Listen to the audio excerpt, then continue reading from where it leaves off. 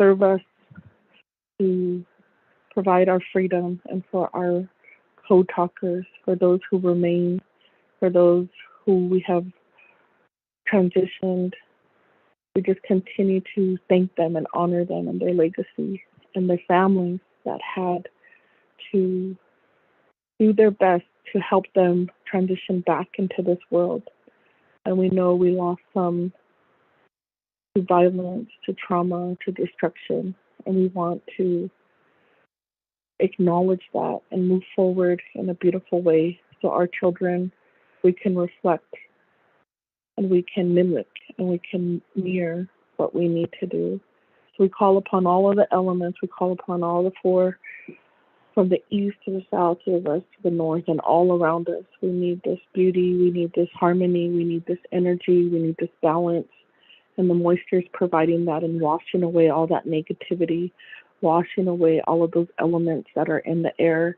And with the COVID and with the different diseases that are coming upon our people, that we continue to eat those nourishing herbs. And so we thank the mountains, we thank the land, we thank all of the elements for providing those plants that provide healing for us, those plants that can cure us, those plants that keep us in balance. And as we take care of the plants, we take care of ourselves. And we'll just continue to ask the Holy Ones to guide us. And during this budget season, that we're open to change, that we still are committed to our mission to provide healing, healthy communities, and that we prevent any future violence and destruction on our people and on our land.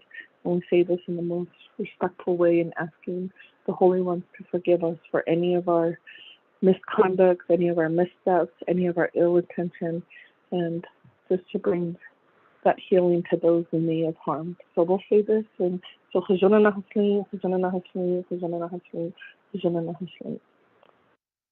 thank you, Chair and committee members. I hope we have a great day. Well, I know we'll have a great day with that prayer. Thank you. Budget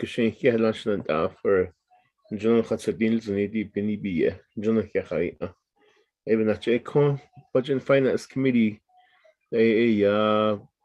Navajo Nation of the Navajo Nation Council. We have our hearings agenda before us, but before we do this, Kodoni audience, which ended the health, Division of Health and Veterans and Executive Branch and Legislative Branch staff. When you fill out that, so Kodoi, Vice Chair Smith, nothing shot to the.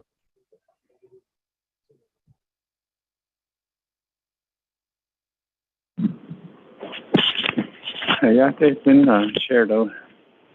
Dad and committee, Ishmael, D&D, Budget and Finance Committee members, the staff members in the committee. I say good morning. Good to see the called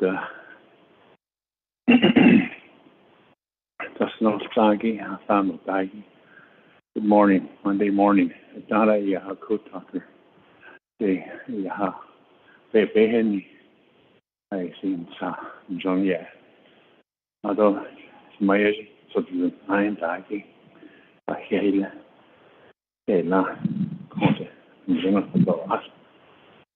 Raymond Smith Jr. to Vice Chair of Budget and Finance. I just took some mention again that the Jindo Kidachini and the Shija, which is Chin, when the Van Day, I don't know, Kite, that's another. That's the Ando, my Todo. That's it. Cheat is can't hear those say told yet cut the shot. Oh, that they hear not chair. I want to solve it.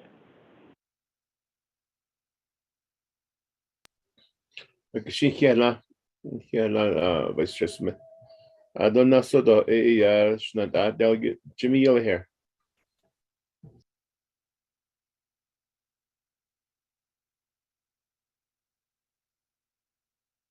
Yate Penega Morning, Budget Finance Committee, yeah, could have you can see at April here. You don't hear, thank you. It's my as a good prayer.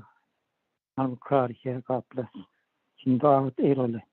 nabatun zane at any con not even hinas egi napait any besba besbenelisi shaya mit toste chimi out here ilchim gare is an slabana shayo de anusade des ani chilchim gare to any of the keba hotsando for sleep or the I don't story to put well around the turtle toy hard to around then snige yati for an slido to the in bus chindo she it as she goes got to another she do here the dish she the napa for our community Sunday at that the parade support a Navajo code talker Janota Iliat on Jano Hilda not on Hilda Rosia edition Ayan Salt shouldn't that cause Inco Engineer Janota Ilda. What error? Thank you very much. On 28,000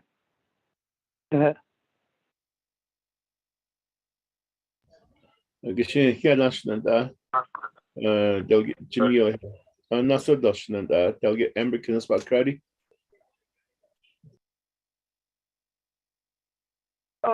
Chair, good morning, committee members. Sheikh Ani Nesledo Belagano Basistin, this city, this is Chedo Belagano de Semnala, She Amber, Canans Bakradi, Yanesea, Full Hot Soy, that not Shah. I represent Cheap Springs, Sugar Hills, Tolina, Sanofi, Red Valley, Cove, Gadiai, the Clabato, on the council, and represent Northern Agency and Budget and Finance Committee. And I also chair the Sexual Assault Prevention Subcommittee, where we do the work for all of our people. And I just think in reflection of honoring our co-talkers and the value of our language and the type of commitment that we need as a nation to move forward will only enhance our families, and our children will know that they're valued and that they have a place in the world. So it was a beautiful, moving event, and it's great to have everyone on the call today. Thank you.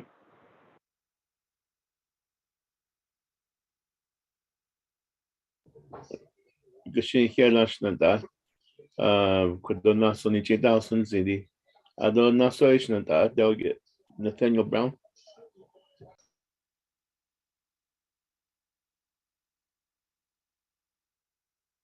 Yate Pena Shanant Budget and Finance. Ado Arnold Scotland Date Nishin Kan Jahi Yate Pena Chaya Toba Hunchle Le Danahot so Sessaja Holia Ada Chishike Ado Aquagik at Cashed Ado look I Bashishin in late Twitter Tsinki card Holia Ea the Suje Ada Belin shade or Ada has a del set that the Holia Ada well they gonna stay that no Shanala Saya Bashel Hajatna Ado Kia Ani Ea that's a che the Kia Ani that's a chegi Kaan Kamasan 101 and need Benache. So Johnny a Kodashakana Loshamasan in my position, the Beshmasan a Yohut Eshetla Ado Tlezalane Dashanala in lay Shant Hodon lay Natis Angot the other Nanan that Krisha that no Ashiyaho a Koho Shanale Ada and the Credo Ada not on in that place at Noy. It's Ado enough that no on both sides of my family. She chasania at Tebes Beshbansa Anlane Ado Shanala has Kia a Shant Hoja not on in that late in the no Beshel Hane Ado de Todezen Shin Shamasan Anjono Nahatodol Zeni Eohut Benashni. E Charlotte e could be in the Bantis kiss. A coba Henson though. Although the Nebazad subcommittee will get a chair, Nshle Eshi Edina Hinane Katolel, Anasil Nas Kinanishit Itolel, a Kohoyat Ehepena Analtro, Adosheya, Nle Danahot Sodo, Chelchimbi Todo, Tudanishe, came to township with Abanasha. A Koho, yeah, it's great. It's a beautiful day outside. Ado Alta. Kenago that the trois ayudandla they trotaba coho ishin kidene data hosia ado a teen dahand or she by he needs in the dinner tini ado he doyat a pena a hunsodo. Shake national Kadoni J. Dawson Zedi. Not so Deutschland, they'll get Elmer PBG.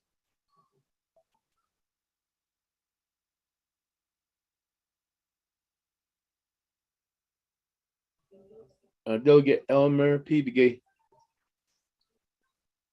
A Gashin, Ado Naso Doya, Shea, Kudo Jamie Hino, this is the Hashlishin Slot to the Chini, was seen.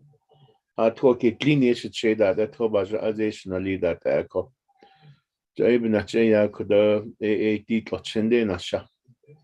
Ado the Bishmas, a bunch of adult Tochnedo. This soto Tojile. But had the shock of them. A Budget and Finance Committee Chairman. Ninan Shishiko. Not your own Jonah had said her days in deep in Ibi or he and that Kini by Hidla, Ninas, Tahadot Lizo, Abnache could the hardest you 20 ka. One Benatunas come. Ebenache 18 as a whole. Then he asked a tradi cat or Pinia don't Lord had the shower in Climat Nisjola. The she early and they that cancer. They even at a hot. So Yabnach Edico. My husband no toil. See toy totally. But Jono 20 lastly or in that tina. Even at Eco. Kadina so a yadiconi Hanad Shigi. Na K Nika night and Chekodo. Legislative branch staff. Our legislative advisor is Peggy Nakai. Thank you, Chairman and members of the Budget and Finance Committee. Good morning, everybody.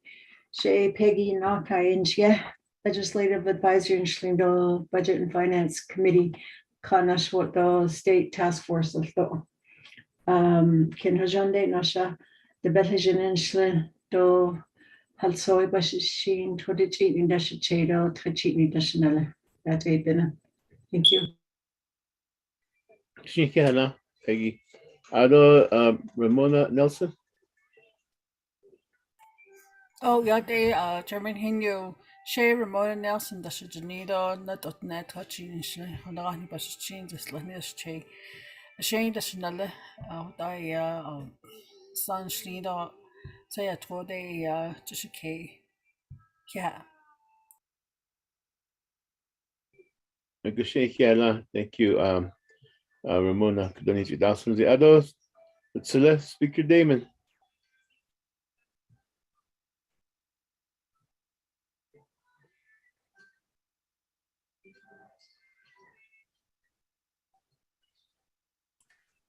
Good morning, Chairman. Can you hear me? This is Speaker Damon. Oh, Shananta. Good morning, everyone. And thank you very much for allowing us to be a part of this discussion today. Colleagues, Shay, Satani, Shah, Batani, Bonfor, Batani, no, Anastasia Touchy. I'm sorry, I'm confused. We have so many things going on right now. But I need more for Anastasia touching me, though. She need the shit and say, but need the Chanel. I would have got yelled at right there if my grandma was here. I almost forgot who I was this morning. Good morning, colleagues. We're here at the Speaker's office. Thank you very much for allowing us to be a part of the discussion today. Colleagues, we know that today was going to continue with the NABI legislation, so I hope if we could be patient with at least with myself. I'm on 4 different meetings right now. But Ms. Chief of Staff, Ms. Cheryl Nyazi, will be representing the legislative branch today. And we do have all the all the executive directors on the line. So again, good morning to the Budget and Finance Committee, staff, everybody on the line. Thank you very much for allowing us to be with you this morning, Chairman. Speaker Damon, good day, 24th Navajo Nation Council, based on Hasana. Aisha, that is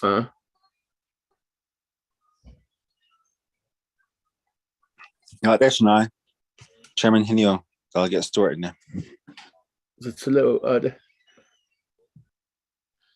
Oh yeah, in Ashna, Dosh, Budget Finance Committee members and also Nigit Yacht A. I on the Shitsilla Speaker Damon Yacht A. Those staff and the Nikita. I don't it's not the division directors and the Nigi, the employees at Agita, the Benada, the chapters that kid at Nigita corner. So Yacht A. Quaggy, A. And she A. Wilson C. Stewart Jr. A. And she had Dokodo and Hija Washnet. So there.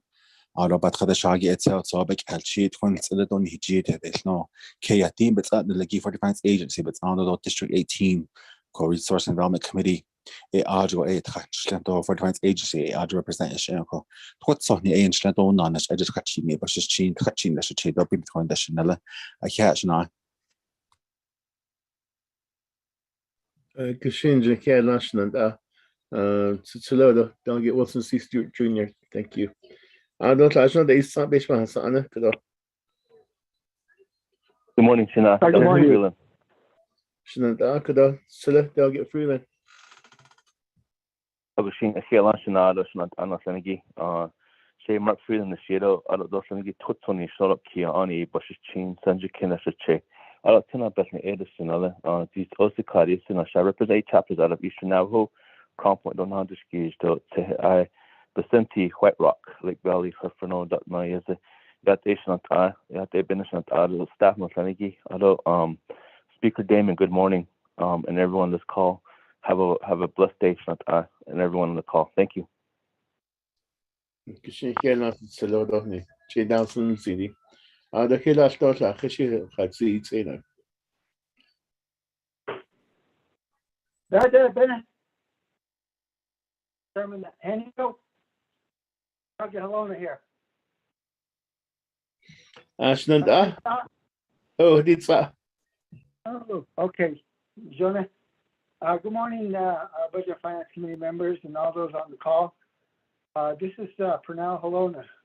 14 is Asher Bashichin and Station K12 near Sanella on the Tohatchet. Take care of Tohatchee, City, Cody Canyon, Mexican Springs, and Twin Lakes.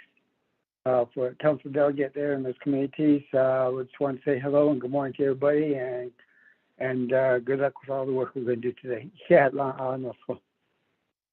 Chairman. Good speaking, Mr. I don't need 8,000 city color. By Hila. Hila's gonna is Santa, this one's Anna.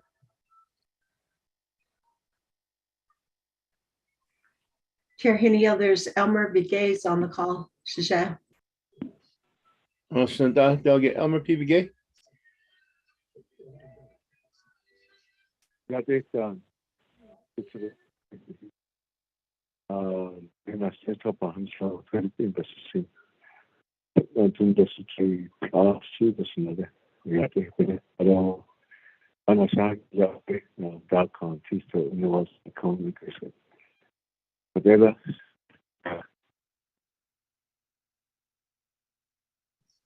Kashika National that could only 2,000 ZD. With this Budget and Finance Committee, could the Nasui Katadi review and adopt the agenda? Chairman Henyo, Delegate Rick Nez on the call, just for your information. So thank you very much. I'll be on the call. My Kajishna, that Chairman Nez, I need some like I board in the show. I need to down in that.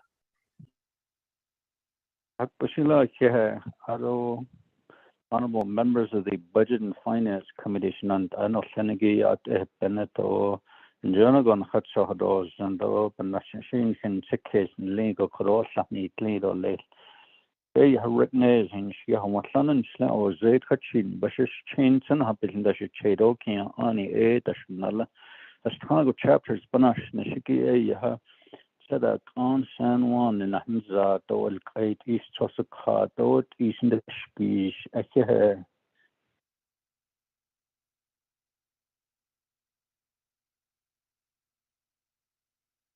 Che, Delegate Daniel So. Che, good morning, Chairman Daniel So. Ada Nijita Holinsi. Oh, yeah, it's a Che. Ado, Tenant Budget and Finance Committee. Ado, Arnold Tokagi, Trasta Nostagi, that ain't the Sneedle. Say, Daniel So. In Shiedo, Benjamin and Slow. When it's as touching, but it's chain, because Krishni does a che, now Barney does another, a Kunle, Joe. I don't a partners, middle business, Onigi a, but Nashnish, Ilganas, touches a beat, not nail Zane, now the skis, and then. Ich glaube, Tetra Torkolle, Portede, do Kinslakai, say Bigo, but now Marubasnas Ango E, Banasnes, so yet they have been so a share craggy. My ears are for the English and he the message. Yet AOA, Hero after I go see Nature without a. What our aim is the wheel G story.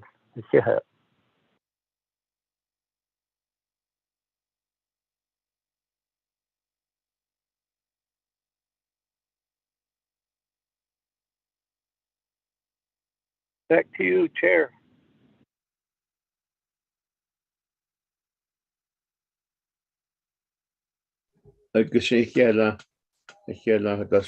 Chairman Daniel So. Health Education Human Services Committee. Khela to ado la traisa.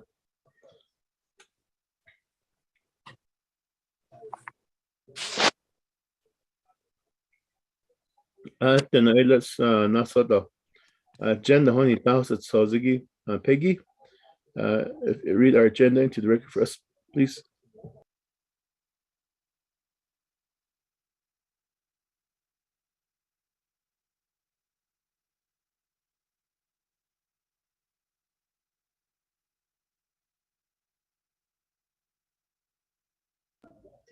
Peggy, are you there?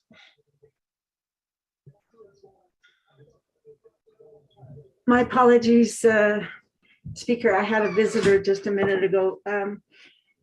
You want me to read the agenda? Are you ready for that now? Oh.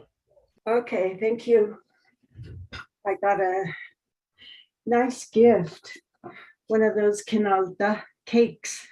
So good day today to start out this morning. Anyway, the proposed agenda of the Budget and Finance Committee of the Navajo Nation Council, Tuesday, August 16th, 2022, 8:30 a.m., Wednesday, August 17th, 2022, 8:30 a.m., comprehensive budget hearing via teleconference. Presiding is Jamie Hinyo, Chairperson, Raymond Smith, Jr., Vice Chairperson, placed via teleconference, Window Rock, Navajo Nation. 1, call the hearing to order, the roll call, the invocation. 2, review and adopt the agenda.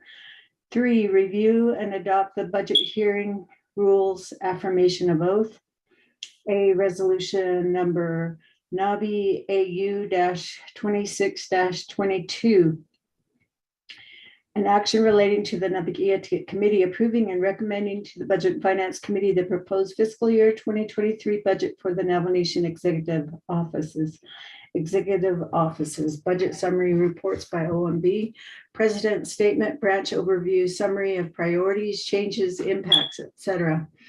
NABI resolution recommendations, BFC discussion, preliminary action. B, resolution number NABI AU 27-22, an action relating to the NABI Committee approving and recommending to the Budget and Finance Committee the budget for the legislative branch and related matters to be included in the Navajo Nation's FY 2023 comprehensive budget, legislative branch, budget summary reports by OMB. Speaker statement, branch overview, summary of priorities, changes, impacts, etc. NABI resolution recommendations, BFC discussion, preliminary action. C, resolution number HES AU 09-22, an action relating to the Health and Human Services Committee, approving and recommending to the Budget and Finance Committee the fiscal year 2023 budget for the Navajo Nation Department of Health and related matters to be included in the Navajo Nation's FY 2023 comprehensive budget, Department of Health, budget summary reports by OMB, division directors overview, HES resolution recommendations, BFC discussion, preliminary action. D, resolution number HES AU 06-22, an action relating to Health and Human Services Committee approving and recommending to the Budget and Finance Committee the fiscal year 2023 budget for the Department of Veterans Administration and related matters to be included in the Navajo Nation's FY 2023 comprehensive budget. Navajo Nation Veterans Administration budget summary reports by OMB, directors overview, HES resolution recommendations, BFC discussion, preliminary action. E, resolution number HES AU 04-22, an action relating to the Health and Human Services Committee approving and recommending to the Budget and Finance Committee the fiscal year 2023 budget for Department of Human Resources and related matters to be included in the Navajo Nation's FY 2023 comprehensive budget, Division of Human Resources. Budget summary reports by OMB, division directors overview, HES resolution recommendations, BFC discussion, preliminary action. F, resolution number HES AU 08-22, an action relating to the Health and Human Services Committee approving and recommending to the Budget and Finance Committee the fiscal year 2023 budget for the Department of Diné Education and related matters to be included in the Navajo Nation's FY 2023 budget, comprehensive budget. Department of Diné Education, budget summary reports by OMB, division directors overview, tribal grants, Navajo Technical University, Diné College, Navajo Preparatory School, Phoenix Indian Center, HES resolution recommendations, BFC discussion, preliminary action. G, resolution number HES AU 05-22, an action relating to the Health and Human Services Committee approving and recommending to the Budget and Finance Committee the fiscal year 2023 budget for the Department of Social Services and related matters to be included in the Navajo Nation's FY 2023 comprehensive budget. Division of Social Services budget summary reports by OMB, division directors overview. HES resolution recommendation, BFC discussion, preliminary action. H, resolution number HES AU 07-22, an action relating to the Health and Human Services Committee approving and recommending to the Budget and Finance Committee the fiscal year 2023 budget for the Division of General Services and related matters to be included in the Navajo Nation's FY 2023 comprehensive budget. Division of General Services budget summary reports by OMB, division directors overview, HES resolution recommendations, BFC discussion, preliminary action. 4 is revisits. A, resolution number RDCAU 13-22, an action relating to Resources and Development Committee approving and recommending to the Budget and Finance Committee the fiscal year 2023 budget for the Division of Economic Development and related matters to be included in the Navajo Nation's FY 2023 comprehensive budget. And then at 1 o'clock, 5, review the draft comprehensive budget legislation. 6, receive reports. A, draft budget legislation presented by Laureline Tapahi, Office of Legislative Counsel. B, BFC discussion, recommended COAs exhibit, legislative concerns exhibit, unmet needs exhibit, carryover exhibit, personnel savings fund, GWA, review of budget legislation before finalization. 7, close of the budget hearing, other announcements, adjournment. Mr. Chair.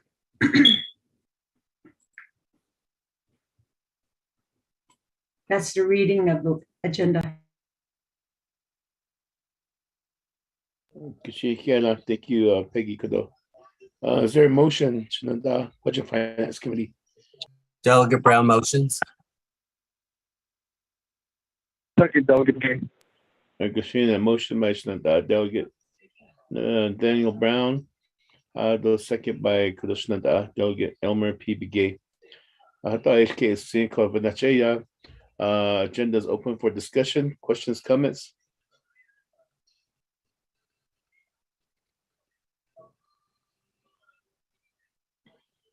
Move forward for a roll call vote. Ramona, roll call vote to adopt the agenda.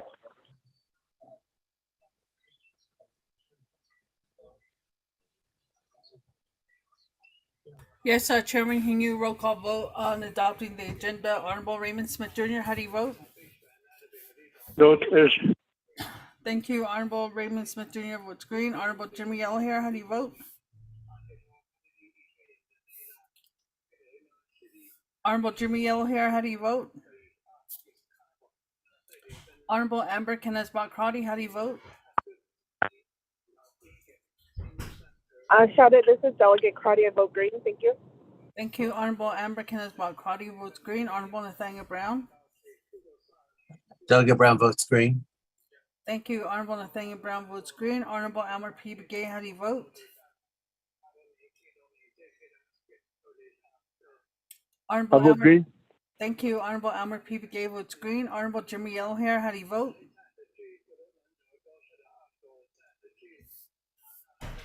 Chairman, we have 4 members voting in the affirmative or opposing, chairman not voting, and 1 member not voting. Chairman? Thank you, Ramona. 4 in favor, 0 opposed, chairman not voting. We do have an agenda before us for the next 2, possibly 3 days. Kodo.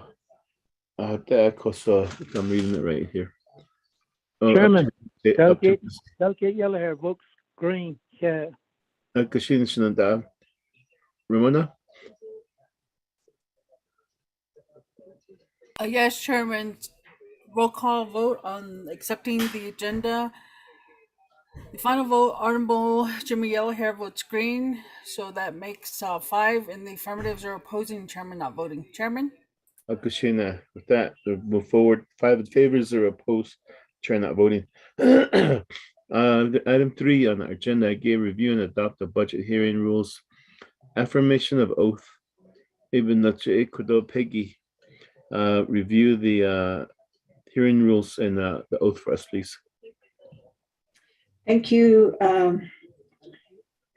This is the Budget and Finance Committee Rules of Order, Rule 1. The chairperson of the Budget and Finance Committee shall preside over the committee hearing and maintain decorum and order during the committee hearing. The vice chairperson of the Budget and Finance Committee shall preside only in the absence of the chairperson. The Budget and Finance Committee may select one of its members to preside over the hearing by vote to maintain decorum and order over the hearing in the event that the chairperson and vice chairpersons are absent, or if the purpose of the hearing would be better served by appointment of a presiding officer other than the chairperson or the vice chairperson. Rule 2, all members of the Budget and Finance Committee shall be permitted to ask questions of presenters during the hearing at the discretion of the presiding officer. Representatives of the Office of Legislative Counsel, the Office of the Attorney General, or the Office of the Auditor General may be permitted to direct questions during the hearing. Rule 3, the formal rules of evidence and court rules of procedure shall not apply to the Budget and Finance Committee budget hearings. The presiding officer may exclude testimony or documents inconsistent to the Budget Instruction and Policies Manual, or both that are determined by the presiding officer to be irrelevant, immaterial, or unduly repetitious. Rule 4, during budget hearings, Office of Management and Budget staff shall read into the record the funding summary for divisions, departments, and programs prior to the commencement of presentation by other witnesses. Rule 5, presenters shall be sworn upon their oath and present their FY 2023 budget. A copy of the oath is attached hereto as Exhibit A. Rule 6, pursuant to 12 NC Section 840, budget approval, adoption, and certification will be consulting and negotiating with the respective oversight committee chairpersons. If any changes are to be made before making final recommendations to the Navajo Nation Council. Rule 7, presentation shall be a maximum of 10 minutes. This period of time may be extended at the discretion of the presiding officer. There is no limitation on the time which a committee may take in questioning and receiving responses from the witnesses. Rule 8, presenters shall be permitted to submit documents in support of their budget. Such documents shall be properly identified and marked. Rule 9, presentations shall not include matters which are currently in litigation or grievance process pending before another forum. Rule 10, with regards to the budget hearings, the committee shall issue its recommendations in accordance with the current Navajo Nation Budget Instruction and Policies Manual. Rule 11, with regards to budget hearings, the committee shall adopt the FY 2023 comprehensive budget. Rule 12, all hearings shall be open to the public except during such periods as the committee determines that presenters or documents or both are sensitive or confidential in nature. When this occurs, the committee may convene into executive session.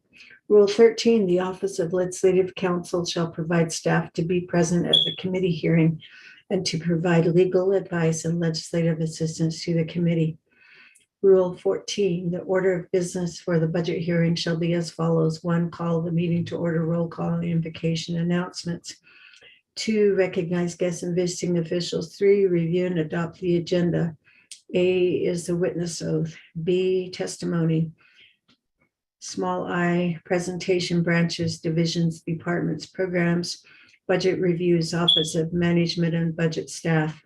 2, double I is the Oversight Standing Committee, Chair, Vice Chair, or designee. C is BFC recommendations, directives, legislative concerns, conditions of appropriations. 4 is close of budget hearing, recess, adjournment. So those are the Budget and Finance Committee rules of order. And then I will administer the oath for each presentation that is made before the committee. And what the committee has been asking for is just for the directors to read the Form 1s. And that's for all of the programs in their division or program. So Chair, did you want me to administer the oath to the executive offices? Are we ready for that now? I'll wait till we get to the legislation. We are ready. Hold on. Let me get after this motion second. Then you can take care of that. So this Budget and Finance Committee. Is there a motion to accept the rules and the administration affirmation oath? Delegate Yellow Hair. Delegate Jimmy Yellowhair. Motion, is there a second? Delegate Brown, a second. Delegate Nathaniel Brown. Questions on the rules or the oath? Ramona, roll call vote to accept the budget hearing rules and the affirmation of oath. Yes, Chairman Hino, roll call vote on the oath. Honorable Raymond Smith Jr., how do you vote? Vote good. Thank you. Honorable Raymond Smith Jr. votes green. Honorable Jimmy Yellowhair, how do you vote? Good morning. Oh, good morning, Mr. Yellowhair. Honorable Jimmy Yellowhair votes green. Honorable Amber Kenneth-Crotty, how do you vote? Shadow District Delegate Crotty, I'll vote green. Thank you. Thank you. Honorable Amber Kenneth-Crotty votes green. Honorable Nathaniel Brown, how do you vote? Delegate Brown votes green. Yes. Thank you, Mr. Chair. Honorable Nathaniel Brown votes green. Honorable Elmer P. Begay, how do you vote?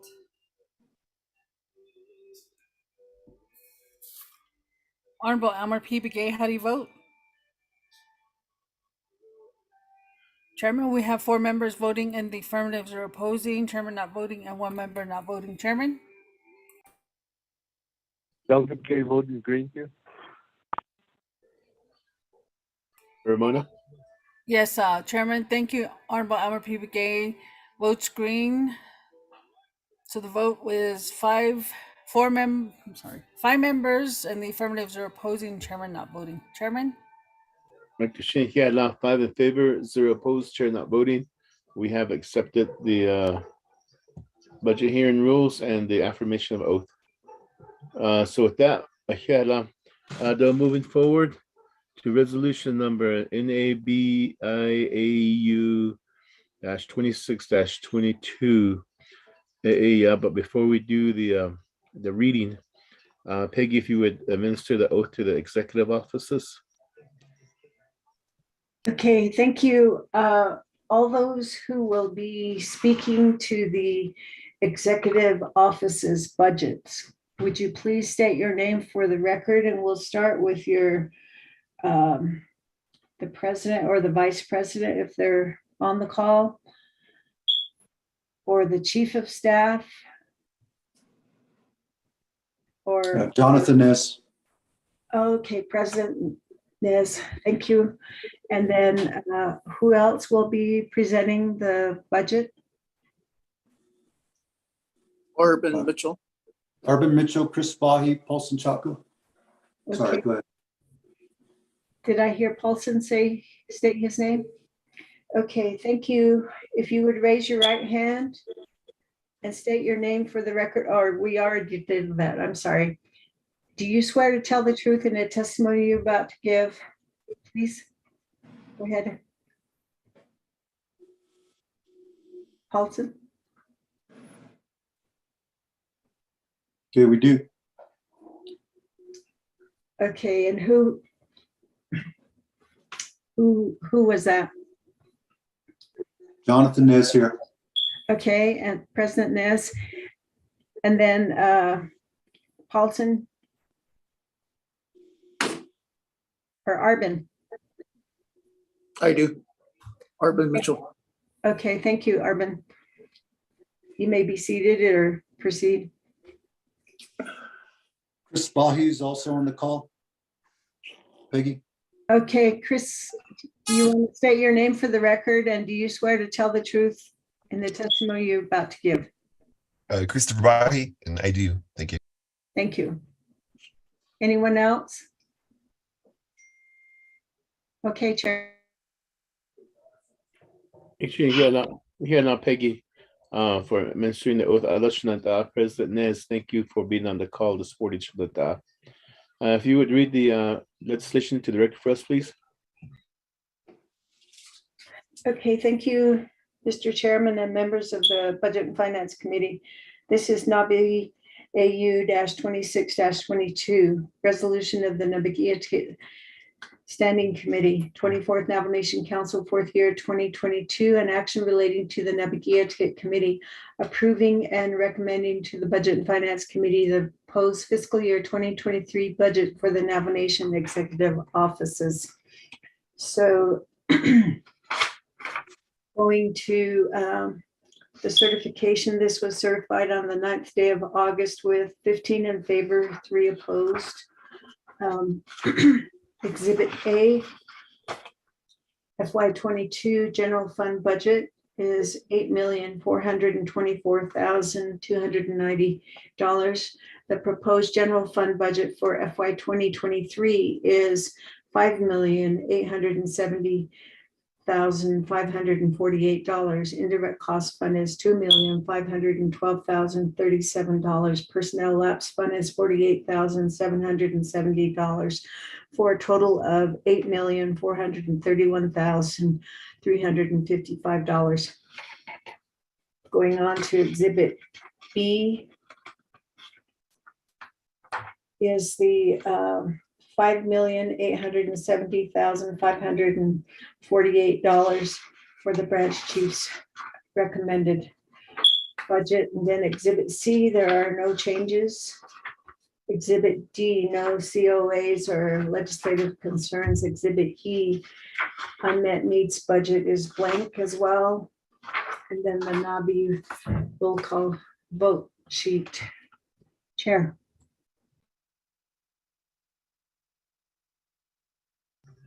Shanika and Peggy for that reading of the legislation to the record. Is there a motion to accept this resolution as read? Ms. Delegate Brown. A motion. Delegate Nathaniel Brown motion. Is there a second? Delegate Yellowhair. Buster Smith. Okay, Delegate Jimmy Yellowhair had seat in it. So we have a motion and a second. Let's move forward to the budget summary report with OMB, and who will be speaking on behalf of OMB?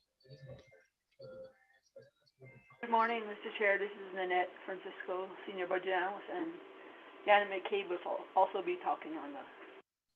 Kushina, Peggy? Do we need to administer the oath to OMB again? They were sworn on their oath last week.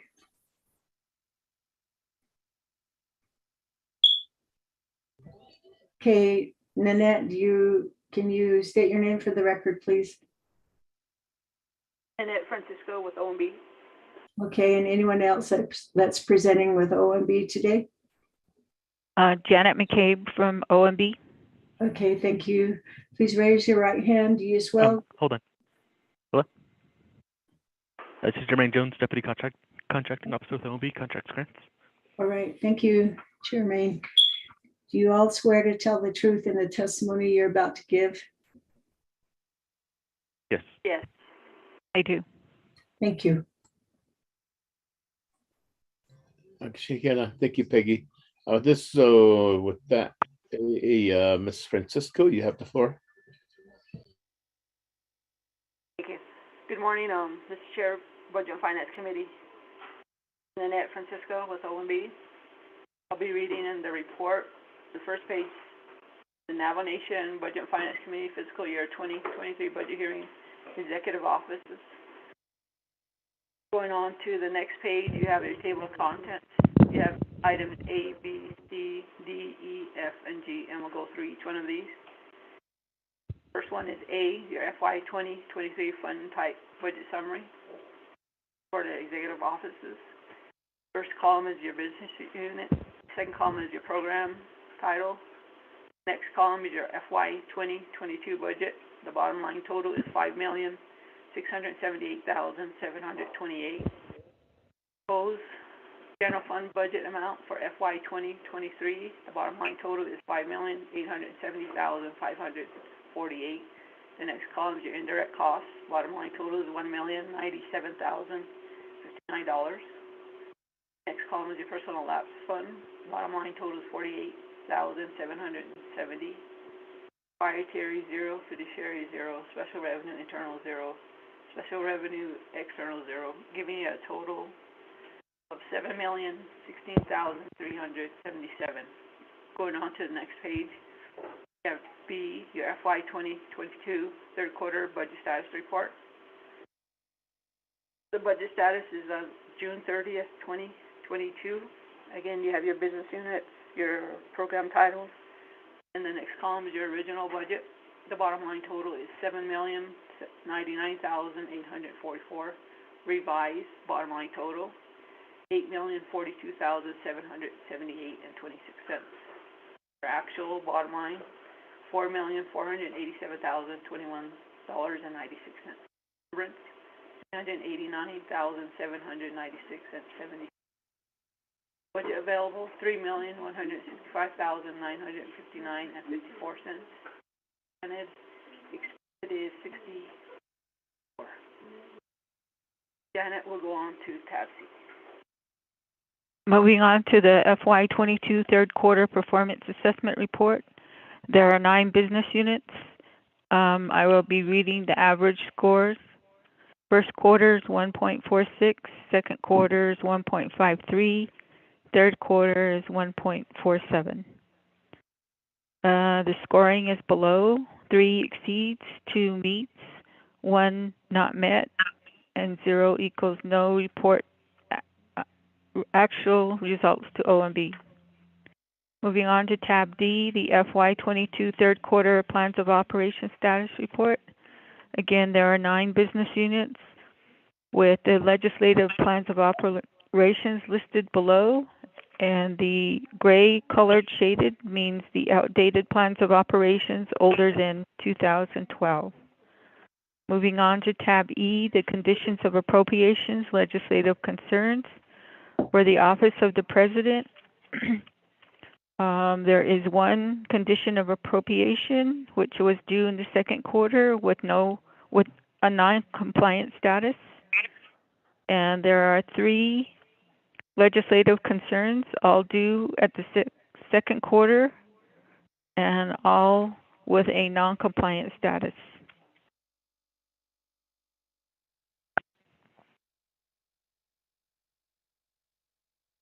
Jermaine Jones will present the tab F. Good morning. This is Jermaine Jones. I'll go ahead and read tab F and tab G. Tab F is FY 2022 External Funds Expenditure Report. On to the next page, I'll read into legend. Column A is the index number for row identification. Column B is the company number. Column C is the contract ID. Column D is the start date. Column E is the end date. Column F is the number of business units. Column G is the number of company numbers. Column H is the business unit number. Column I is the description. Column J is revised budget. Column K is the expenditures. Column L is open commitments. Column M is the available balance. Column N is the percent spent. Column O is the percent of balance remaining. I'll go ahead and read the bottom line. If you go into column A for the index, there's 3 rows. Column F, the number of business units is 2. Column G is the number of company numbers. Column H for the business list of business unit numbers. Column I is the description, which is executive offices. Column J, revised budget, is $30,592,351. Column K for expenditures is $697,772.54. Column L, open commitments, $304,898.29. Column M, available balance, $29,589,680.17. Column N, there's 3% spent. Column O, 97% remaining. Moving on to tab G, FY 2020 single audit report. There are none. Thank you.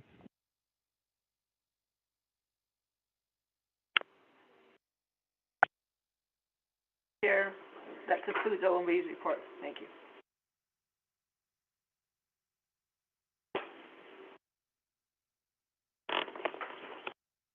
Okay, Ken, thank you, Ms.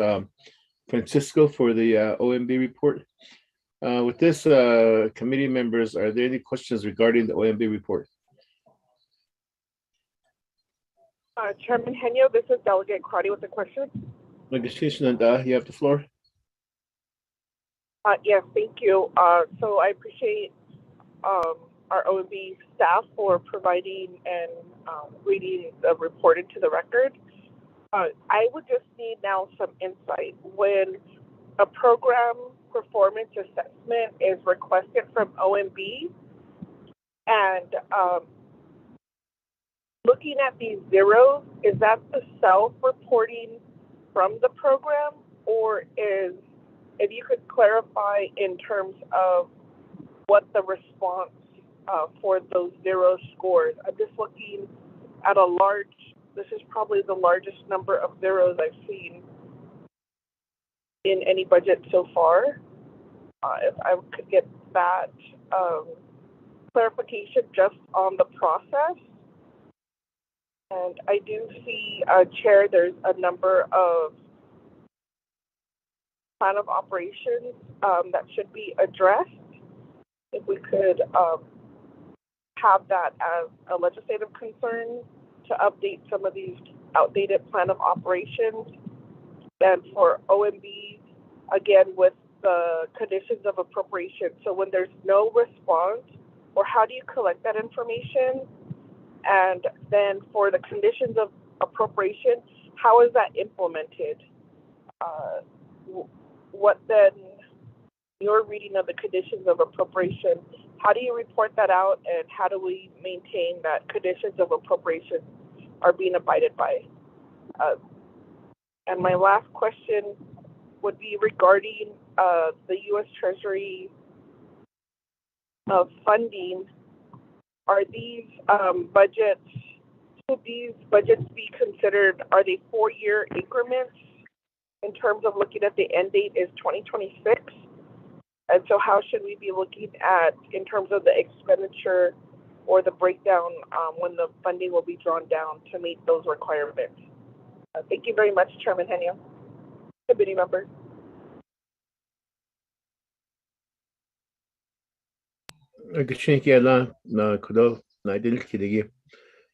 Ms. Francisco? The Chair, Janet McCabe will answer the questions, and Jermaine Jones. Thank you.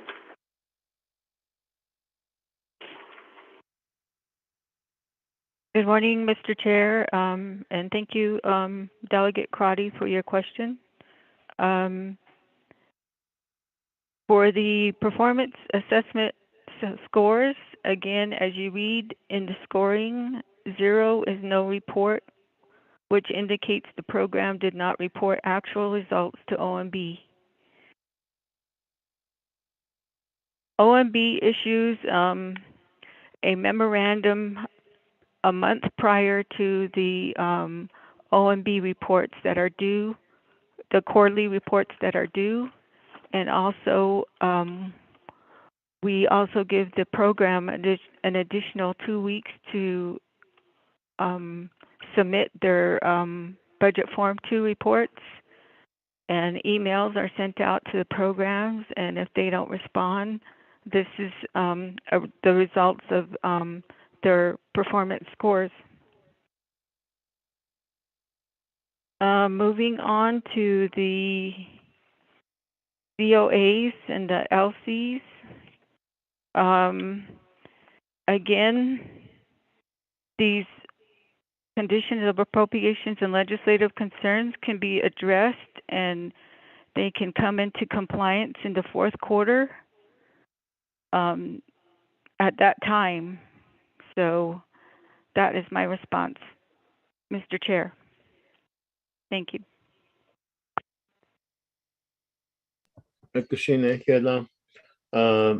For your response, staff with the Office Management Budget. The Budget and Finance Committee, I believe when we need to get more in-depth answers regarding the performance reporting, we'll wait till we get to the actual programs, and maybe we can ask them why there's non-reporting. Maybe President Nez can explain that in his message to the committee once we give him the floor. If there's any further questions for OMB?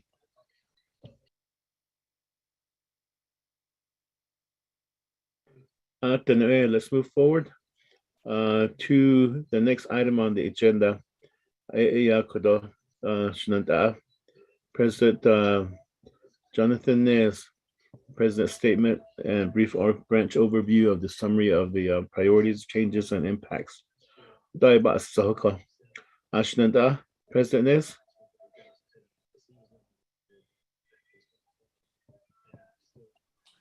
Good morning, Chair and members of the Budget and Finance Committee and leaders that are on the call, Madam Chief Justice, Speaker Damon, other delegates of the 24th Navajo Nation Council, good morning. And I want to say thank you to all the delegates for the oversight hearings. A lot of thoughts and recommendations came to the executive branch, and those are going to be put together with the resolution for the entire budget.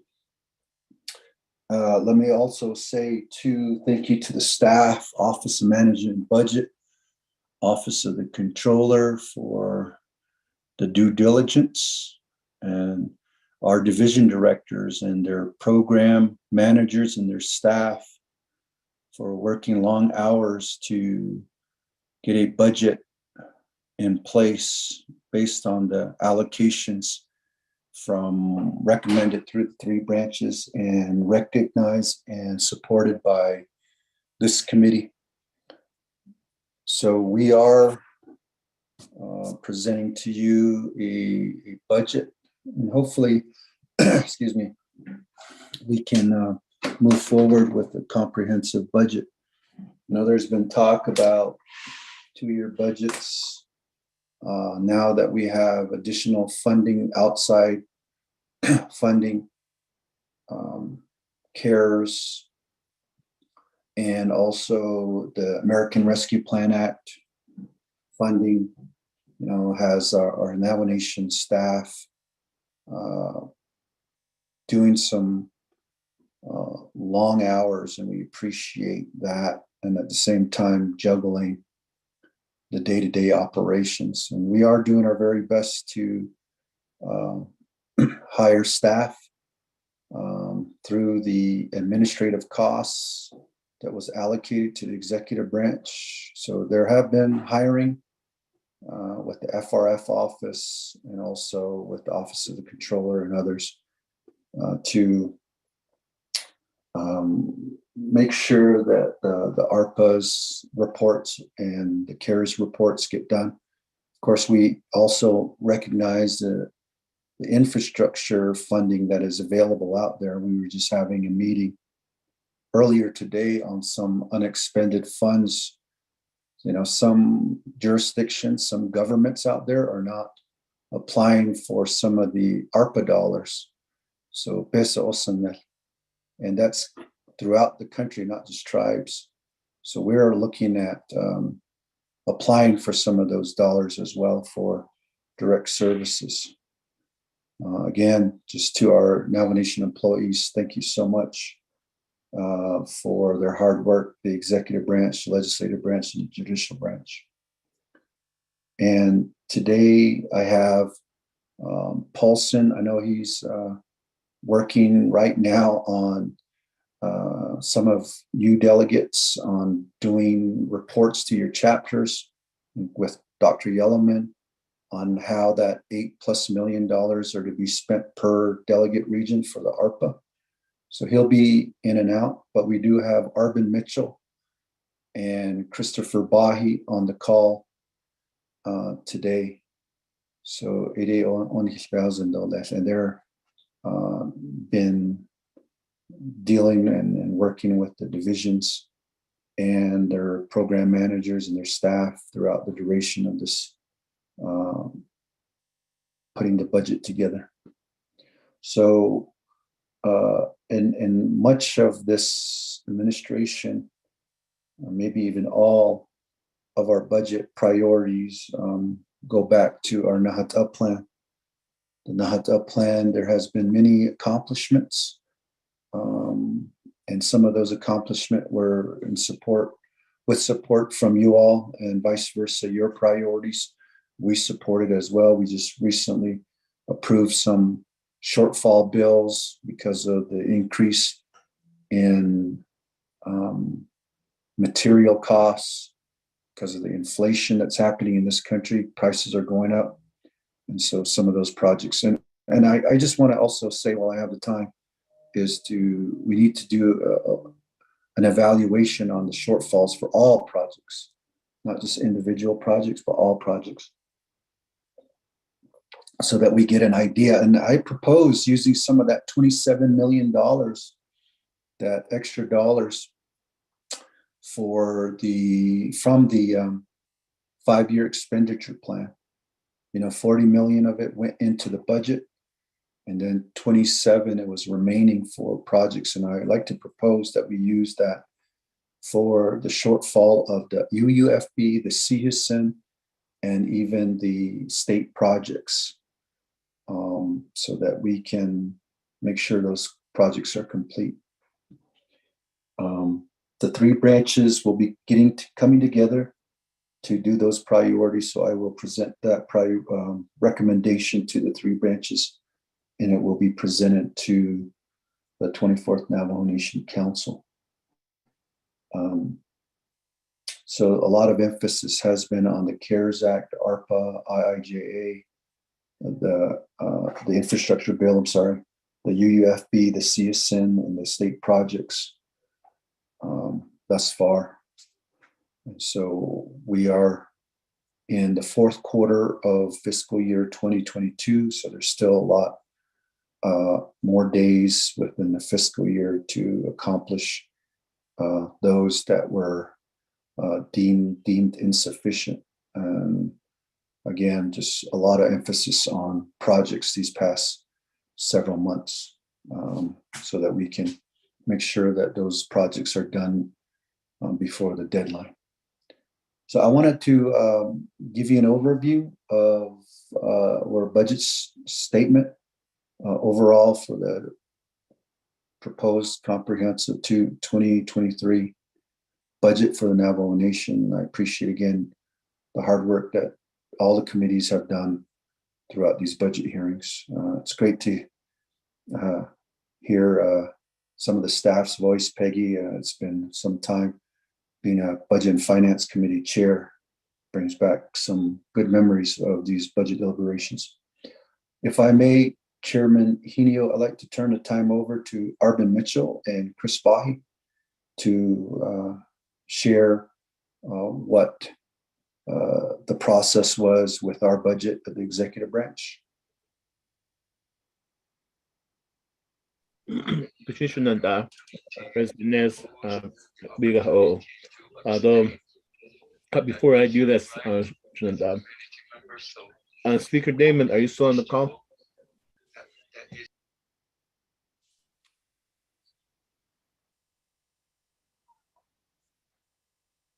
Chair Henio, I heard Speaker say that he was going to have the Chief of Staff, Sherilyn Yazzie, take his place today.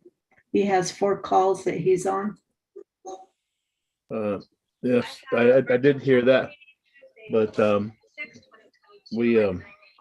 he is a prime sponsor of this legislation, and therefore a sponsor needs to be present. Good morning, Chair Henio.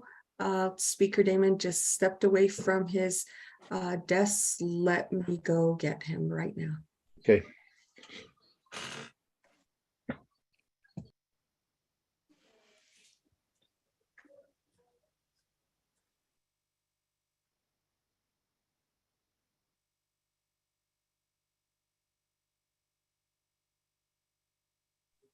Hello, Mr. Chair. This is Speaker Damien. I'm here. Speaker Damon, just so I recognize you as a sponsor. If there are any questions, I'll be deferring back to you, to your agents. So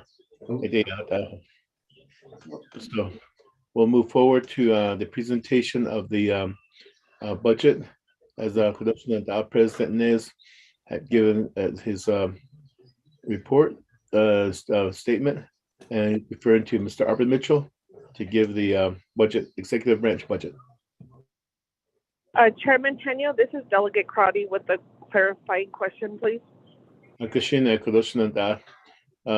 President Nez question. You have the floor.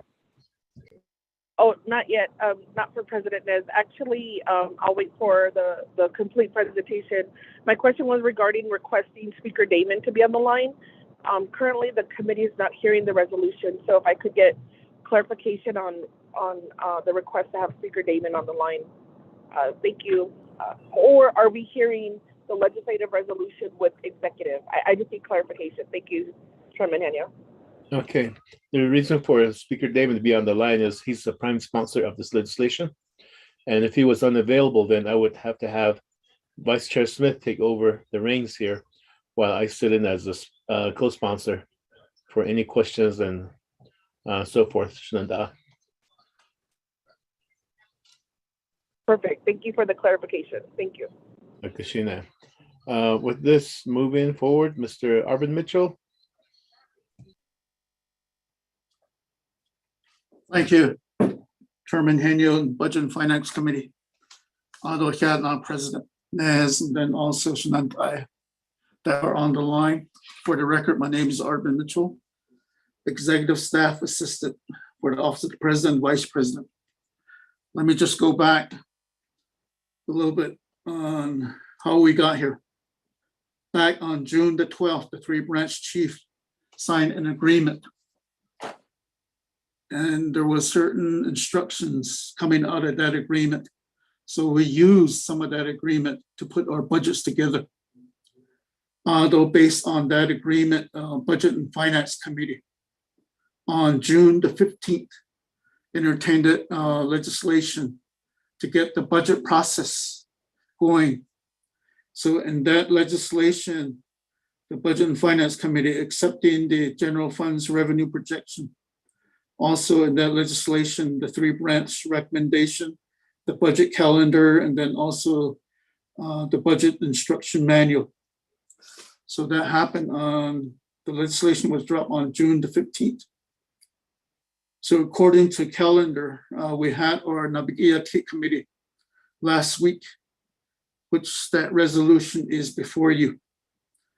And I'd like to thank the Navajo Nation Nabigia Committee for forwarding the resolution to Budget and Finance Committee. ONB just covered their report. Then also the executive offices, we submitted email or budget packet to Budget and Finance Committee. Also hard copies are over at Budget and Finance Committee conference room. So that's where we're at right now. Before I turn it over to Mr. Bahi and the other program directors with detailed budgets, the big changes that happened, also the big impact that happened with this FY23 budgets, you probably heard it coming from all the divisions that presented before you. For the executive offices, our fringe benefit has increased. The president, the Navajo Nation Council, fringe benefit has increased by 8.1%. Also, political appointees, fringe benefit has increased by 8.1%. Regular employees, fringe benefit has increased by 8.68%. So a lot of our monies, our budget allocation went to these budget line items to cover the personnel costs. Just going forward, you'll see in Form 1 on personnel expense, there'll be big increases for all programs that will be submitting their budgets. Let me go ahead and go down the line of executive offices. The differences from last year to this fiscal year. Office of the President and Vice President, we had a decrease of $96,797. Navajo Nation Washington office had a decrease of $96,961. Navajo Hopi Land Commission had an increase of $59. Office of Navajo Nation had an increase of $50,043. And NTRC had an increase of $9,987. Executive Protection Services had an increase of $50,202. Office of the First Lady, Youth Advisory Council, and then Uranium, they have the same budget as last year. So so let me go ahead and give the floor to Mr. Bahi to go read the Form 1s of each of the programs' budgets. Thank you.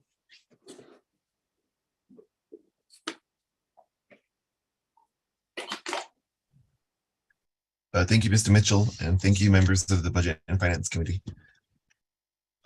Regarding Form 1 for the Office of the President and Vice President, Part 1, we have the Business Unit 103001, Program Title, Office of the President and Vice President, Division and Branch, the Executive Branch. Part 2, Funding Sources. General funds, $2,445,076. Indirect cost recovery, $843,546, for a total of $3,288. I'm sorry, $3,288,620. Moving on to part 3, budget summary. The 2001 personnel expenses, fund type code 1. The current approved original budget was at $2,647,455.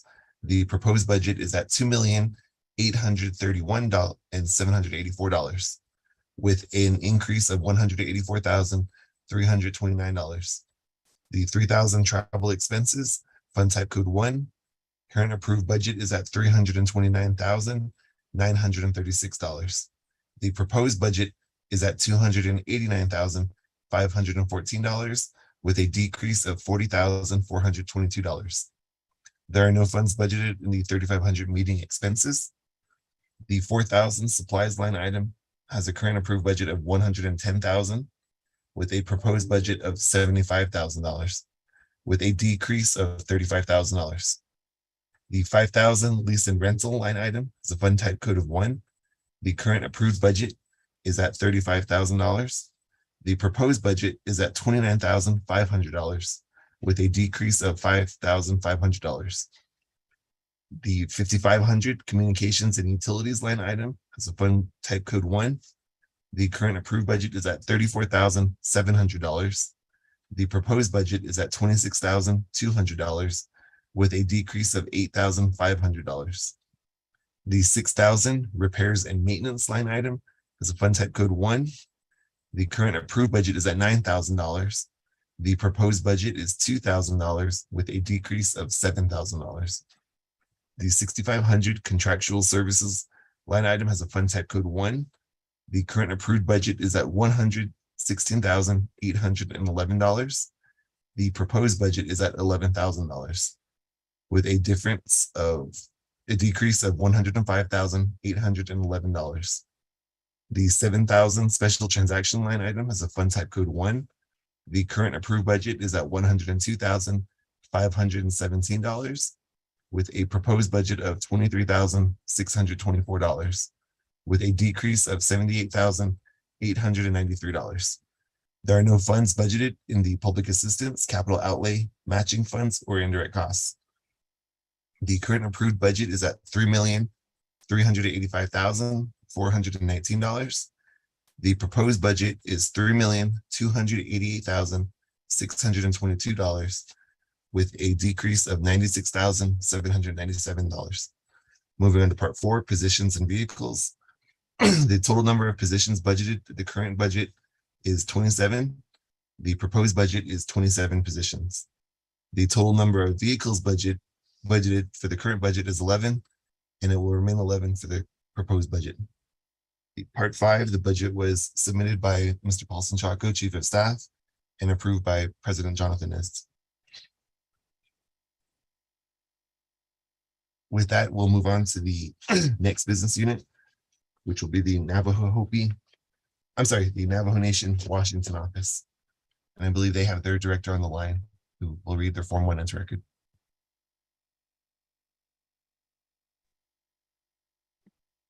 Good morning, Mr. Chair, and members of the Budget and Finance Committee. I also need to take the oath. Please hold, yes. Mr. Mahi, who will also be speaking on their budgets, have him take the oath. Ms. Lashana So, good morning. Who else will also be talking to their budgets? Thank you, Chair Henio. There should be Mr. Robert Black for the Navajo Hopi Land Commission, Ms. Carletta Benali for the Office of Miss Navajo Nation, Mr. Tico Charlie for the Navajo Telecommunication Regulatory Commission, Mr. Arnold Silversmith for the Executive Protection Services Program, Mr. Adam Begay for the Youth Advisory Council, and Ms. Winona Bahashon for the Dene Uranium Remediation Advisory Commission. Okay, thank you. Peggy? Okay, For all those who were named by Mr. Bahi, could you please state your name for the record, starting with Lashana? Thank you, Ms. Nakai. This is Lashana Sill. Thank you. Who else?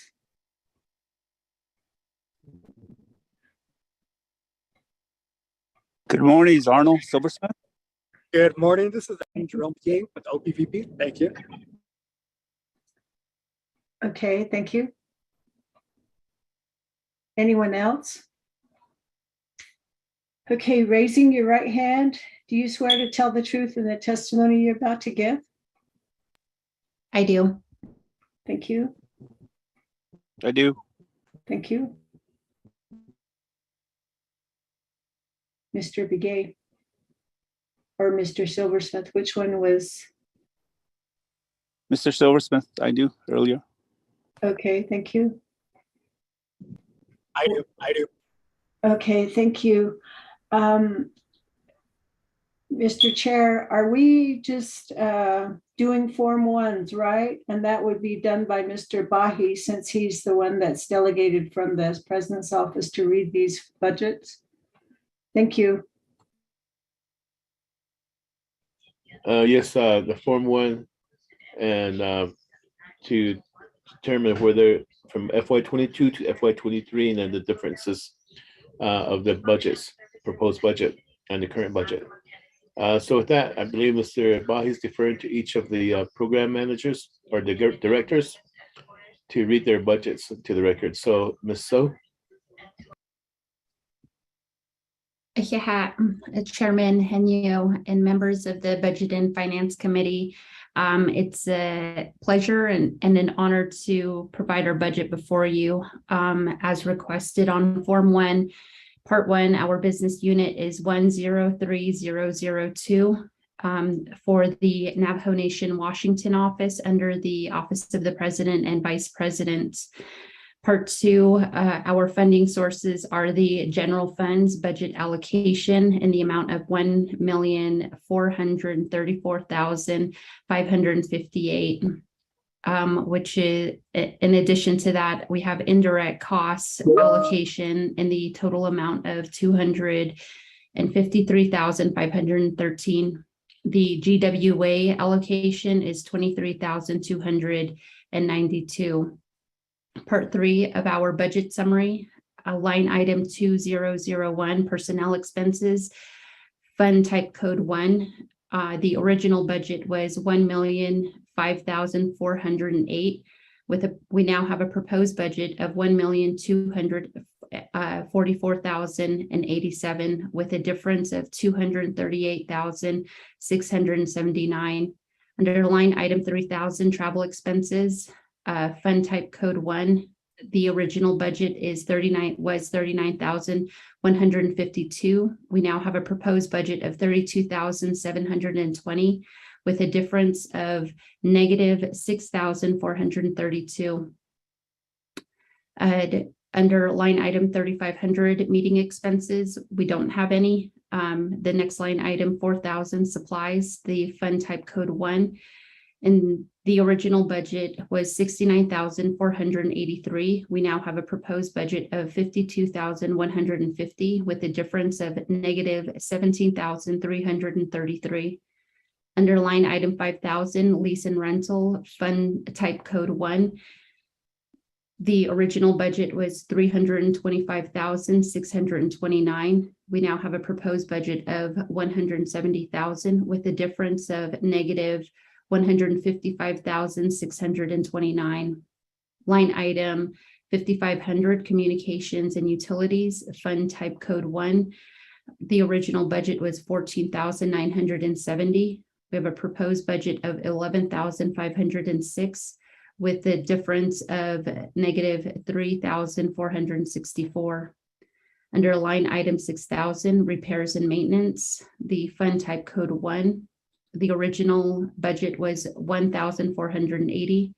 We have a proposed budget of $68,000 with a difference of $66,520.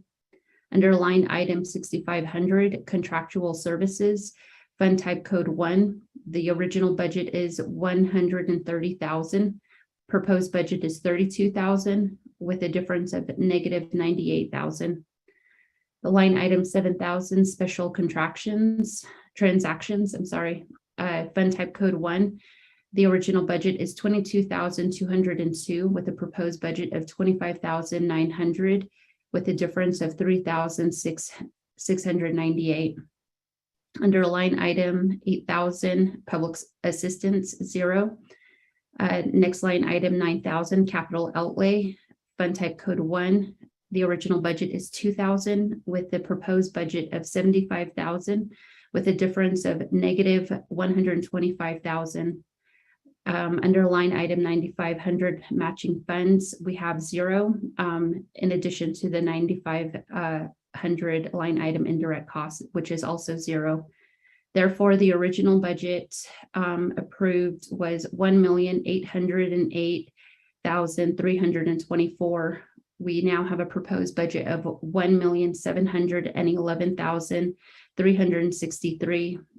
The total difference is negative 96,961. Part 4, positions and vehicles. The total number of positions budgeted in the original budget was 8. We have a proposed budget for 8 positions.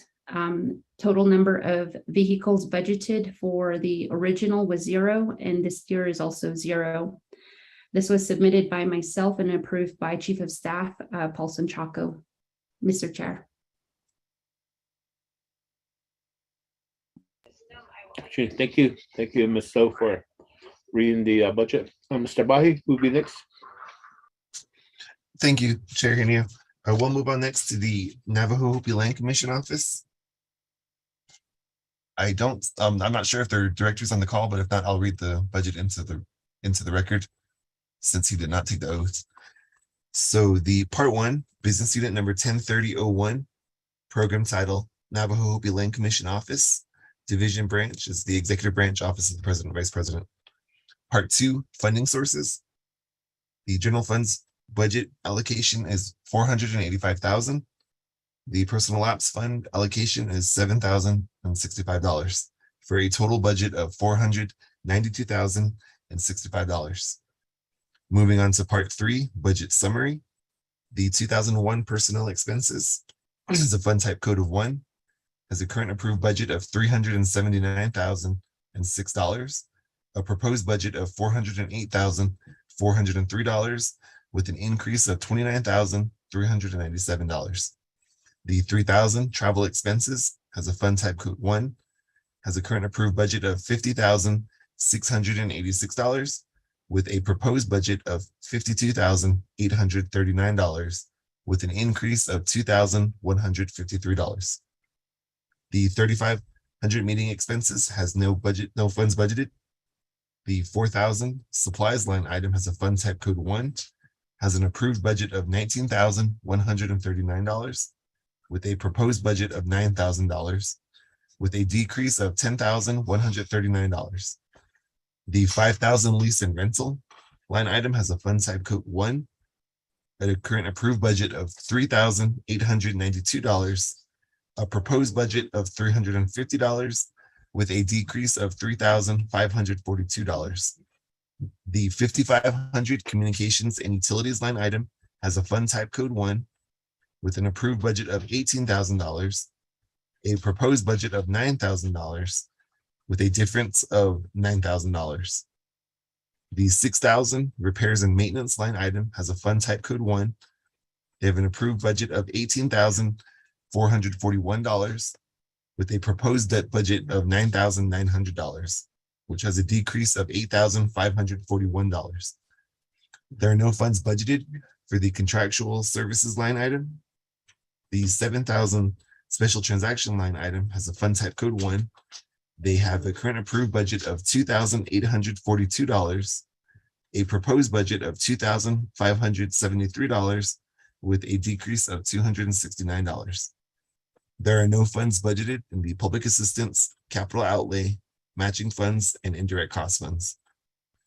They have a current approved overall budget of $492,006, The proposed budget is $492,065 with an increase of $59.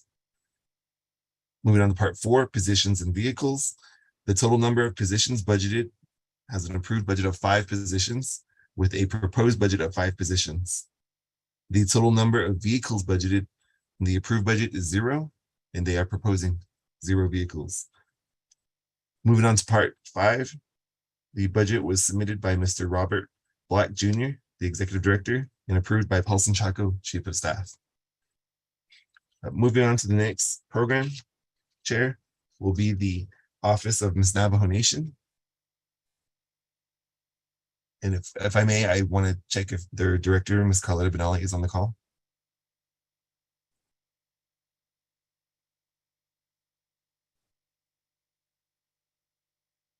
Okay, I'll continue, Chair. The part 1 business unit number is going to be 103005. The program title, Office of Miss Navajo Nation. The division branch, Executive Branch, Office of the President and Vice President. Part 2 funding sources. They have a general funds allocation of $250,000. They have a general wage adjustment allocation, GWA allocation of $4,879 for a total allocation of $254,879. Moving on to part 3 budget summary. The 2001 personal expenses has a fund type code 1 with an approved budget of $169,555. The proposed budget is at $180,024 with an increase of $10,469. The 3,000 travel expenses line item has a fund type code 1 with an approved budget of $16,495, a proposed budget of $30,285 with an increase of $13,790. There are no funds budgeted in the meeting expenses line item. The 4,000 supplies line item has a fund type code 1. They have an approved budget of $1,341. They have a proposed budget of $6,435 with an increase of $5,094. The 5,000 lease and rental line item has the fund type code 1. They have a current approved budget of $7,551. A proposed budget of $7,556 with an increase of $5. The 5,500 communications and utilities is a fund type code 1. They have an approved budget of $254, a proposed budget of $5,500 with a difference of $5,246. The 6,000 repairs and maintenance line item has no funds budgeted. The 6,500 contractual services line item has a fund type code 1, has a current approved budget of $0, has a proposed budget of $1,500 with an increase of $1,500. The 7,000 special transactions line item has a fund type code 1, has a current approved budget of $2,140. The proposed budget is at $16,079 with an increase of $13,939. The 8,000 public assistance line item has a fund type code 1, has a current approved budget of $7,500 with a proposed budget of $7,500. There's no increase or decrease. There are no funds budgeted in the capital outlay, matching funds, and direct costs. Chairman, I'll get you on a point of order. Hold on, Mr. Bahi. Shandak, I'll get you here. What's your point of order? Oh, yeah, I'm sorry to request for point of order is, I don't see the budget here in the, our computer here, our laptop. All I see is OMBs, their performance reports. All I see in here. I don't see any budget for the good things in the computer in here, my laptop. Okay, thank you, Shandak. Requesting now for copies of the budget. So Peggy?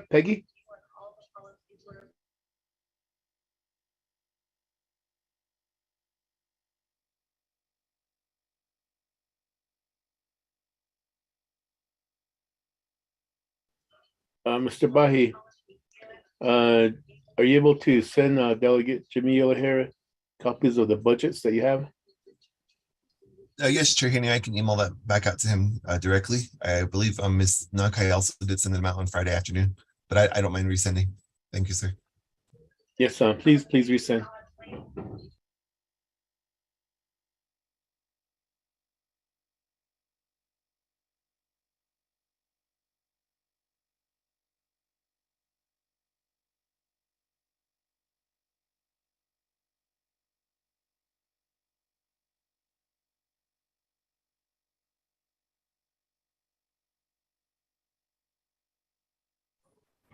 Mr. Chair, is there a question? Delegate Yellowhair is requesting for copies of the executive budget. He doesn't have it. Mr. Chair, those were distributed last week. They should be in the steno office. You need to have the Budget and Finance Committee members, and we encourage you to check the steno office. We've left all of those budgets with the steno staff. Please check with them. And then we've sent out the electronic copies already last week too. Last Friday is when we sent all of that information out.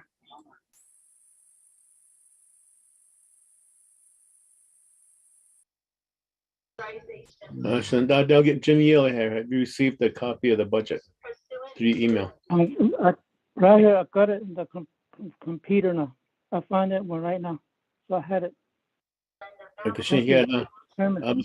Bahi, if you could proceed. Thank you, Chair Henio. I'll continue back on at the 7,000 special transactions on part 3 of the budget for the Office of Miss Navajo Nation. So the 7,000 special transactions line item has a fund type code of 1, has a current approved budget of $2,140, a proposed budget of $16,079 with an increase of $13,939. The 8,000 public assistance line item has a fund type code 1, has a current approved budget of $7,500 with a proposed budget of $7,500 with no increase or no decrease. There are no funds budgeted for the capital outlay, matching funds, or indirect costs line items. The total approved budget is at $204,836 with a proposed budget of $254,879 with an increase of $50,043. Moving on to part 4, positions and vehicles. The total number of positions budgeted within the approved budget is 3. The proposed budget number of employees would be 3. The total number of vehicles budgeted is at the approved budget of 1 with a proposed budget of 1 vehicle. Moving on to part 4, this budget was submitted by Ms. Carletta Benali, Program Supervisor with the Office of Miss Navajo Nation, and was approved by Paulson Chaco, Chief of Staff.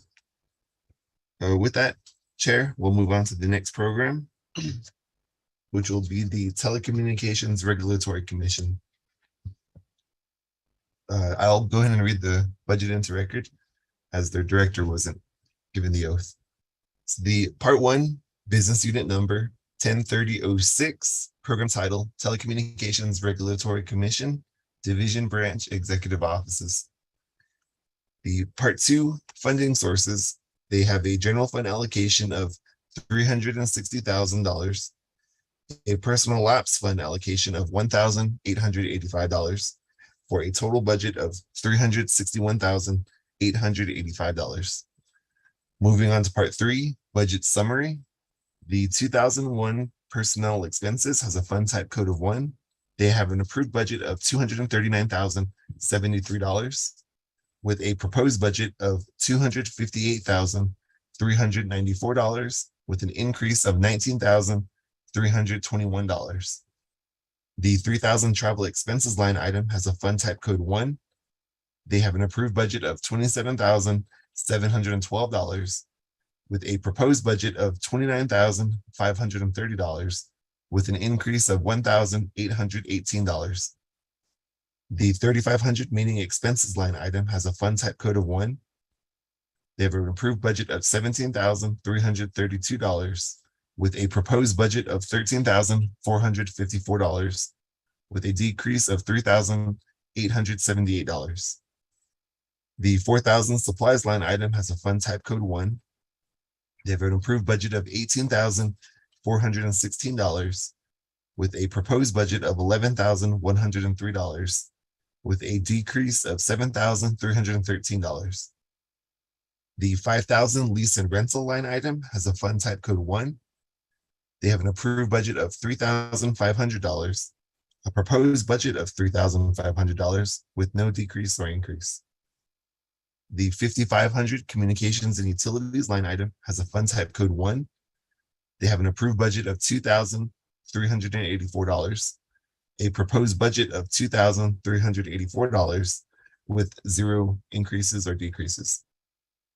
The 6,000 repairs and maintenance line item has a fund type code 1. They have a current budget of $500 with a proposed budget of $500 with a 0 increase or decrease. The 6,500 contractual services has a fund type code of 1. They have an approved budget of $36,000 with a proposed budget of $36,000 with no increase or decrease. The 7,000 special transactions line item has a fund type code of 1. They have an approved budget of $6,981 with a proposed budget of $7,020 with an increase of $39. There are no funds budgeted in the public assistance, capital outlay, matching funds, or indirect cost funds. The total approved budget is at $351,898. The proposed budget is $361,885 with an increase of $9,987. Moving on to part 4, positions and vehicles. They have a total number of positions budgeted, currently approved at 2. The proposed budget is also at 2. The total number of vehicles budgeted is currently at 1, and the proposed is 1 vehicle. Moving on to part 5. This budget was submitted by Tiku Charlie, the executive director, and approved by Mr. Paulson Chaco, chief of staff. Chair will move on to the next program budget, which will be the Executive Protection Services Program.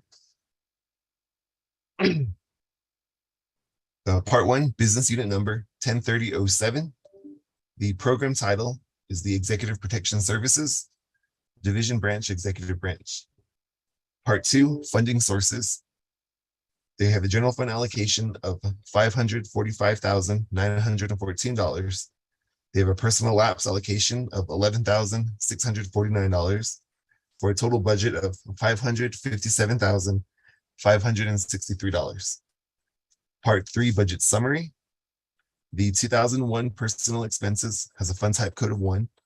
They have an approved budget of $420,596 with a proposed budget of $458,290 with an increase of $37,694.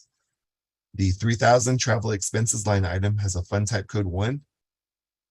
They have an approved budget of $76,268 with a proposed budget of $90,132 with an increase of $13,864.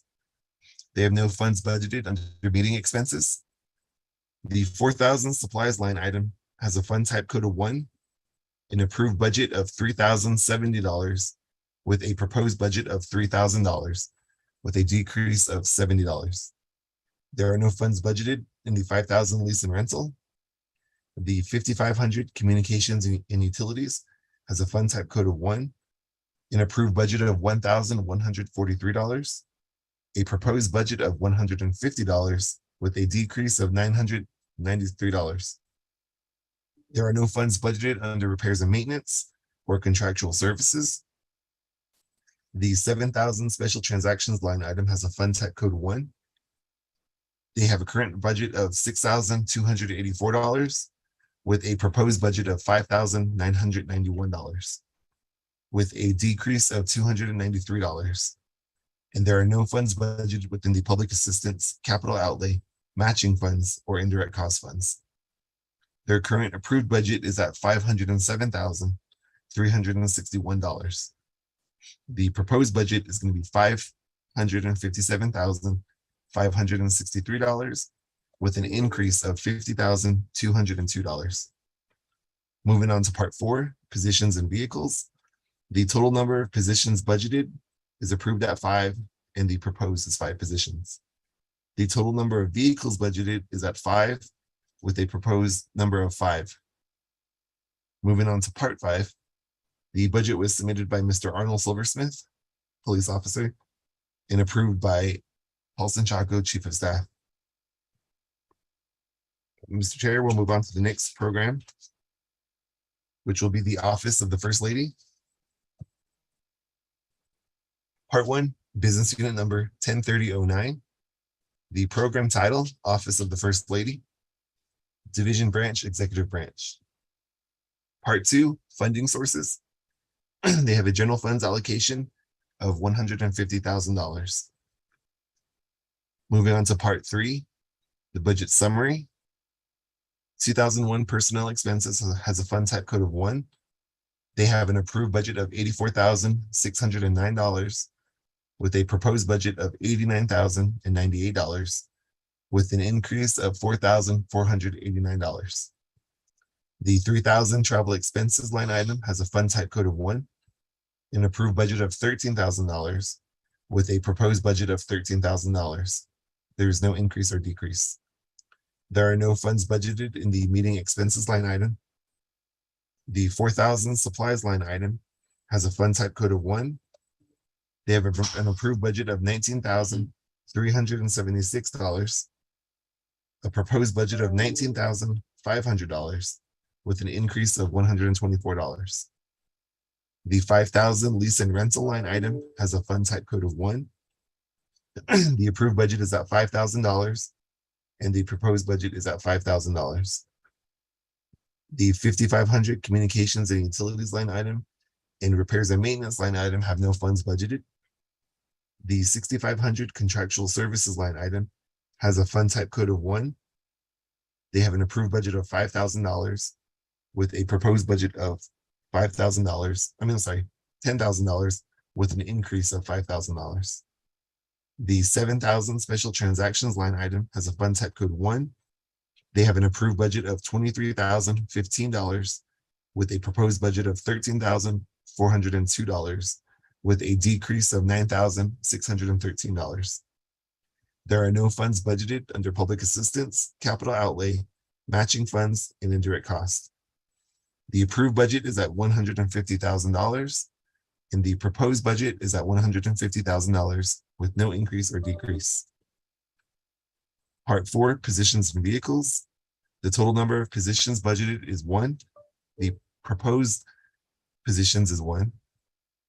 The total number of vehicles budgeted is 0, and there are 0 vehicles proposed. Part 5. This budget was submitted by Dr. James Davis Jr., Deputy Chief of Staff, and approved by Paulson Chaco, Chief of Staff. Mr. Chair, we'll move on to the next budget, which would be the Navajo Nation Youth Advisory Council. And I will have Mr. Adam Begay read the Form 1 into record. Thank you.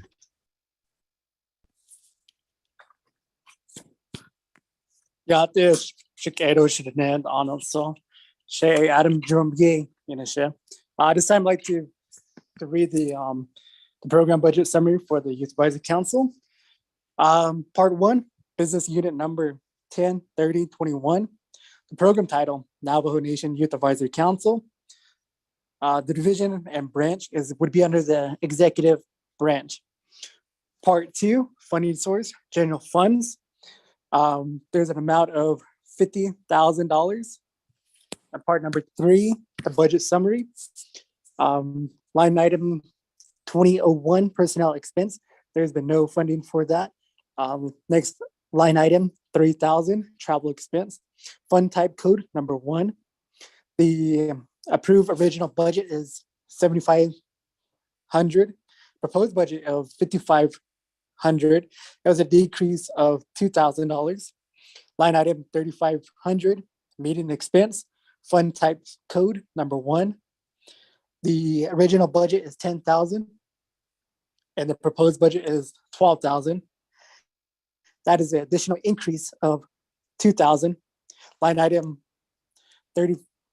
4,000 supplies, fund type code 1. The original budget is 22,500. The proposed budget is 12,500, and that is a decrease of $10,000. Line item 5,000, lease and rental, fund type code 1. The original budget is 6,500. Proposed budget is 7,000. That is an increase of $500. Line item 5,500, communication utilities, and 6,000 repairs and maintenance. There is no budget allocated. Line item 6,500, contractual services, fund type code 1. Original budget is 0. Proposed budget is 5,000, and that is an increase of 5,000. Line item 7,000, special transactions, fund type code 1. Original budget is 3,500. Proposed budget is 8,000, and that is an increase of 4,500. Line item 8,000, public assistance, 9,000, capital outlay, 9,500, matching funds, and 9,500 indirect costs have no funds for budgeting. And it is a total cost of 50,000. Part 4, positions and vehicles, total number of positions budgeted, 0. Total number of positions budgeted proposed is 0. Total number of vehicles budgeted, budget is 0 and proposed is 0. Part 5, it was submitted by Deputy Chief of Staff, Dr. James Davis Jr., and it was approved by Chief of Staff, Mr. Paulson Chalco.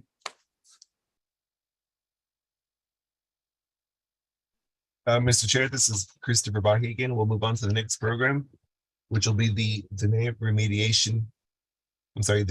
Uranium Remediation Advisory Commission. The part 1 of their Form 1, business unit number 103022, program title, Dene Uranium Remediation Advisory Commission, Division Branch, the Executive Branch. Part 2, funding sources. They have a general fund allocation of $150,000. Part 3, budget summary. The 2001 personal expenses has a fund type code of 1. They have an approved budget of $133,222. The proposed budget is $141,916 with an increase of $8,694. The 3,000 travel expenses line item has a fund type code 1. They have an approved budget of $5,706 with a proposed budget of $3,042 with a decrease of $2,664. The 3,500 meeting expenses has no funds budgeted. The 4,000 supplies line item has a fund type code of 1. They have an approved budget of $4,567 with a proposed budget of $180 with a decrease of $4,387. The 5,000 lease and rental line item has no funds budgeted. The 5,500 communications and utilities has a fund type code 1. They have an approved budget of $954 with a proposed budget of $1,118 with an increase of $164. The 6,000 repairs and maintenance line item has a fund type code 1. They have an approved budget of $250 with a proposed budget of $250 with no increase or decrease. The 6,500 contractual services line item is a fund type code 1. They have an approved budget of $4,000 with a proposed budget of $2,300 with a decrease of $1,700. The 7,000 special transactions line item has a fund type code 1. They have an approved budget of $1,301 with a proposed budget of $1,194 with a decrease of $107. There are no funds budgeted in the public assistance, capital outlay, matching funds, or indirect cost funds. The current approved budget is at 150,000. The proposed budget is 150,000 with no increase or decrease. Part 4, positions and vehicles. The total number of positions budgeted is approved at 1, and the proposed is 1. The total number of vehicles budgeted is 0, and the proposed is 0. Part 5, the budget was submitted by Ms. Winona Bahashon and approved by Paulson Chaco, Chief of Staff. With that, Chair, that finishes the reading of the Form 1s for the budgeted, with the programs with the budget under the Nebuchadnezzar oversight to the Budget and Finance Committee. Thank you.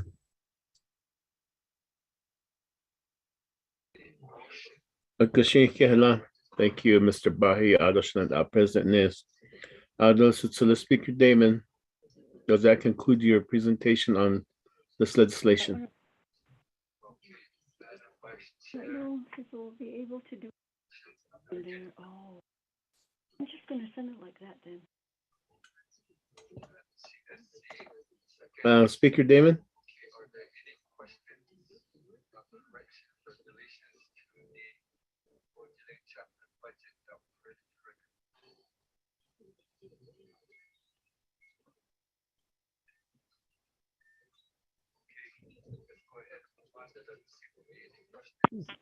Let's move forward to Budget and Finance Committee.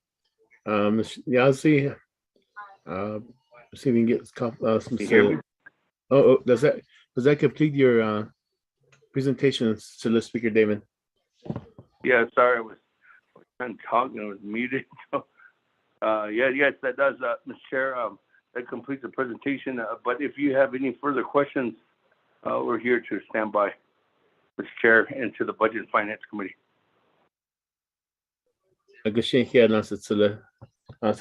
Speaker Damon, Budget and Finance Committee. Question, floor is open for questions. Chairman Henyo, this is Delegate Crowdy with a question. Do you have the floor? Yes, thank you, Chairman. I appreciate it. Thank you, Speaker Damon and President Nez and staff for this resolution. My question is regarding the performance report from OMB. If we could, if I could get some insight in terms of the performance has been not reported, and when reported, it's under. I'm trying to use my words correctly. It's you're not meeting the performance requirements of the budget, and the Office of the President, Vice President, and the Washington staff, or the Washington budget is asking for an increase. So I need to understand if you're not performing, why is there a request for an increase? And in looking at the drawdown, the Washington office is below the threshold. They're at about 43%. And so why would the office need additional funding if you're not able to adequately spend your budget for this fiscal year?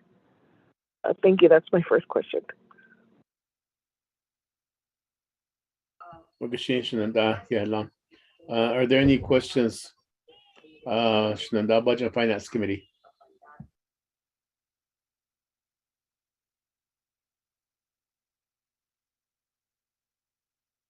I defer to Solicitor Speaker David for a response.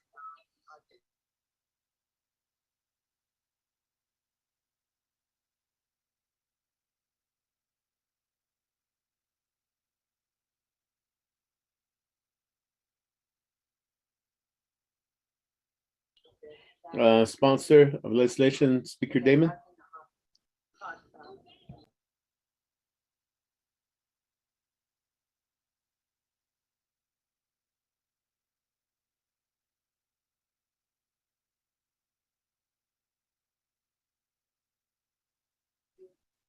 Delegate Henyo, give us a moment. He'll be logging in.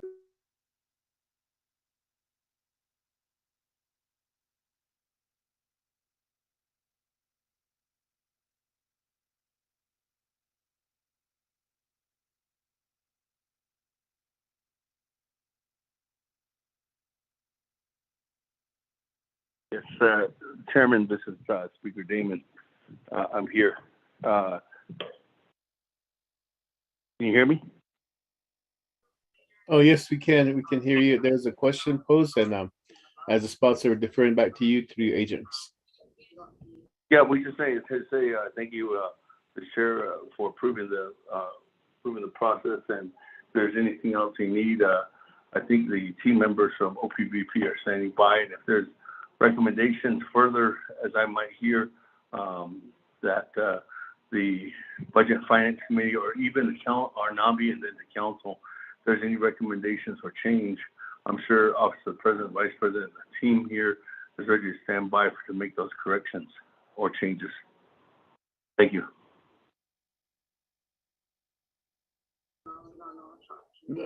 Speaker Tsutsula, there was a question regarding the performance report from OMB to the Washington office.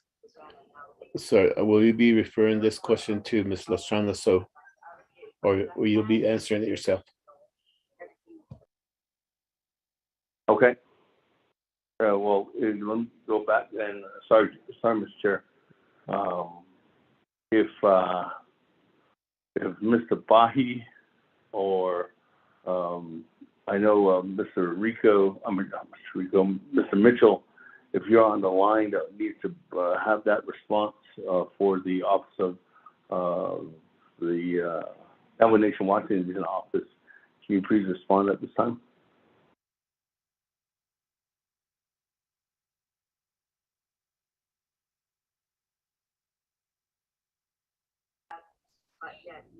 Okay, thank you. Mitchell. Well, if that's okay, Mr. Chair, so that they can clarify. Mr. Arvin Mitchell. Thank you, Chairman Henio. We'll have Ms. So respond to the expenditure question, then also the Form 2 question. Thank you.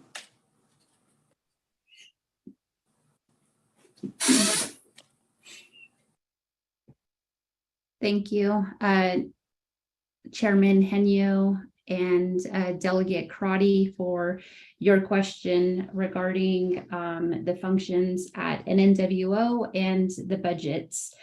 As you're all aware, I previously worked for the state of New Mexico and recently accepted the position to serve as the executive director for the Washington office in May.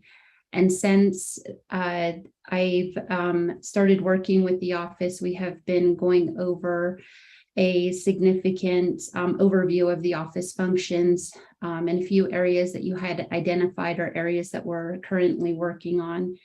The staff, the Washington office has been chronically understaffed for the past 2 years, and this has become a top priority, is to make sure that we are adequately staffed to provide services to our leaders. That includes our legislative branch, our executive branch, and many of our Navajos that come to visit us in DC to advocate for various reasons. Due to the high turnover in the Washington office, a few of the staff did not have proper training, and with that, we're reviewing that, and we've been getting them the proper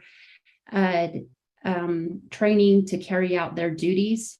And with that, we have been doing a significant, again, review of our budget, the intent of our office, and how to carry it out, and to ensure that we carry out our duties in DC, and as well as providing the services that you need.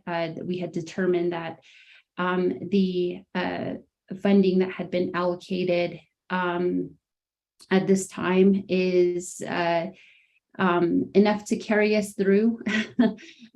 Nonetheless, we are asking for the unmet needs to ensure that our staff are properly compensated, as well as we are able to pay for other expenses as we have an office property in DC.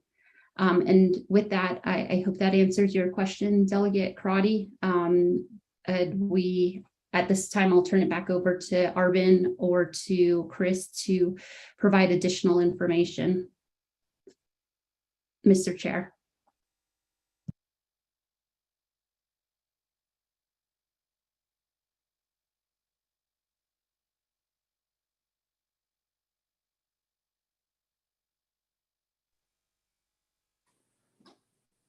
Okay, thank you for the response to the question. So with that, Speaker Damon, does that complete the response from the executive branch?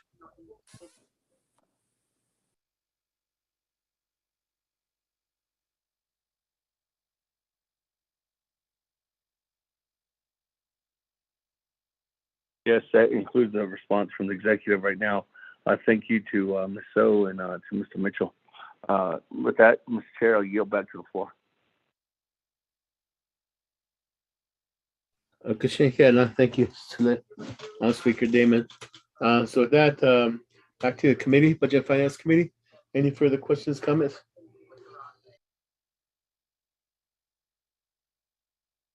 Chairman Henyo, this is Delegate Cruddy. You have the floor. Yes, thank you, Chairman. I do need, as a follow-up, I did ask specifically in terms of the performance and why the programs are not meeting the basic performance that are identified in the budget. And I'm not able to access last year's or this year's performance. Are they the same budget performance measures that are included in fiscal year 2023? I cannot see, I understand that there's a need for every program to add additional funding, but when we base our decisions, we're looking at, well, let me say, not we, I'm looking at performance scores because that's the bare minimum when you look at budget performance. I'm looking at performance scores. I'm looking at drawdown and expenditure of last year's funds so that there's not a big or a large carryover. And the vacancies was already considered or was already identified. And that is really, I would say, time and time again, this committee has heard that trying to fill these vacancies is a challenge, whether that's getting them onboarded through the process or properly compensated. And I think we need to have a leadership discussion regarding that. But for this amount that's being requested, so Office President, Vice President is requesting nearly an additional, looks like just almost $1 million, and the Washington office. So these are significant increases, but both entities have ARPA funding. So I am trying to understand if the agents can identify where do you need those additional dollars, because if you're scaling up to support the ARPA projects, that should come out of your ARPA allocation and not general fund. And so the question, the other clarifying question to the agent would be, when you have an increase in this budget, is this coming out of, so if there's $27 million left out of that 40 million, this is the 13 million.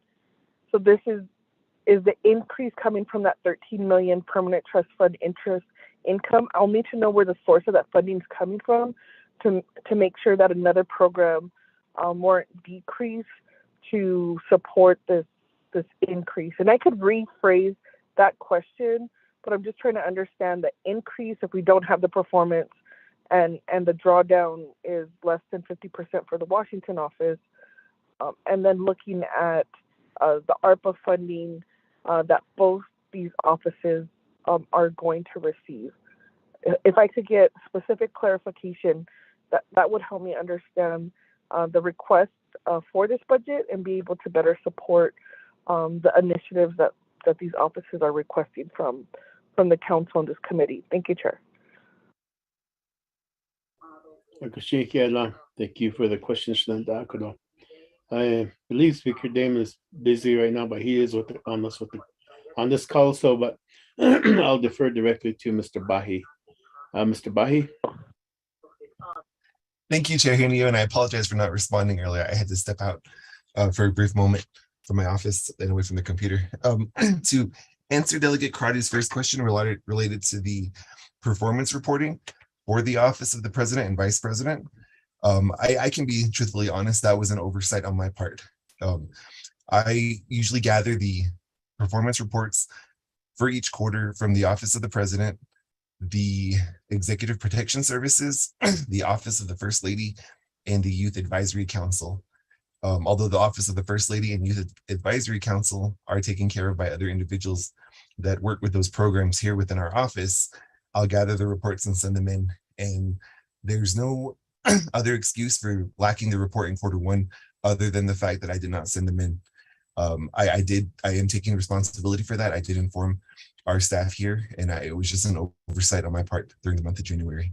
And because of that, when we were diligent in turning them in for Q2 and Q3, but because they work on an average reporting, of course, that brings on the entire average for those 3 programs. So for that, Delegate Crotty, again, there's no other reason other than it was just an oversight, and I did not turn them in on time for Q1.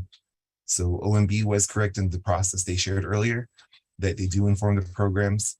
They give them the grace period of 2 weeks, and I unfortunately missed that during that time period. So for our 3, for those 3 business units, that is the reason the reports weren't turned in for Q1.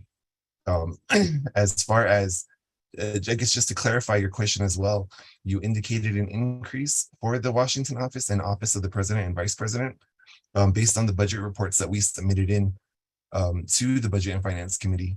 The Form 1s that I read into the record along with Ms. So was the general fund budgets that were allocated from the overall general fund allocation.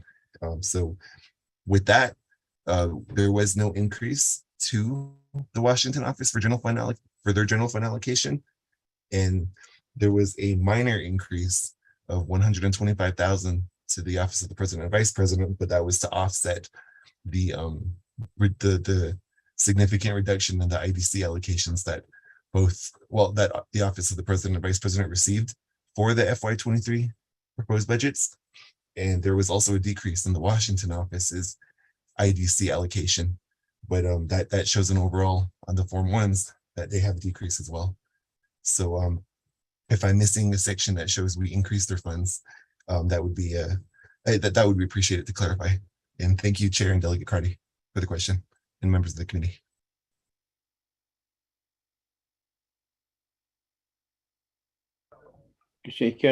Mr. Bahi, for the response. And then, so with this, I'll defer back to the committee, Budget and Finance Committee. Any further questions, comments? Chair Henyo, this is Delegate Crotty. Ms. Shananta, you have the floor. Yes, thank you, Chair. So appreciate the response, Mr. Bahi. If you could, in just looking at the first quarter, if that's missing and they're zeroed out, but it looks like, and so I'm referring to the OMB report, if you have that.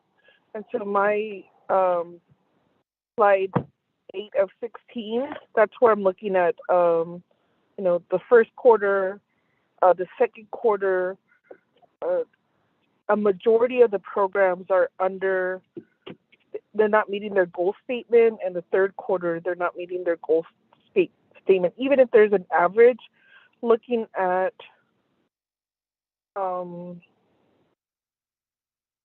looking at the programs, I guess, help me understand how then, what is the accountability plan to make sure these programs meet their performance, their budget performance. So anyone who's listening and you can look at each budget, I forget what form it is, but the programs themselves develop these goals and then they self-report. So seeing all of these zeros or underperforming, what are we doing? What are we going to do different to make sure that we meet our the goals that you're submitting, that you will meet with this budget? And then I'm looking at slide 4 of 16, and that's where I'm seeing the increase. So if you look at business unit number 103001, that's the Office of President Vice President. According to this form, OMB identified last year or this year's budget, fiscal 2022 budget, about $320,076. And this year, fiscal 2023, the program is asking for $3,288,622. And I would see similar change with 103002 Navajo Nation Washington office. This year's budget, fiscal year 2022, is $1,452,551. And this upcoming fiscal year 2023, you're requesting $1,711,363. So that is where I see an increase. I understand if there's some modifications when it comes to indirect cost funds, and the general fund now does include that $40 million. But as the president mentioned in his comments, there's still a leftover amount of $27 million. So I just need to know, is this increase coming from that source? First, am I reading this right in terms of that there is an increase? Second, is that coming from the permanent trust? The increases are coming from the permanent trust fund interest income, or was there another program that received a decrease so that there could be this increase into the president's budget and the Washington office? I hope, Bahi, you have this document so that you can see where I'm asking for clarification on what's been reported to the committee. Thank you, Chairman Henyo.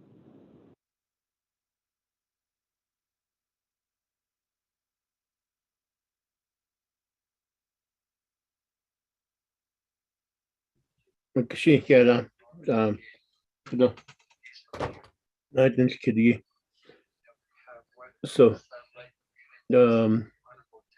I'll defer to Mr. Arvin Mitchell. Thank you again, Chairman Henry. To respond to the last question by Honorable Crowdy, the FY22, the numbers compared to the proposed budgets for Washington office and then also President, Vice President. That same question came up over at Navajo Committee last week. So I'll go ahead and have O&B respond to that question.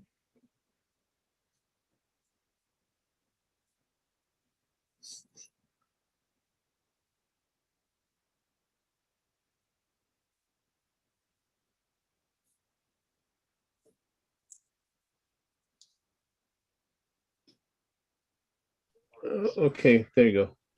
So that's the extent of your response, Mr. Mitchell? Yes, I'll have OB respond to that direct question. Ms. Francisco?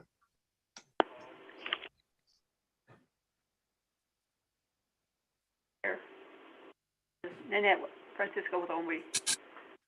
A question on the Washington office. Based on the budget summary fund type report that is in OMB's report.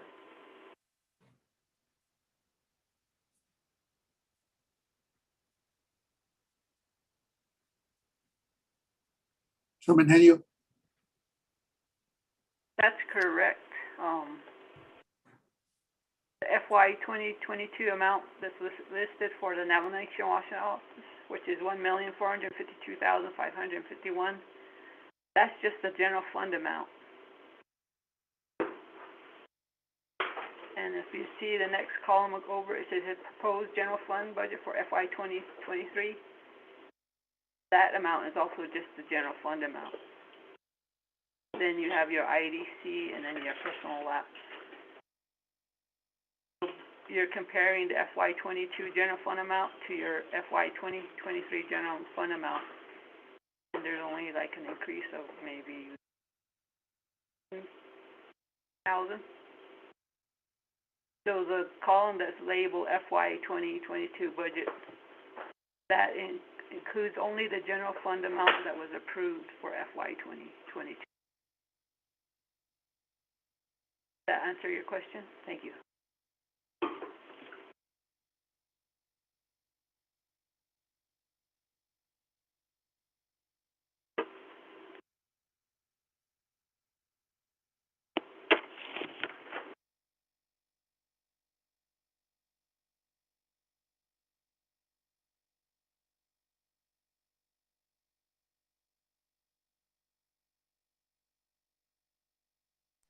Chairman Hinio, I believe OMB finished their response. I did hear that. So there were specific questions regarding the increases and so forth. Mr. Bahi, would you have a response to that question? Yes, Chair Hennia, thank you. So in Delegate Carter, yes, I do have that OMB report in front of me, page 4. So Ms. Nanette Francisco from OMB did answer correctly that, and Mr. Mitchell did mention that was brought up at NABI committee. So the first two columns, FY22 budget and the proposed budget, are just the general funds. That first column does not include last year's indirect costs nor their personal lapse fund. So as you can see, there was a slight increase of 17,000 to the Washington, I'm sorry, a decrease of 17,000 for the Washington office with the proposed, and then there was also an increase, like I mentioned, of 125,000 for the office of the president and vice president. And so with that, like I said, that was to offset the significant decrease in the indirect costs. These funds are from the general fund. Allocation to the executive office is not coming from the permanent trust income. The 27 million that the president spoke about was regarding the amount that the 3 branch chiefs are to come back together to discuss. I believe they were mentioning sometime this week.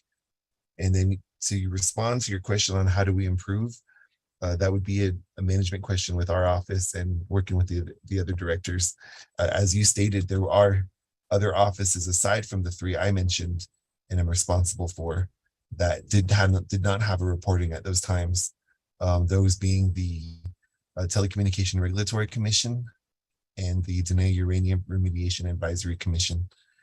They have their managers.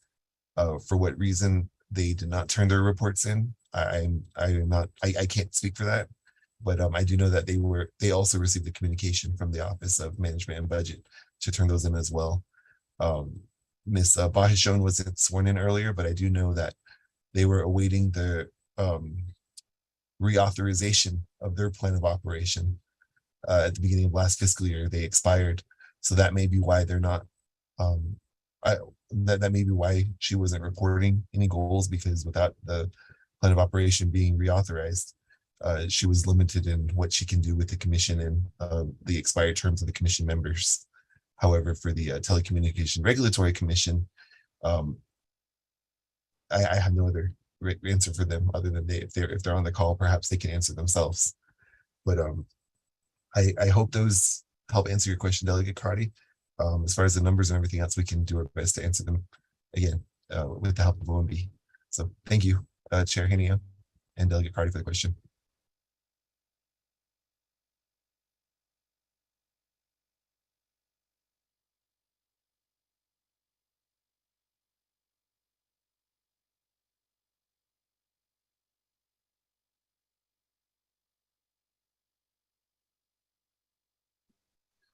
Okay, allow Mr. Bahi for your response to the question. I'll defer back to the Budget and Finance Committee. Any further questions, comments?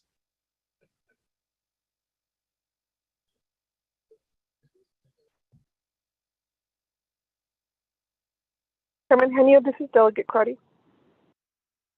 Yes, you have the floor. Okay, thank you. So my question is then now on slide 6 of 16.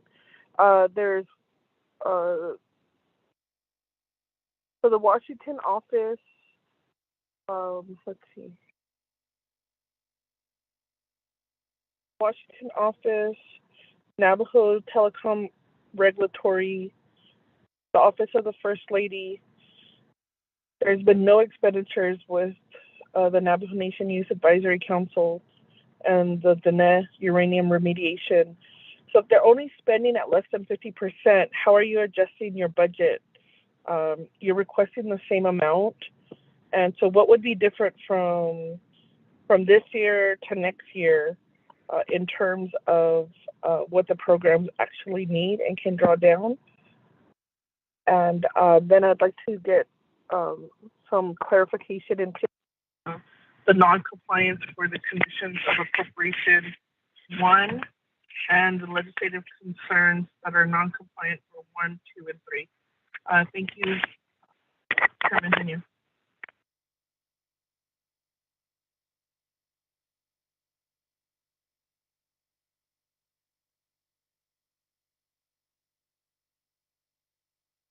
Kashin Kahla, Delegate Jamil here.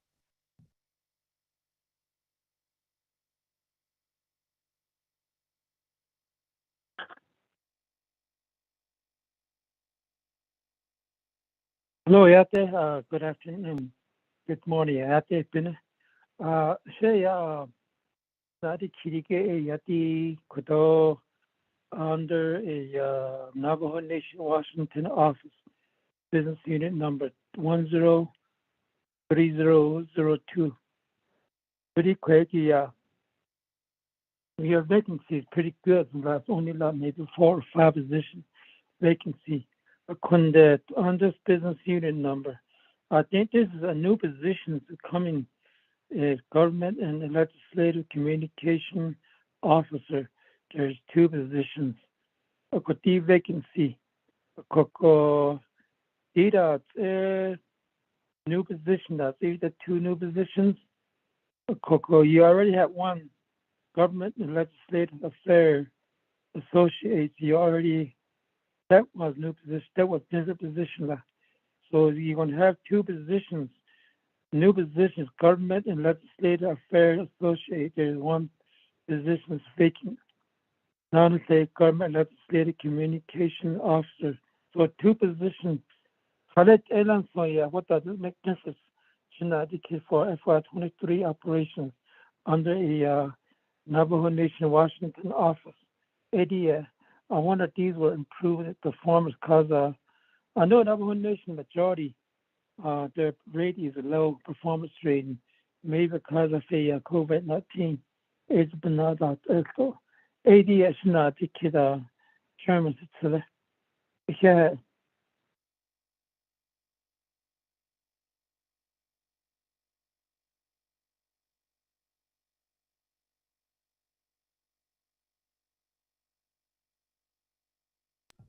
Delegate Jamil here. Kahla for your question. I'll defer back to Mr. Bahi.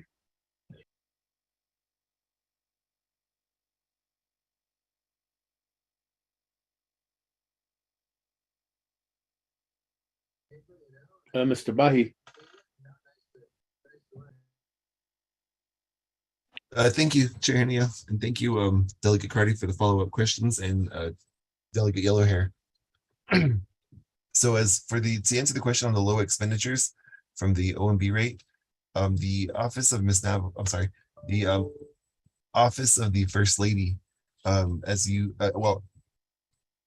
their budget, a significant amount of their budget comes from personnel. So a majority of that unexpended rate was due to a changeover in personnel. I believe there was close to 2 months before a replacement staff was hired due to the original staffer being promoted to applying and leaving the program for another position within the nation. So I want to say that that's a majority of the expenditure because they have been expending at a pretty regular rate from their operating plans. So that's for the office of the First Lady. The Youth Advisory Council. I have Mr. Adam Begay who can answer the questions related to their low expenditure rate for their budget. So Mr. Begay. Yes, thank you, Mr. Bahi, for referring to that question and time to me. Honorable Council delegates of the Budget and Finance Committee, for the Navajo Nation Youth Advisory Council, the low expenditure budget from the Youth Advisory Council account. Primarily, we have been trying to establish a new committee. Majority, when I've taken on the 3 remaining council members who were whose term has expired, but with this new Excuse me, Mr. Begay. under my advisement. Yes. You're slurring for some reason. You've got technical issues. You're not coming in clearly.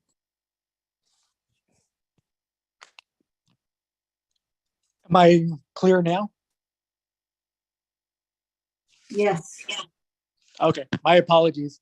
Allow me to revisit what my remarks were.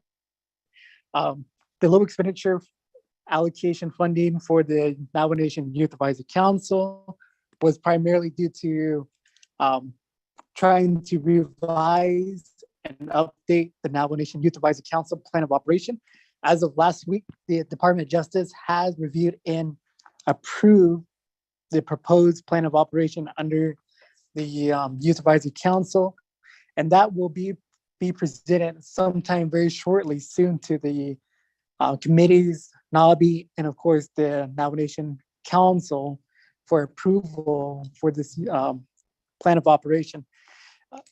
And I was, in my restatement, the Youth Advisory Council, we did have 3 members who were on the Youth Advisory Council. Their terms have expired, so during that time under my advisement, I have been working with the Office of the Department ODY, Office of the Youth, to advertise for the vacancies of the Youth Advisory Council, which in turn will be beginning this year for the next 2 years. At this time, we do have some applicants that we do need to interview, and we'll be processing them to become members of the Youth Advisory Council.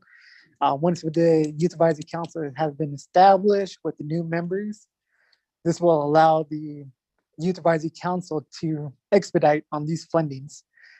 Primarily, the expenditure that we're providing right now would be for the upcoming fairs, the Navajo Nation fairs, such as we have the upcoming Navajo Nation Fair in Window Rock, which is in about less than a month away. So the expenditure for promotional items and supplies for the youth would be provided into the expenditure processing. And that is my report for the low expenditure process. Thank you.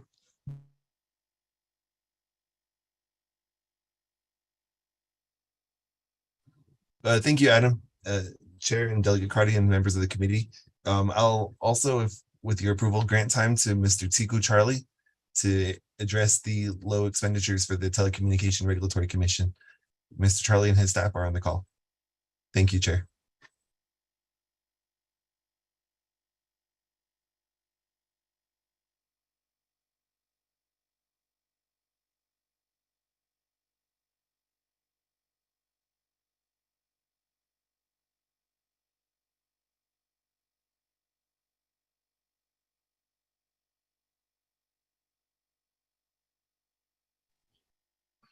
Okay, Mr. Bahi, does that complete your response?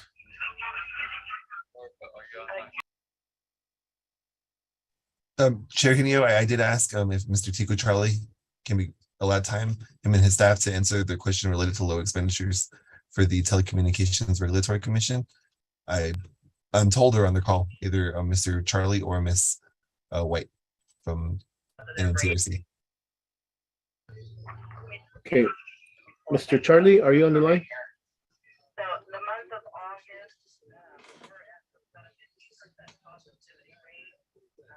Mr. Tico Charlie.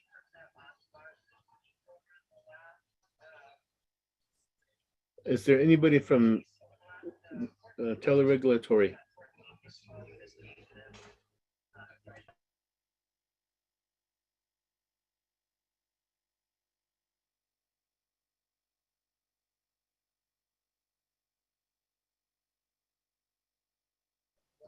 Mr. Bahi, it doesn't seem that there's anybody on the line from that office.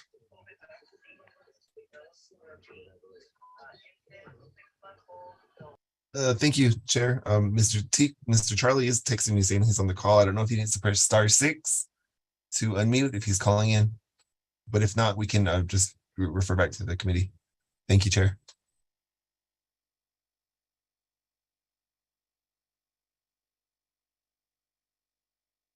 Mr. Bahi.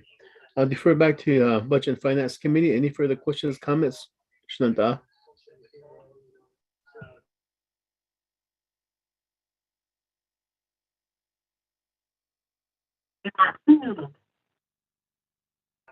Then I'll call for the question to accept the resolution, the report on the resolution.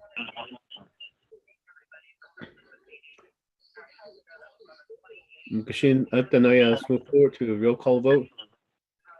Ramona, roll call vote.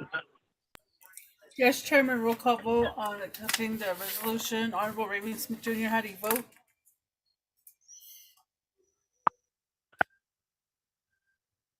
Honorable Raymond Smith Jr., how do you vote? Honorable Jimmy Yellowhair, how do you vote? Thank you. Honorable Raymond Smith Jr. votes green. Honorable Jimmy Yellowhair, how do you vote? Delegate Yellowhair votes green. Thank you. Honorable Jimmy Yellowhair votes green. Honorable Amber Kenneth Crotty, how do you vote? Honorable Amber Kenneth Crotty, how do you vote? Honorable Nathaniel Brown, how do you vote? Delegate Brown votes green. Thank you. Thank you, Mr. Chair. Honorable Nathaniel Brown votes green. Honorable Elmer P. Begay, how do you vote?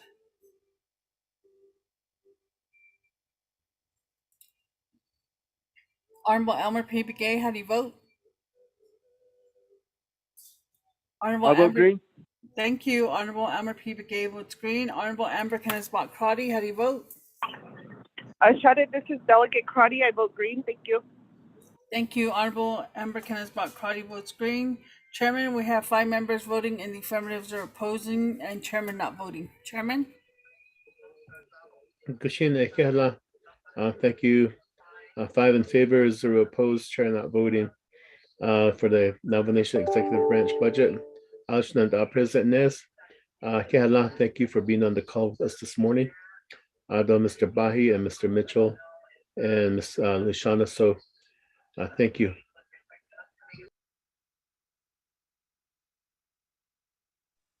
Thank you, Chairman, and thank you, Arvin and Chris Bahi and all the folks who testified today and members of the Budget and Finance Committee. Chairman, have a good day. Kushin and Dodgnan, have a good day. With that, let's move forward to the next legislation that we have before us. It is NAB IAU 27-22, and we do have Speaker Damon Shinantag. Are you still on the line with us? Good morning, Mr. Chair. Speaker Damon, we're still here, Mr. Chair. And if there's any other further comments or questions, we're here to stand by. Kashina. With that, well, we have Speaker Damon as a prime sponsor on the legislation here. Peggy, if you would read the, before we do that, so to the Speaker Damon, who will be, which staff member will be speaking to the budgets for you, with you? Mr. Chair, I have Chief of Staff, Ms. Shirley Yazzie, and then also Ms. Lynette Lee from the Speaker's Office. I will be speaking on behalf of the legislative branch, I guess the Speaker's Office and Council budgets. And then we also have, Mr. Chair, I do have the individual program managers as well that are standing by if you have any questions for them, Mr. Chair, and to the BNF committee. Kashina, it's the Speaker Damon. With that, Peggy, minister the oath before we move on. Okay, thank you. For all those who will be speaking to the legislative branch budgets, could you please state your name, and we'll start with Sherilyn. State your name for the record. Sherilyn Yazzie. Thank you. Anyone else that will be speaking to this budget? Leonard Gorman. Thank you, Mr. Gorman. Who else? Harrison Sosi for Office of Navajo Government Development. Thank you, Mr. Sosi. Go ahead. Who else? Helen Brown for the Office of the Auditor General. Okay, thank you, Helen. Who else? Manuel Rico, Office of Legislative Services. Okay, thank you, Manuel. Anyone else? Lynette Lee. Thank you, Lynette. Who else? Dana Labroff, Office of Legislative Counsel. Thank you, Dana. Anyone else?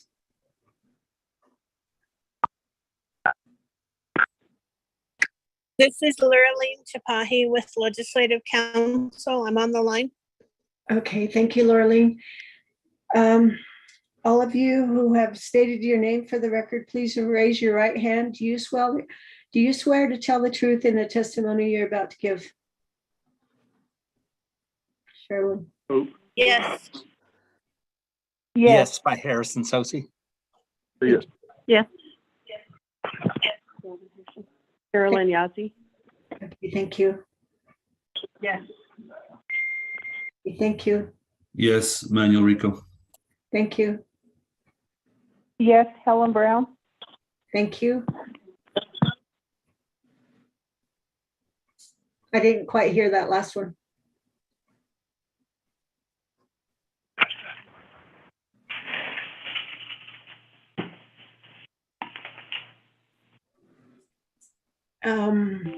From Utah, do you want to state your name for the record?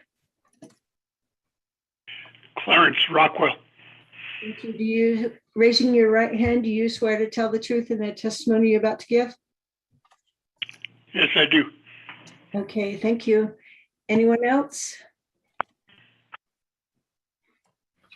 I thank you, everyone.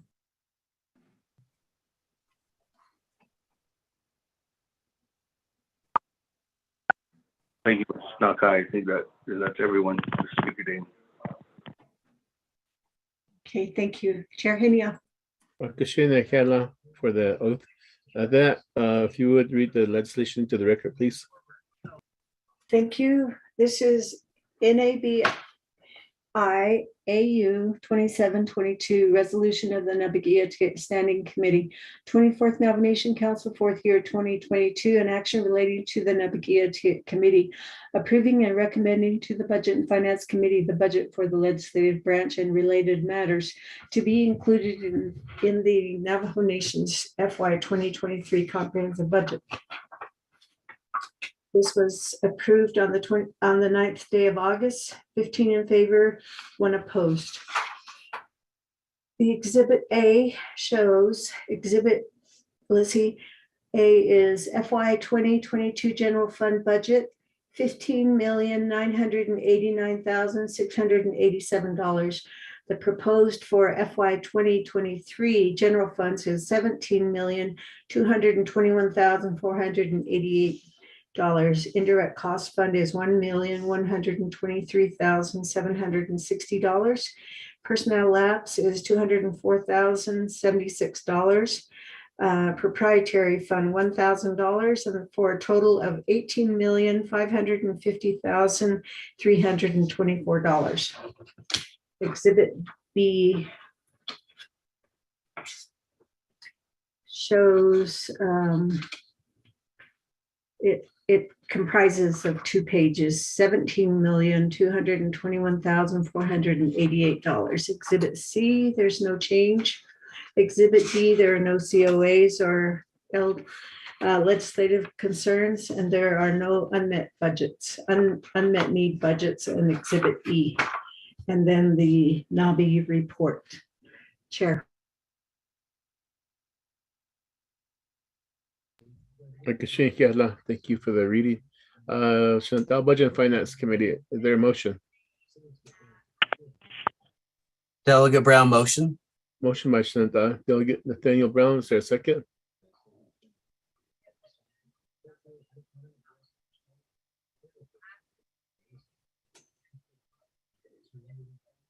Is there a second? Delegate Yellow Hair. Delegate Jimmy Yellowhair second. So we do have a motion and a second.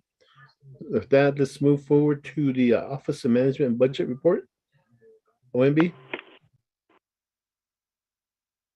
Good morning, this is Nanette Francisco with OMB. And then Rhonda Johnson's also here with give the report. Okay, starting with the first page, you have the Nomination Budget and Finance Committee Fiscal Year 2023 budget hearing for the legislative branch. Going on to the next page, you have your table of contents. You have items A, B, C, D, E, F. We'll go through each one of these. Going to the next page, you have your FY 2023 fund type budget summary. For the legislative branch, fiscal year 2023 budget fund type summary. First column is your business unit. Second column is your program titles. Third column is your FY 2022 budget. Bottom line total is $15,989,687. The next column is your proposed general fund budget for FY 2023. Your bottom line total is $17,221,488. Next column is your indirect costs. Bottom line total is $1,123,760. Next column is your personal lapse fund. Your bottom line total is $204,076. Next column is your proprietary. Total bottom line total is $1,000. Next column is fiduciary is $0, special revenue internal $0, special revenue external $0, giving you a total of $18,550,324. Going on to the next page, you have your tab B. You have your FY 2022 third quarter budget status report, and this is as of June 30th, 2022. Again, you have your business unit numbers, and then your program titles. Then you have your original budget column. I'll read the. You have your. If you go to the next page, you have your general fund total and your proprietary fund total. I'll read the bottom line total, the grand total. $17,181,778. The revised bottom line total is $19,711,981.27. Your actual $10,300,640.67. Encumbrance $1,493,297.17. Available $7,718,43.43. And expended is 59.83. Notes at the bottom, double asterisk means the program is over expending by 85% or more. Single asterisk means they're under expending by 65% or less. Then we'll go on to tab C. Good morning, committee members. Under tab C is your FY 2022 third quarter performance assessment report. For the legislative branch, there's 24 business units. Your business units are listed on the left-hand corner. First quarter is 2.33. Second quarter is 2.40. Third quarter is 2.50. Excuse me, Rhonda, have you taken the oath? Yes, I did. Today? Last week? Not today? Yeah, today. Chair is expecting it today. Could you state your name for the record, please? Rhonda Johnson, OMB. Okay, do you swear to tell the truth in the testimony you're about to give? Yes. Thank you. Anyone else from OMB that's going to present today that hasn't taken the oath today? And Cedar Logo with OMB. Could you please state your name? Or you already did. Do you swear to tell the truth in the testimony you're about to give? And Cedar?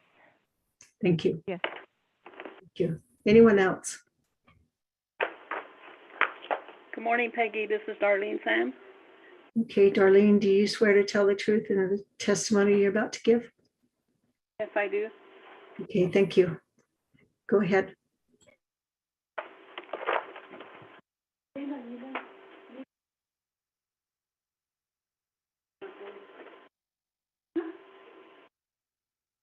For the legislative branch, for first quarter is 2.33, second quarter is 2.40, third quarter is 2.50, and the scoring system are listed below. And you will note that the full copies of this report are updated and disseminated each quarter to the division and programs. Under tab D is your FY 2022 third quarter plans of operation status report. For the legislative branch, they all have a plan of operation in place, but note that some of these are back in 1989, 2011, 2013, and so forth. The second page is the plan of operation references. Under tab E is your FY 2022 condition of appropriation legislative concern report. This is for the Office of Auditor General, but Office of Auditor General has already gone before B&F on Friday, July the 29th. Under tab F is your FY 2022 external funds expenditure report. There are none. Tab G, FY 2020 single audit report. There are none. This concludes OMB's report.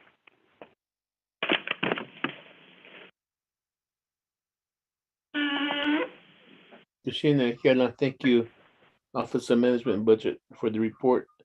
So the Budget and Finance Committee, any questions on the OMB report? Matanoia will move to the presentation. The sponsor, Cecilia Speaker is Seth Damage, and you have the floor to introduce your legislation and call upon your agents.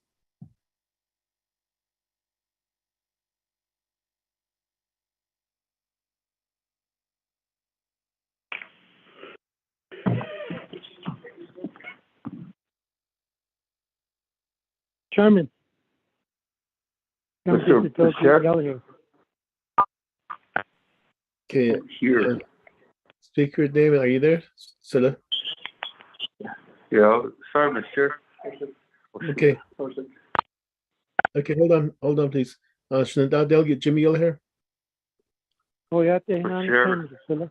Sorry. Mr. Chair, we're having wireless troubles here. Get it? Okay, we'll stand by. In the meantime, Delegate Jimmy Yell here has a statement. Delegate Yell here. Oh, do we have the budget in this computer or laptop? They were sent out. I seen a copy on my email. Peggy, when were they sent out? Chair Henio, let me look for it on my end. Hold on. Okay, because I did see the OMB report.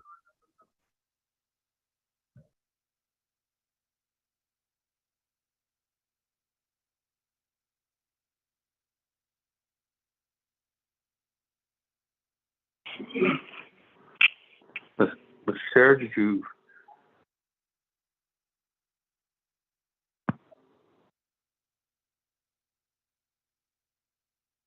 I don't know if they can hear me. Are you logged back in? Hello? Yes.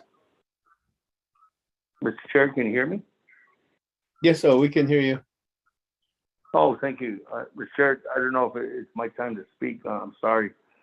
Internet going in and out here. Okay, it's we're on the agenda where it says a speaker's statement, and you are the sponsor of this legislation, so you'll have the floor to do your statement. Okay, thank you. Thank you, Mr. Chair, and thank you, members of the Budget and Finance Committee. As you know, this legislation is to defer, or actually to recommend not only this year's fiscal year 2023 budget for the legislative branch, but entirely, but for the individual departments, for the committees, the commissions, and then also for the Navajo Nation Council and the Speaker's Office that oversees helps administrate the legislative branch, Mr. Chair. Mr. Chair, as there are numerous different individual budgets. I don't know if you want each individual budget read into the record, or if this is something where you just want us to read page form 1. I just need to look to your guidance, Mr. Chair. Negotiations to Speaker Damon. What we've been doing is hearing budget form 1 and comparing the FY22 to proposed FY23 budget, and if there are decreases or if there are increases, and why if there's a large increase, justification why there's a large increase. That's what we have been doing, Shinanda.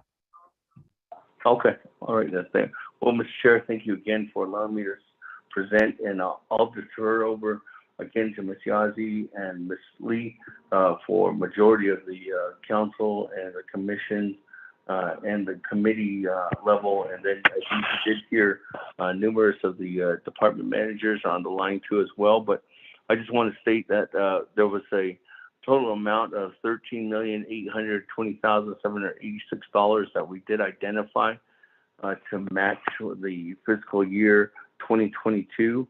And there was additional funds due to the fact that was given to numerous different departments. As we know, one was because due to the increase of the GWA, which some areas were not covered by the allocation. And then also there was additional funding too given back from OMB on the indirect cost fund too as well. That amount was $1,123,760, and then again the GWA for the overall branch was $204,076. But there was an additional funds that we did break out to each individual, or not each individual department, but individual departments that wanted additional funds or needed additional funds to cover some cost increase this year, Mr. Chair.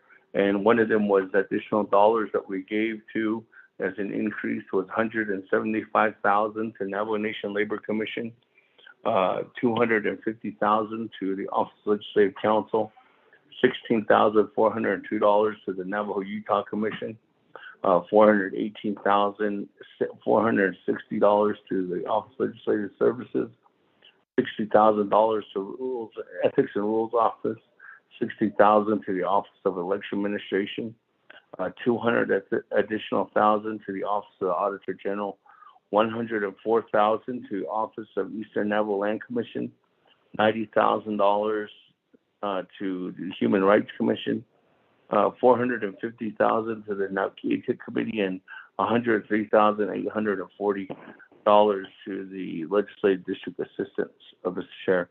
And these were just increased dollars amounts that was meeting their unmet needs, the requirements. And if you have individual questions on those, the managers are here to answer that, Mr. Chair.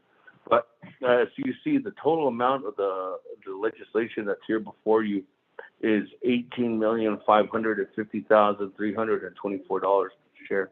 So I just wanted to go ahead and give you that information and let the committee know those are where the increase of funds went to those individual departments or committees and commissions.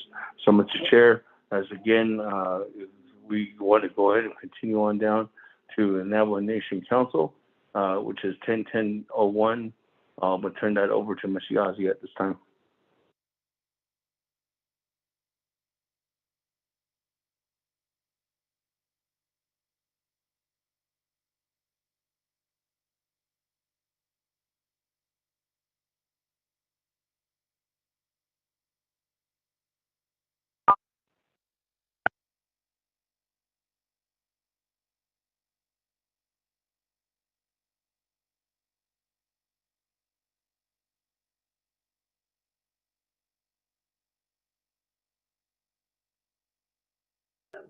Speaker Damon, does that complete your speaker statement?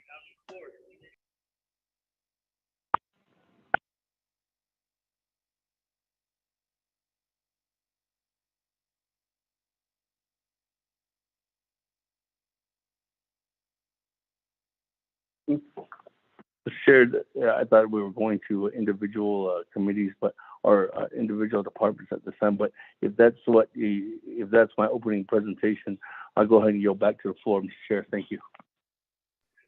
Kashina, just about following along on the agenda. With that, Solicitor Speaker Damon, through your agent, he did state that Chief of Staff and Ms. Lynette Lee will be presenting the budget for council and committee. So we'll go to the I'll defer to Madam Chief Staff and Ms. Lynette Lee. You have the floor.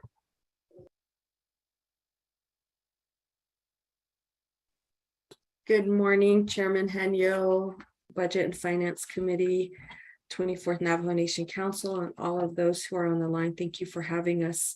Speaker Damon, sponsor to the legislative branch FY23 comprehensive budget. I will proceed on with commencing with business unit 10-1001, program title Navajo Nation Council. The division is the legislative branch. This was prepared by Lynette Lee. I will continue on to part 2, funding source. Fiscal year 23 general funds in the amount of $2,840,288 with a percentage of 91. Indirect cost recovery in the amount of $291,891 with a percentage of 9, totaling $3,132,179. Continue on to part 3, budget summary. In 2001 personnel expenses, Navajo Nation Council approved original budget is $1,811,500 with a proposed budget of $1,860,000 and $100 with an increase of $48,600.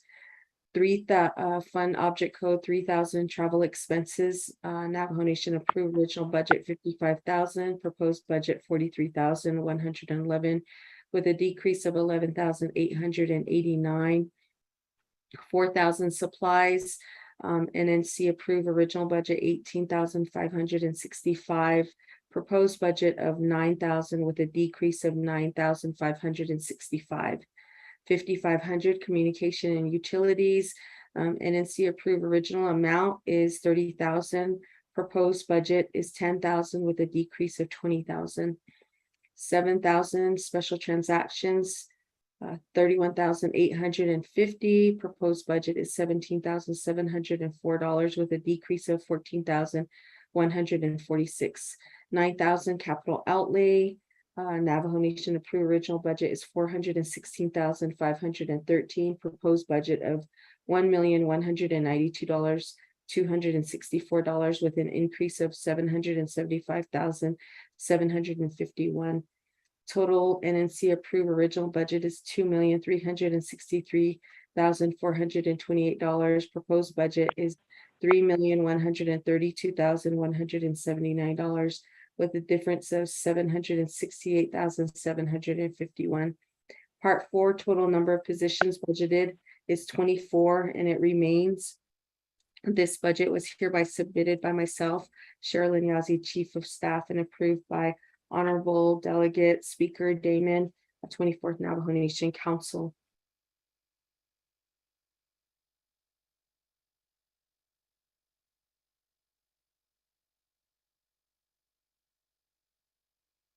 I'll continue on to business unit 10-1003, budget and finance committee, legislative branch prepared by Ms. Lynette Lee.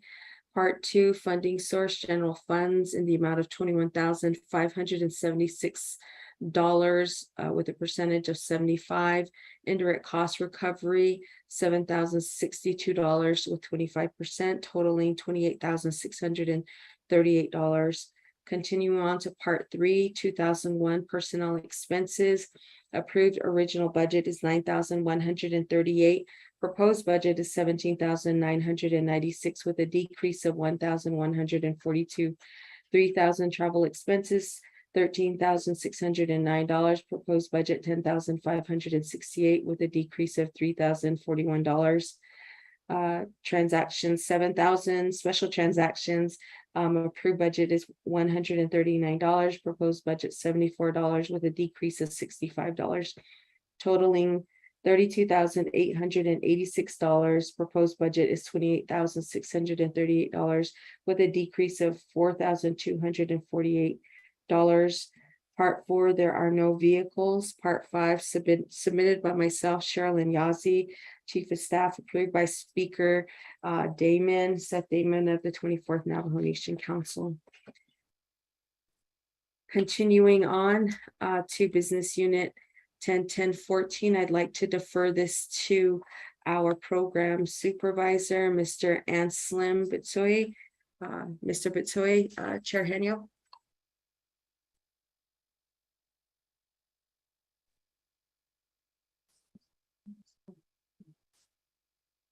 Mr. Bitsoy, are you on the line?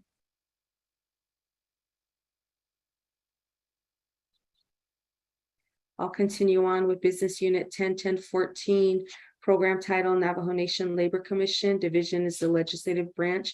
This budget was prepared by Ms. LaFew R. Denny. Part 2, funding source, general funds in the amount of $451,400. 89% indirect cost funds in the amount of $31,741 with 8%. Personnel lapse fund, $5,476 at 3%. Part 3, budget summary, 2001 personnel expenses for Navajo Nation approved. Original budget is $244,455. Proposed budget is $316,627 with a difference of $72,172. And that's an travel expense in the amount of $3,000. Proposed budget is $6,000, and that is an increase of $3,000. 3,500 meeting expenses in the amount of $53,000. Proposed budget of $76,800, an increase of $23,800. 4,000 supplies, 5,671. Proposed budget $39,784 with an increase of $34,113. 5,000 lease and rental. NNC approved. Original budget is 1,000. Proposed budget 3,000 with an increase of 2,000. 5,500 communication and utilities. NNC approved. Original budget is again 1,000 with a proposed budget of 5,000. Which is an increase of $4,000. 6,000 repairs and maintenance. Original budget is 3,000. Proposed budget is 36,400 with an increase in budget of 33. 7,000 special transactions. NNC approved budget is 3,742. Proposed budget is $5,006. Difference is 1,264 with an increase totaling 314,868 as the original budget. The proposed budget is $488,617 with a difference of an increase of 173,749.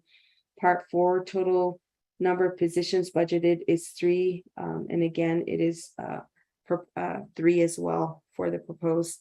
This was submitted by Anselm Bitsoy and approved by Speaker Seth Damon. Moving on down to Business Unit 101015, Office of the Speaker for the Legislative Branch. This budget was prepared by Ms. Lynette Lee. Moving to Part 2, funding source FY 2310 in the amount of $1,926,695 for 88%. Indirect cost recovery, $236,076 for 11%. Personnel lapse fund GWA is $18,017 at 1%. Part 3, personnel expenses. Navajo Nation approved. Original budget is $1,575,361. Proposed budget is $1,721,666 with an increase of $146,301. 3,000 travel expenses.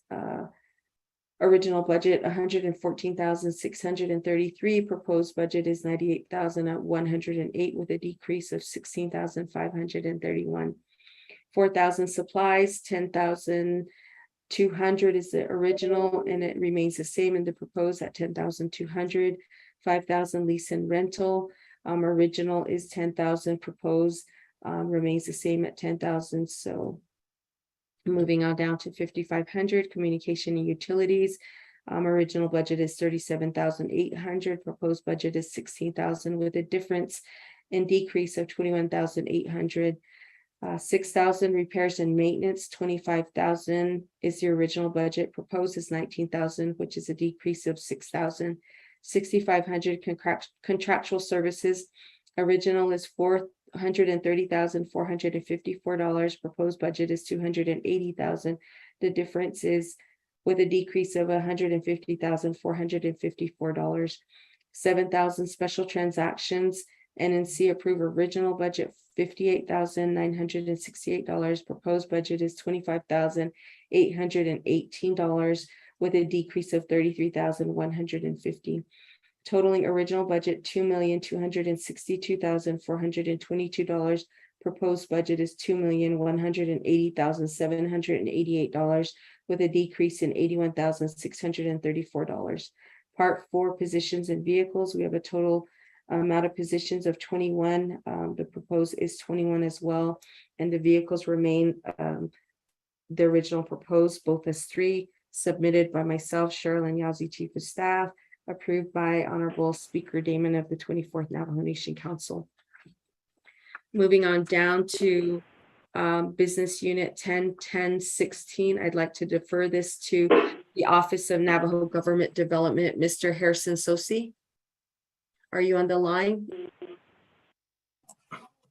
Yes, I am. Thank you, sir. Please proceed with your budget. This is Harrison Sosi. I'll be going over the budget form 1, part 1. Business unit is 101016. Program title, Office of Navajo Government Development within the legislative branch.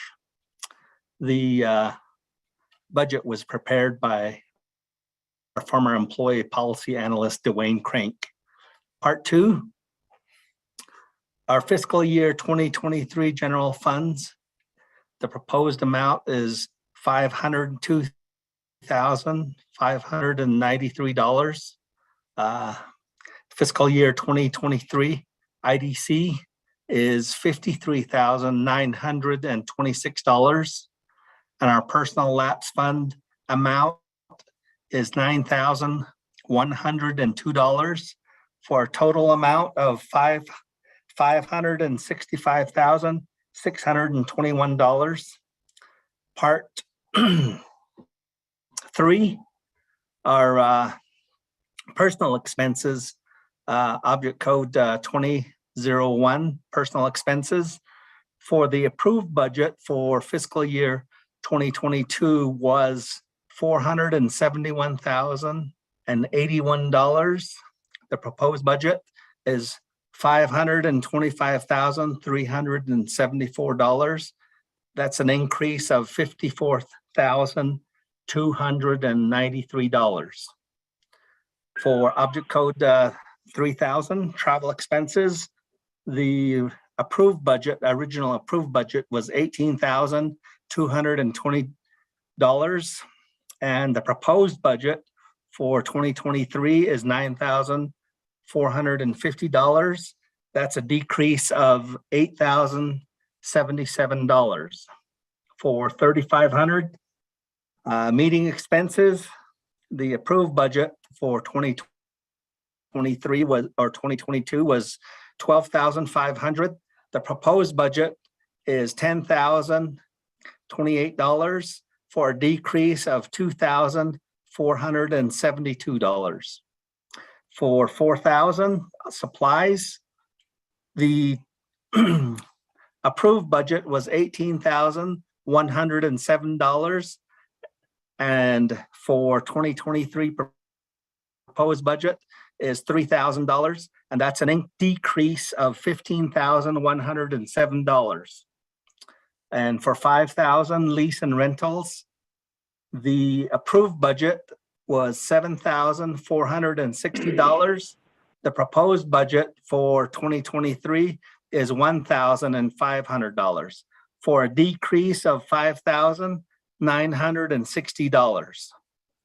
For 550 communications and utilities, the original budget was $10,960, and the proposed budget for 2023 is $7,000. That's a decrease of $3,960.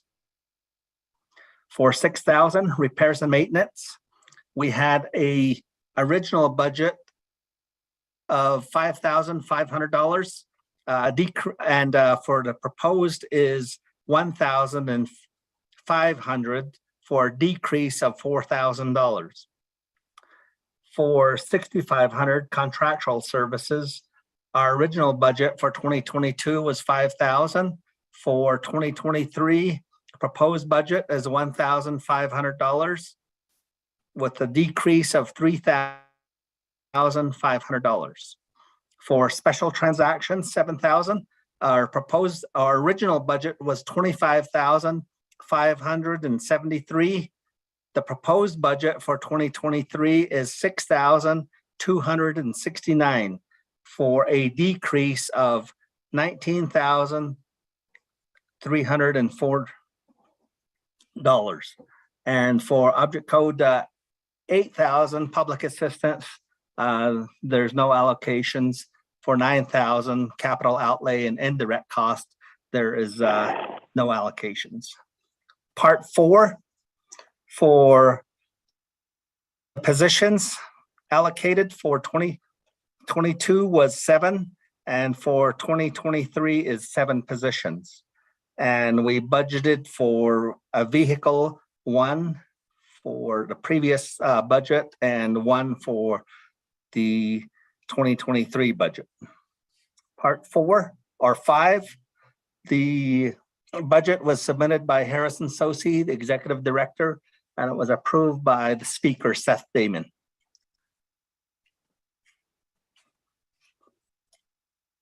Thank you. Thank you, Mr. Sosi. We'll proceed on to Office of Legislative Counsel, Business Unit 101017. Office of Legislative Counsel, Legislative Branch. This budget was prepared by Ms. Lynette Lee. Part 2 funding source, FY23 general funds in the amount of $1,535,136. Indirect cost recovery in the amount of $121,898. Personnel lapse fund in the amount of $35,926, totaling $1,692,962. Moving on to Part 3, 2001 personnel expenses, original budget, $1,444,954. Proposed budget is $1,431,101 with a difference of $13,853 decrease. Travel expenses in the amount of $16,945. Proposed budget is $15,912 with a decrease of $1,033. 4,000 supplies. The proposed budget is $30,000. Proposed budget is $21,700 with a decrease of $8,300. 5,000 lease and rental. Original budget was $1,399. Proposed budget is $2,100 with an increase of $701. 5,500 communication and utilities, $23,960. Proposed budget is $16,000 with a decrease of $7,960. 6,000 repairs and maintenance. Approved original budget is $15,000 with a proposed amount of $12,000, a decrease in the amount of $3,000. 6,500 contractual services. The original budget is $266,234. The proposed budget is $176,168 with a decrease of $90,066. 7,000 special transaction. Original budget amount is $22,909. Proposed budget is $17,979 with a decrease of $4,930. The totaling amount of the original budget was $1,821,401. Proposed budget is $1,692,960 with a decrease of $128,441. This budget was submitted by the by myself, Cheryl Yazzie, Chief of Staff, and approved by Honorable Seth Damon, Speaker of the 24th Navajo Nation Council. Moving on down to Business Unit 101018, I'd like to defer it to Mr. Clarence Rotwell. Mr. Rotwell, are you on the line, sir?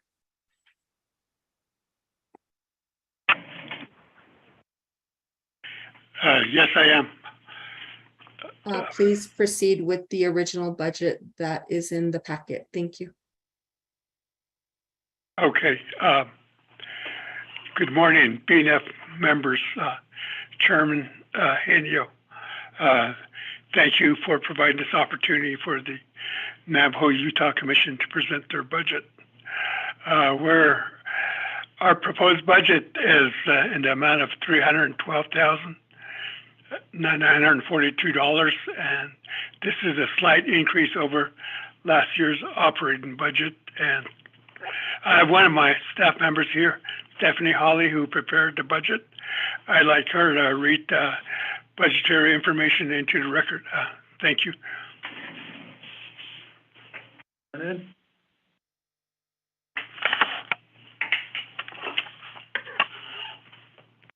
Thank you, Budget and Finance Committee members, and also Chair Henio. Business Unit number 101018, Program Title, Navajo Utah Commission, Legislative Branch, prepared by... Could you state your name for the record, please? I don't think you've taken the oath this morning. Yes, I'm Stephanie Holly with Navajo Utah Commission. Okay, raising your right hand, do you swear to tell the truth in the testimony you're about to give? Yes, I do. Thank you. Go ahead. Okay, thank you, Peggy. Part 2, funding sources, FY 2023 general funds, fiscal year for 10/1/22 to 9/30/2023, amount $310,159. That's 99% of the total. And then the personnel lapse fund is $2,783, which consists of 1% of the total, for a total amount of $312,942 in Part 2. Part 3 budget funding, Part 3 budget summary, 2001 personnel expense. Original budget is $240,953 with a proposed budget in fiscal year 23 of $246,188 with a difference of $5,235. It's sub-account 3,000. Travel expenses, column A, Navajo Nation approved original budget was $28,967 with a proposed budget of fiscal year 23 of $37,302, a difference of $8,335 increase. $3,500 meeting expenses. For fiscal year 22, it's $10,026. For proposed budget for fiscal year 23 is $12,000 with a difference increase of $1,974. $4,000 supplies. Column A for current budget of fiscal year 22 is $6,584 with a proposed budget for fiscal year 23 is $5,860 with a decrease of $724. And $5,500 communications and utilities. Fiscal year 22, we have $6,528 approved, and the current for fiscal year 23 for an amount of $6,528 with no change. And in $6,000 repairs and maintenance for fiscal year 22, it's $500. For fiscal year 23, there's no amount, so there was a decrease of $500. And $7,000 special transactions. Fiscal year 22 is $6,351, and the proposed budget is $5,064 with a decrease of $1,287. So for column A, a total amount is $299,909 with a proposed budget of fiscal year 23 is $312,942 with a difference of $13,033. Part 4, positions and vehicles. Column D, for fiscal year 22, we have total number of positions budgeted is 3. And for column B, proposed budget for fiscal year 23 is also 3. And for total number of vehicles budgeted, Original budget for fiscal year 23 is 2, and also for fiscal year 23 is also 2 vehicles budgeted. Part 5, submitted by Clarence Rockwell and approved by Speaker Damon. Thank you.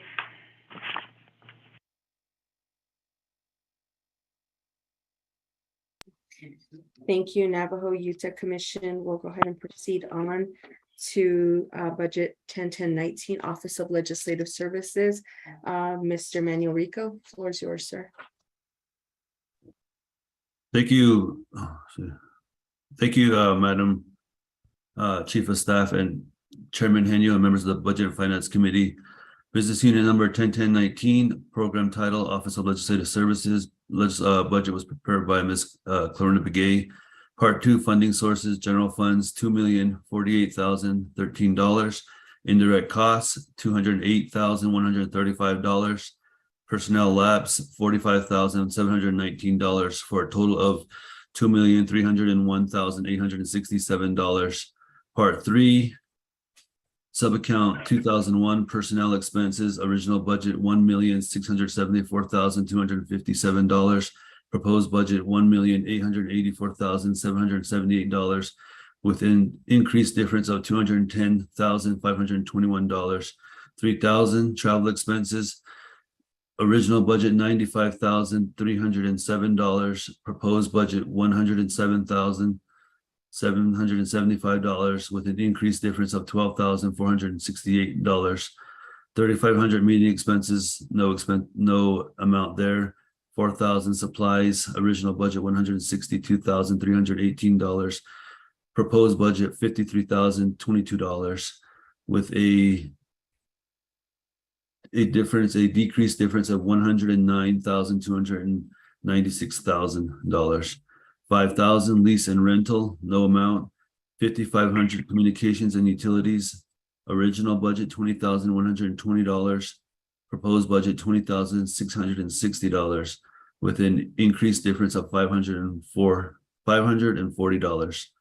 6,000 repairs and maintenance, original budget $65,000. Proposed budget $75,000, with an increased difference of $10,000. 6,500 contractual services, original budget no amount. Proposed budget $130,042, with an increased difference of $130,042. 7,000 special transactions, original budget $31,011. Proposed budget $30,590, with a decreased difference of $421. There are no amounts in 8,000, 9,000, 9,500, and 9,500. Total amount for original budget was $2,048,013. Proposed budget $2,301,867, with an increased difference of $253,854. Part 4, Positions and Vehicles, total number of positions budgeted. Original budget 27, proposed budget 27. Total number of vehicles budgeted, original budget 2, proposed budget 2. This budget was submitted by myself, Manuel Rico, Jr., Executive Director with Legislative Services, and approved by Honorable Speaker Seth Damon of 24th Navajo Nation Council. Thank you, Madam Chief of Staff. Thank you, Mr. Rico. We will proceed on to 101020 Ethics and Rules Office. Do we have Mr. Harrison, Lunel Harrison on the line? Yes, ma'am. Thank you. Please proceed with your budget. Excuse me, Lunel. Did you take the oath this morning? Not this morning. Okay.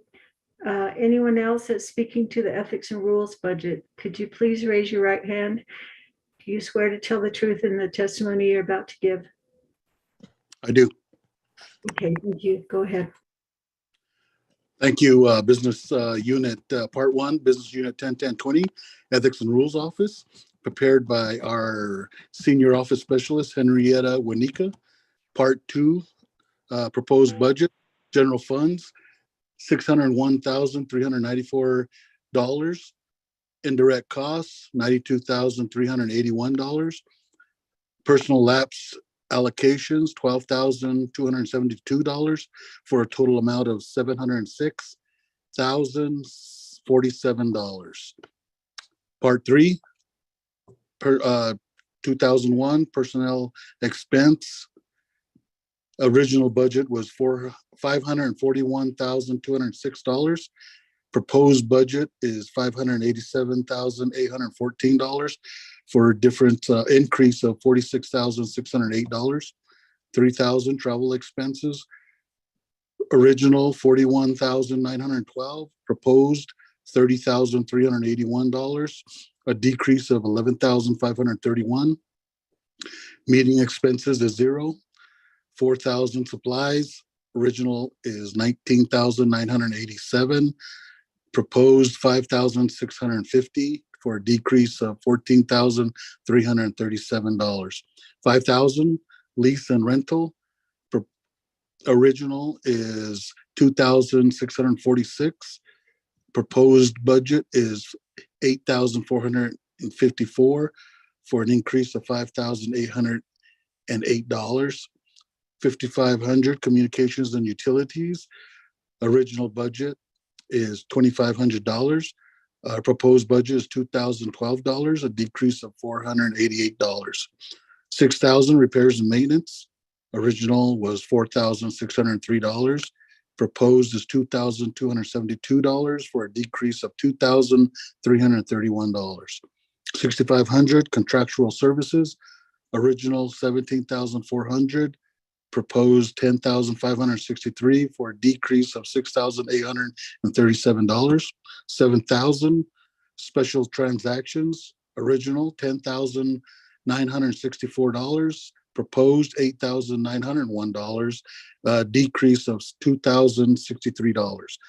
8,000 public assistance. 0. 9,000 capital outlay. Original 0.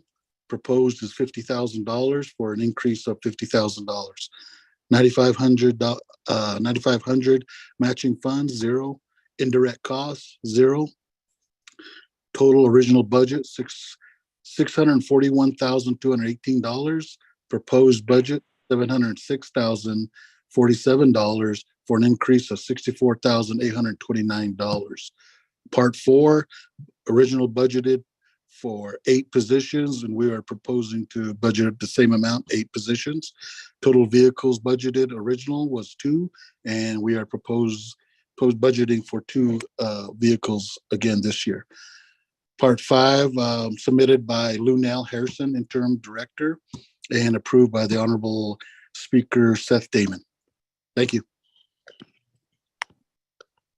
Thank you, Mr. Harrison. We will proceed on to the next business unit number 101021 Navajo Election Administration. Ms. Kelly, are you on the line?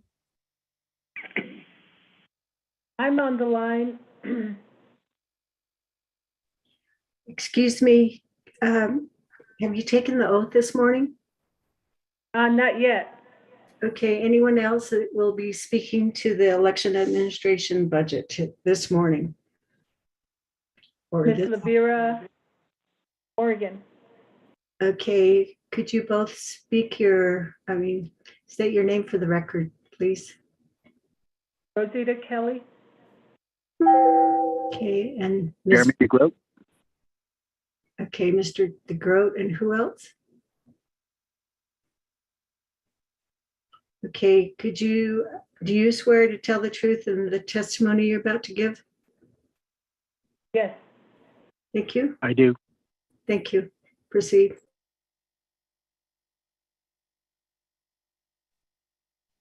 Thank you, Ms. Kelly. Will you proceed in reading your budget? I'm gonna have Lonette read it. Thank you. We'll proceed to read it from our office.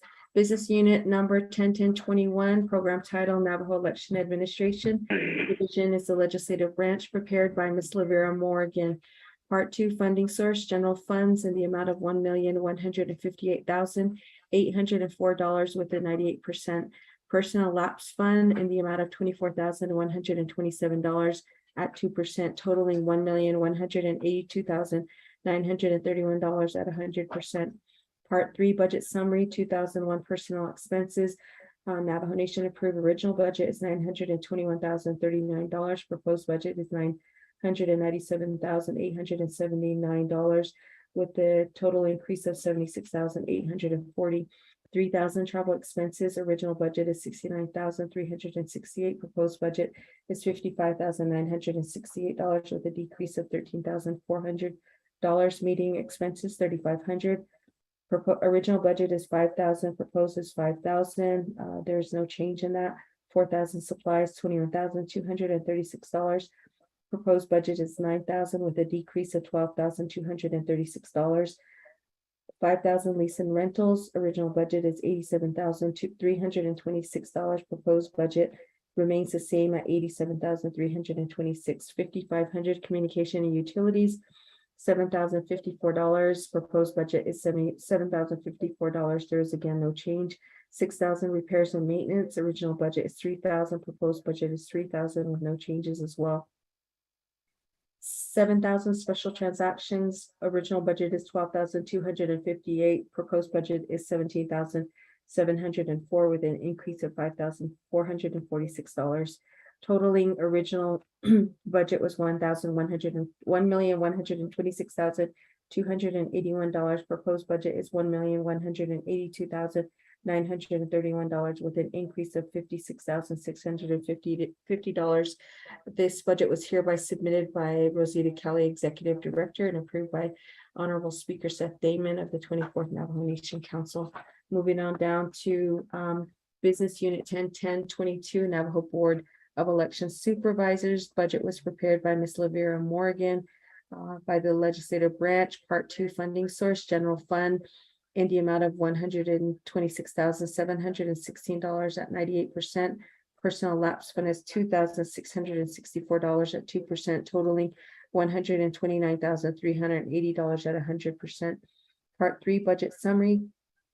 Navajo Nation approved original budget for 2001 personal expenses is $121,221. Proposed budget is $112,974 with a decrease in the amount of $8,247. 3,500 meeting expenses. Original budget is $17,353. Proposed budget is $13,147 with a decrease of $4,206. Supplies, there was no amount for the original budget. Proposed budget is $1,424 with a difference of an increase in the amount of $1,424. $5,000 lease and rental. Original budget was $844. Proposed budget is $844. There is no change in that. $5,500 communication and utilities. Original budget $250. Proposed budget $250. Again, no change. $7,000 special transaction. Original budget is $963. Proposed budget is $741 with a decrease of $222. Navajo Nation approved original budget is $140,631.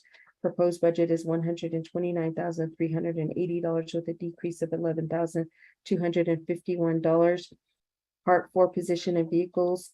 Total number of positions budgeted 1 position. Proposed positions is 1. Total number of vehicles budgeted is 0 for both approved, original, and proposed. This budget was hereby submitted by Ms. Rosita Kelly, Executive Director, and approved by Honorable Speaker Seth Damon of the 24th Navajo Nation Council. Moving on down to Business Unit 101024. I'd like to defer this to Ms. Helen Brown with the Office of the Auditor General. Ms. Brown, are you on the line?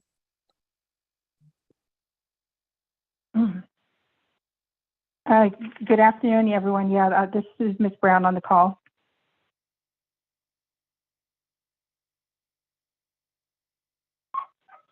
Hello, can you hear me? Yes, Helen, go ahead.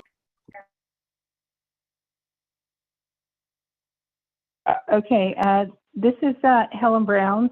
Can you hear me? I'm sorry. Yes, Helen, go ahead, please. Thank you. Okay, thank you so much. For the Office of the Auditor General, Business Unit 101024, Part 1 of our Form 1 budget, the budget was prepared by myself as the Delegated Auditor General. Part 2, as far as funding sources, we have the general funds at $1,495,815, which represents 95% of our total budget. We also get the indirect cost budget allocation for $26,412, which is 3% of the total. We also get the personal lapse fund for $30,684, which represents 2% of the total. The total amount is $1,552,911. Part 3, which is our budget summary, under personnel account 2001, our current budget is $1,174,022. Our proposed budget for FY 2023 is $1,279,493. This is an increase of $105,471. For travel expenses, object code 3000, our approved budget for this year is $26,542. Our proposed budget is $19,761. This is a decrease of $6,781. Under the supplies object code for 4,000, our current budget is 12,000. Our proposed budget is 7,500. This is a decrease of 4,500. Lease and rental object code 5,000. Our current budget is 500. Our proposed budget going into the next fiscal year is 0. That's a decrease of $500.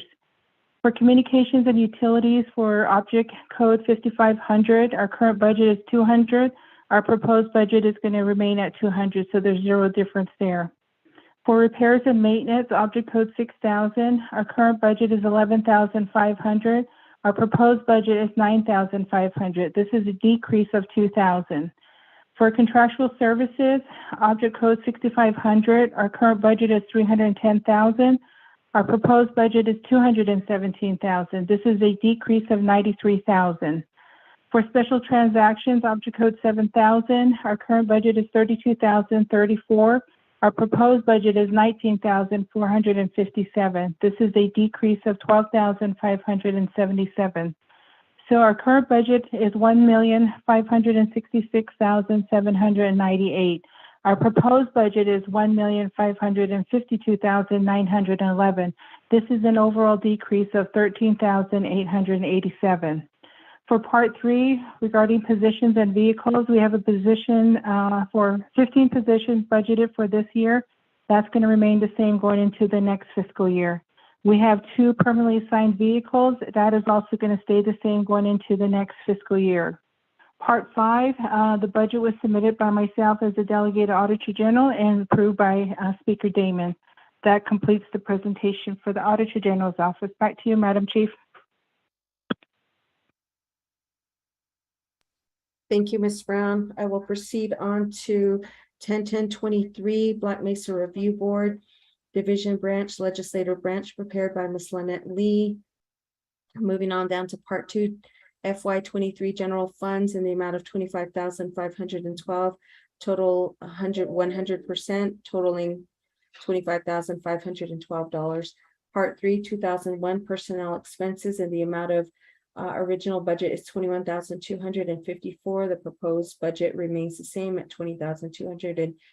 3,500 meeting expenses. Original budget is $4,500. Proposed budget remains the same at $4,500. Supplies at $4,000. Original budget is $625. Proposed budget is $628 with an increase of $3. 7,000. Special transaction, original budget is $133. Proposed budget is $130 with a difference in decrease of $3. Totaling original budget is $25,512. Proposed budget is $25,512.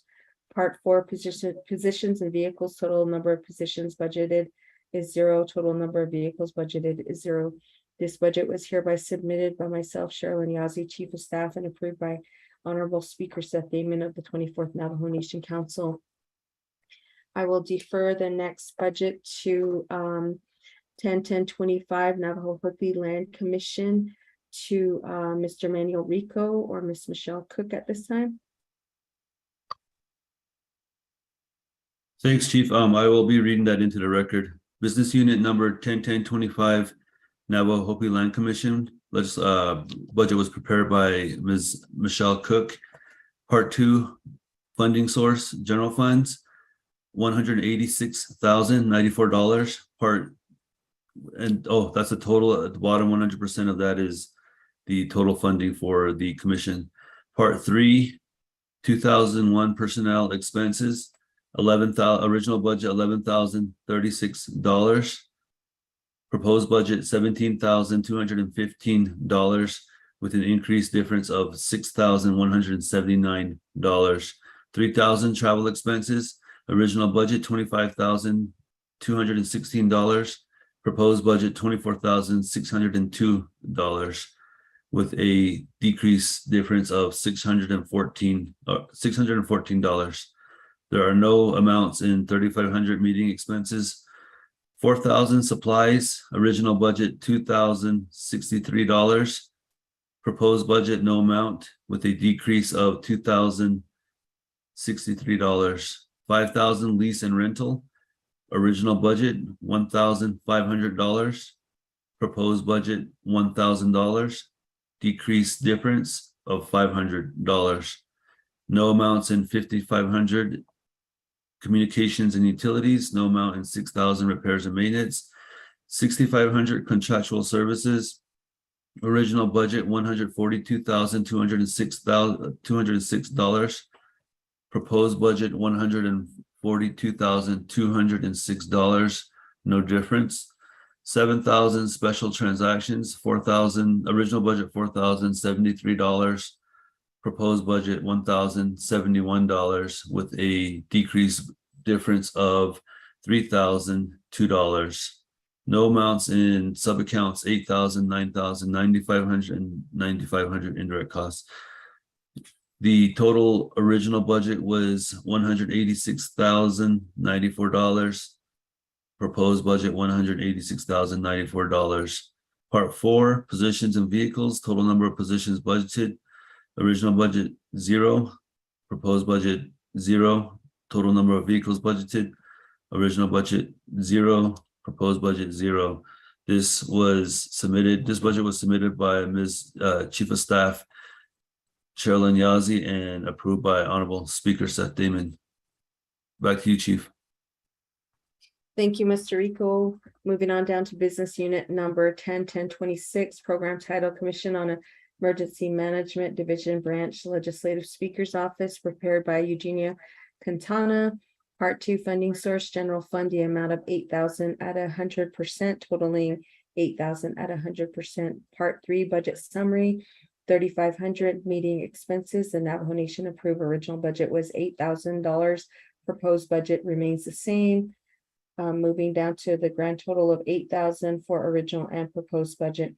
Part 4, positions of vehicles. Total number of positions and vehicles are both 0 for original and proposed. Total number of vehicles budgeted are both 0 for original and proposed as well. This budget was hereby submitted by myself, Sherilyn Yazzie, Chief of Staff, to and approved by Honorable Speaker Seth Damon of the 24th Navajo Nation Council. Moving on down to budget business unit number 101027, program title Eastern Navajo Land Commission. I'd like to defer this to Mr. Jeremy DeGroat. Mr. Jeremy DeGroat, can you please proceed in presenting your budget if you have?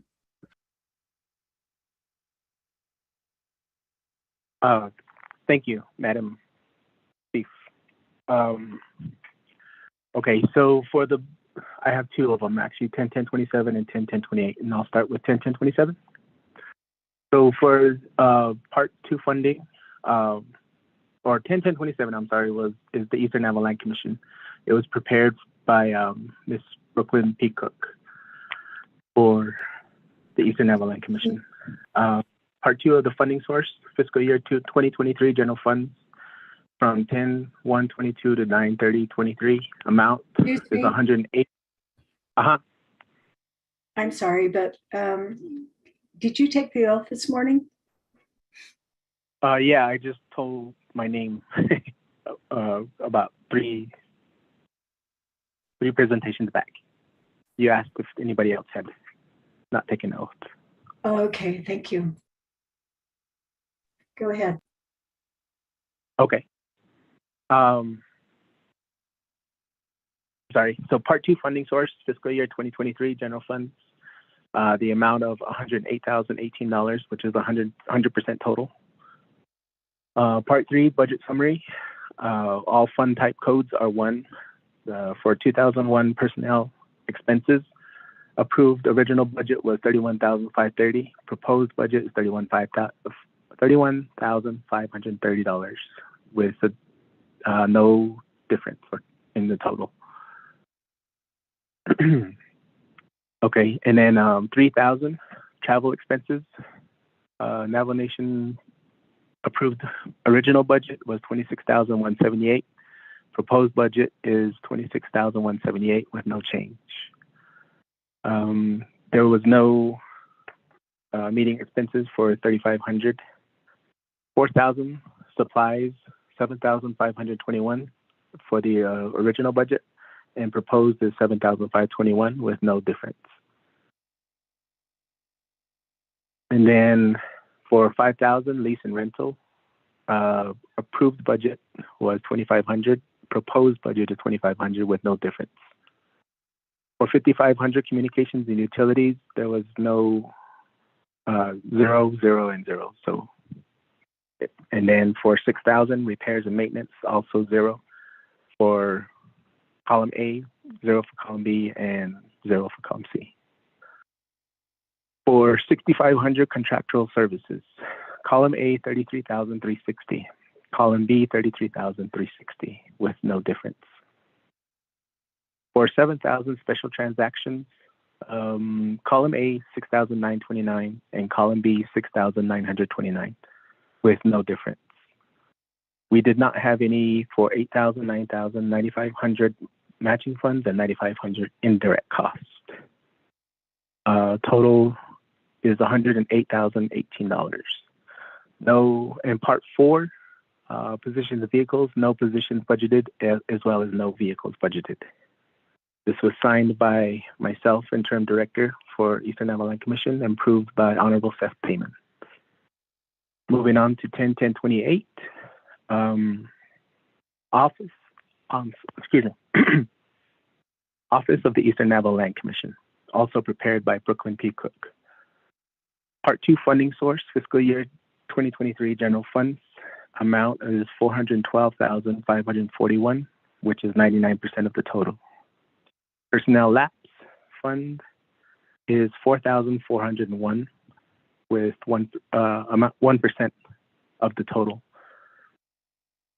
Total altogether is $416,942 at 100%. Part 3 of the budget summary, all fund type codes are 1 as well for this. Starting with 2001 personnel expenses, column A, $276,459 was the original budget. Column B, $288,778 with a difference of $12,319.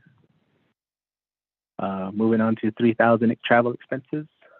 Column A, approved budget, original, is $17,151.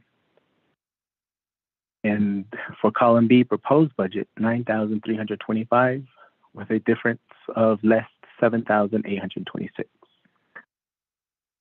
3,500 meeting expenses, there was no costs. 4,000 supplies, original budget, column A, $8,514. Column B, proposed budget is $440 with a total of $8,074 less. 5,000 lease and rental, column A, $8,034, and column B, $8,034 with no difference.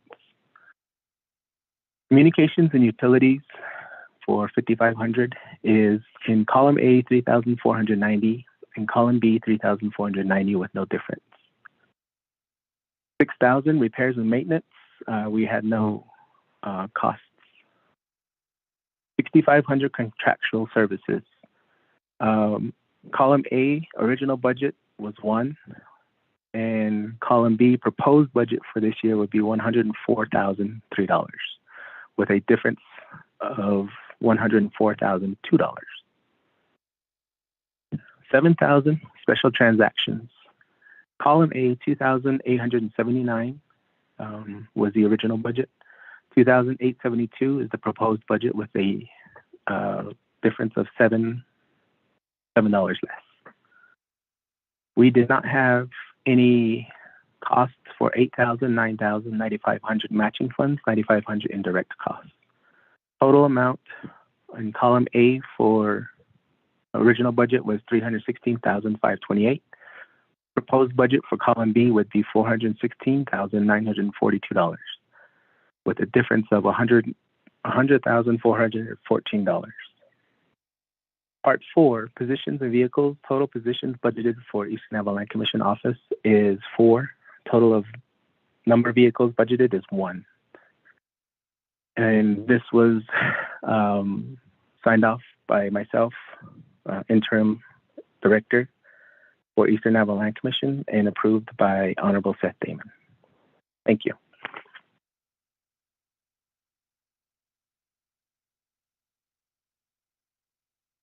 Thank you, Mr. DeGroat, for your budget presentation. We'll proceed on to Business Unit 101029, Office of Navajo Nation Human Rights Commission. Division is the legislative branch, prepared by Mr. Leonard Gorman. Mr. Gorman, are you on the line? Yes, I am. Please proceed, sir. In part 2, funding sources, general funds, $723,150, which is 98%. Personal lapse fund, $11,529, 2%. A total amount, $734,679. In part 3, proposed, the original and proposed budgets, 2,100 personnel expenses, original $533,208, proposed $586,688, a difference of $53,480.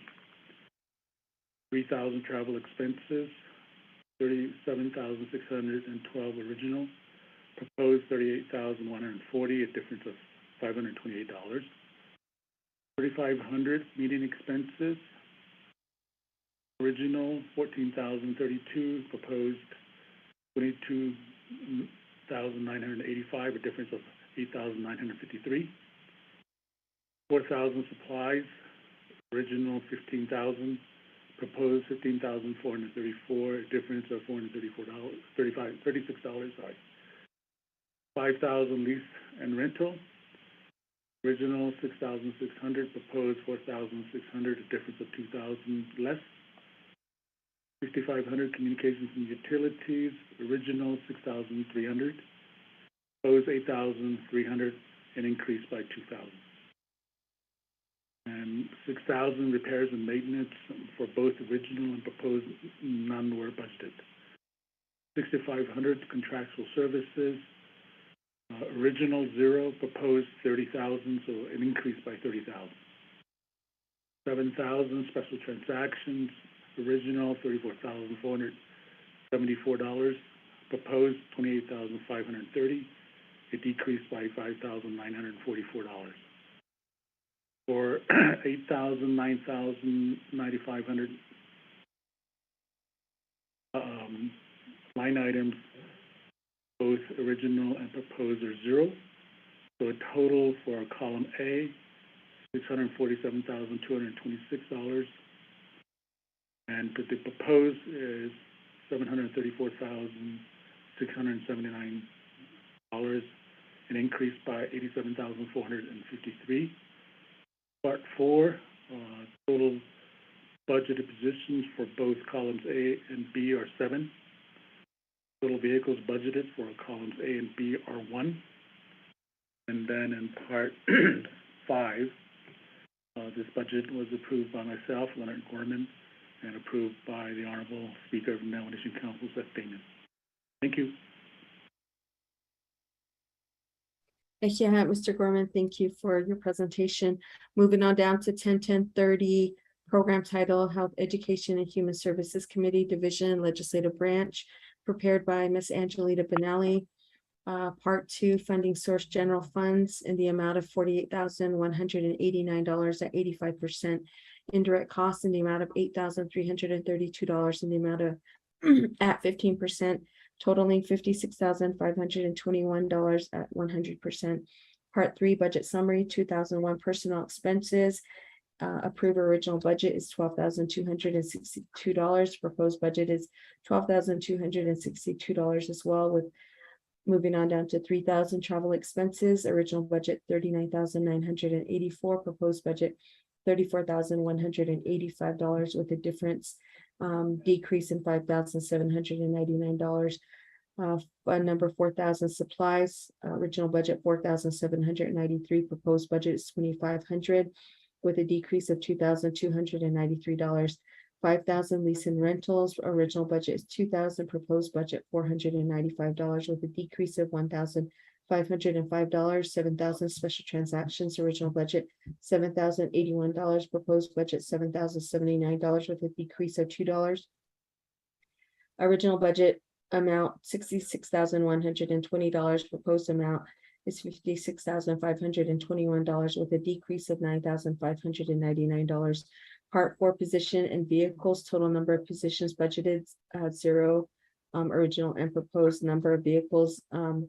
Original and proposed 0 as well. This budget was hereby submitted by myself, Cheryl Yazzie, Chief of Staff, approved by Honorable Speaker Seth Damon of the 24th Navajo Nation Council. Moving on down to business unit 10-10-31, program title Resources and Development Committee Division, Legislative Branch. This budget was prepared by Rodney L. Tahi. Part 2, general funds, in the amount of $57,662 at 81%. Indirect cost recovery, $12,807 at 19%. Grand total is $70,469 at 100%. Part 3, 2001 personnel expenses. Approve original budget is $17,582. Proposed budget $17,582, with a 0 difference. 3,000 travel expenses, $39,876. Proposed budget $40,763, with an increase of $887. 4,000 supplies. Original budget is $4,437. Proposed budget is $3,000, with a decrease of $1,437. 5,000 lease and rentals. Original budget is $2,000. Proposed budget is $2,000. Moving down to 7,000 special transactions. Original budget $7,116. Proposed budget $7,124, with an increase of $8. Original budget $71,011. Proposed budget is $70,469, with a decrease of $542. Part 4, position and vehicles. Total number of positions budgeted and vehicles budgeted, both are 0. This budget was hereby submitted by myself, Cheryl Yazzie, Chief of Staff, approved by Honorable Speaker Seth Damon, 24th Navajo Nation Council. Moving on down to business unit 10-10-32, program title Law and Order Committee, Division Legislative Branch, prepared by Ms. Lorraine Spencer. Part 2, funding source, general funds, in the amount of $52,691 at 88%. Indirect costs $7,284 at 12%. Grand total of $59,975 at 100%. Part 3, budget summary, 2001 personnel expenses. Original budget is $12,262. Proposed budget is $12,262. 3,000 travel expenses. Original budget $39,914. Proposed budget $36,914, with a decrease of 3,000. 4,000 supplies. Original budget is $4,293. Proposed budget $1,997, decrease of $2,296. 5,000 lease and rental. Original budget and proposed budget is $2,000. This remains the same. Moving on down to 7,000 special transactions. Original budget $7,151. Proposed budget is $6,802, decrease of $349. Grand total for the original budget is $65,620. Proposed budget is $59,975, with a decrease of $5,645. Part 4, position and vehicles. Total number of positions and vehicles budgeted are both 0. This budget was hereby submitted by myself, Cheryl Yazzie, Chief of Staff, approved by Honorable Speaker Seth Damon of the 24th Navajo Nation Council. Business unit number 10-10-33, program title Nabikia Committee, Division Legislative Branch, prepared by Ms. Lynette Lee. Part 2, funding source FY23 general funds. 96% at $591,520. Indirect cost recovery, $25,815 at 4%. Grand total is $617,335 at 100%. Part 3 budget summary 2001 personnel expenses. Original approved budget is $65,688. Proposed budget is $65,688. No change. 3,000 travel expenses. Again, no change here at $80,138 for original and proposed budget. Moving on down to 4,000 supplies. No change here for the original and proposed budget at $1,000. 5,000 lease and rental. No change again at $5,000 for original and proposed budget.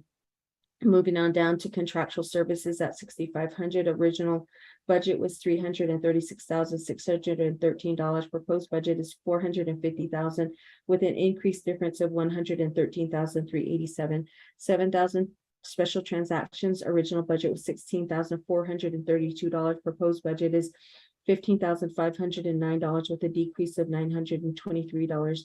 NNC original approved budget total is $504,871. Proposed budget is $617,333 with a decrease of 100 or with a difference of $112,464. Part 4 position and vehicles. Again, for both of these positions and vehicles, there is zero budgeted for original and proposed. This budget was hereby submitted by myself, Sherilyn Yazzie, Chief of Staff, approved by Honorable Speaker Seth Damon of the 24th Navajo Nation Council. Moving on down to Business Unit 101034, program title, Legislative District Assistance Division Branch. Legislative, prepared by Ms. Michelle Wilson. Part 2, general funds in the amount of $1,989,522 at 100%. Personnel lapse at $1 million or $1,376. Grand total is $1,990,898. Part 3, 2001 personnel lapse fund. Original budget was $799,819. Proposed budget is $1,954,794 with a difference of an increase of $154,975. 3,000 travel expenses. Original budget was $139,101. Proposed budget $24,257 with a decrease of $114,844. 4,000 supplies.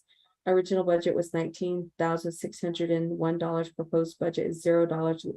A total decrease of $19,601. 5,500 communications and utilities. 18,000. Proposed budget is $0 with a decrease of 18,000. Special transactions at 7,000. Original budget was $13,001. Proposed budget is $11,847 with a difference of $1,154 decrease. Original total for the Navajo Nation approved original budget is $1,989,522. Proposed budget is $1,990,898 with a difference of $1,376. Total part 4 positions and vehicles. Total number of positions budgeted is 29. Proposed is 28. Total number of vehicles budgeted. Original is 0. Proposed is 0. This budget was hereby submitted by Mr. Manuel Rico, Executive Director. Approved by Honorable Speaker Seth Damon, 24th Navajo Nation Council. Business Unit number 901001, Navajo Nation Code Enterprise Division Branch, Legislative Branch. This budget was hereby completed by Ms. Lynette Lee. Part 2, funding source FY23 Enterprise Fund in the amount of 1,000. Total percentage is 100%. And the Part 3 budget summary, 4,000 supplies. Fund type code is 9. Navajo Nation approved original budget of 1,000. Proposed budget is also 1,000. There is no change. The original budget totals 1,000. Proposed budget totals 1,000. Part 4 positions and vehicles. Total number of budgeted positions budgeted. Original is 0. Proposed is 0. Total number of vehicles budgeted. Original is 0. Proposed is 0. This budget was hereby submitted by myself, Sherilyn Yazzie, Chief of Staff, approved by Honorable Speaker Seth Damon of the 24th Navajo Nation Council. Chairman Henyo, this concludes the reading of the budgets for the entire legislative branch.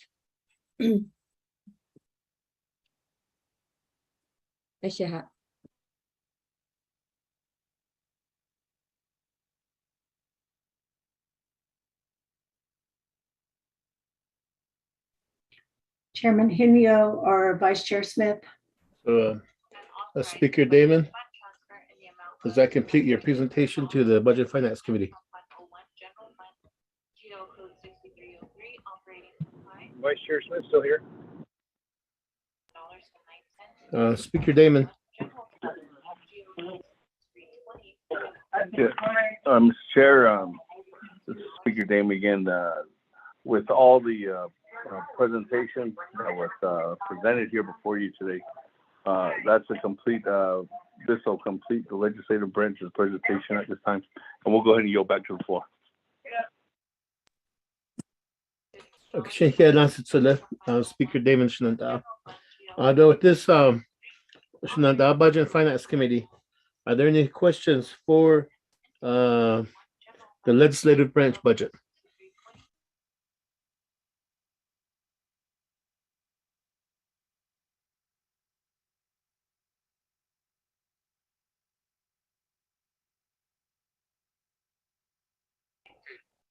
Shenandoah Budget and Finance Committee, any questions? Speaker Henyo, this is Delegate Crotty with the question. Shenandoah, you have the floor. Yes, thank you. If I could, thank you, Speaker and colleagues. If I could ask Speaker Damon or the staff regarding the Budget and Finance Committee budget. This budget season, I requested to have a public hearing, which was mentioned, was provided by past committees, and the public is interested in learning more about what is being proposed, the priorities of the nation, because the common comment out in the field is beso aten. So they want to know where's all the money going, especially as our and understanding the revenues. If you could help me understand why Budget and Finance receives the lowest allocation, considering our duties and authorities, especially the transparency when it comes to financial investments, not only the budget, but making sure that programs are not providing or not reverting back to the federal government. Could you give me some insight in terms of what are some recommendations from this budget in its entirety? And the other areas, how are we going to continue to assist the election office to modernize their system so we have an election system that can, like in terms of providing ballots or services out in the urban areas where there's a large concentration of our Navajo citizens. Thank you, and I apologize for the background noise.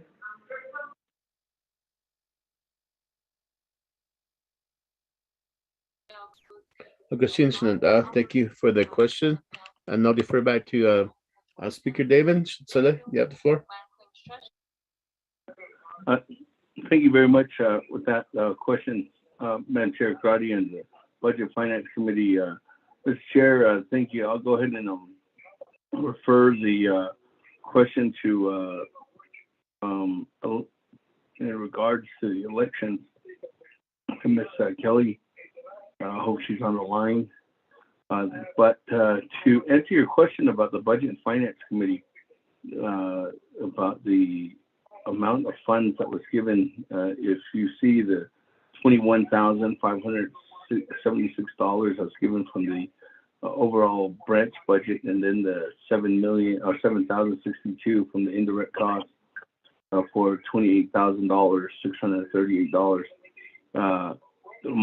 I guess I would refer back to yourselves and to the your advisor for turning in the amount of funds, because the amount of dollars that was given was allocated to each individual program for the same amount that was going out in fiscal year 2022. That's this year. And if there was any increase or recommendations, almost every single program was awarded that unmet need cost, and That was something that we didn't hold back here at the branch. I didn't hold back because I know that we needed to make sure that everybody had their due diligence. So there was the same amount of money that was given to you because that was what was requested from your committee and from the advisor. If there's additional costs and increase, that was given out to making sure that that information could be increased to the overall amount. There was additional dollars as when I was opening up my statement that was given to the Office of Legislative Counsel, Utah Commission, Office of Legislative Services, Ethics and Rules, Office of Election Administration, Office of Auditor General, Office of Eastern Navajo Land Commission, the Human Rights Commission, Navajo Committee, and the Legislative District Assistants. Their program managers asked for additional funds, and there was just no additional request from your committee, Madam Chair. That's the reason why that funds has relatively been the same since I was the Budget Finance Committee Chairman, hovering around that 21,000 mark since then, Madam Chair. So with that, I hope I answered your question. If there's additional needs to have additional dollars, again, as I stated at the Navajo Committee, I'm more than welcome to work with each one of the organizations, but it's just I've never received any additional requests. With that, Mr. Chair, I'd like to turn the floor over to the Elections Administration to answer the question about Madam Chair Crotty's question.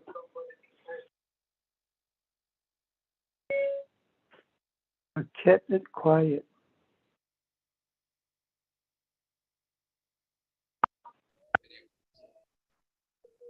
Ms. Kelly?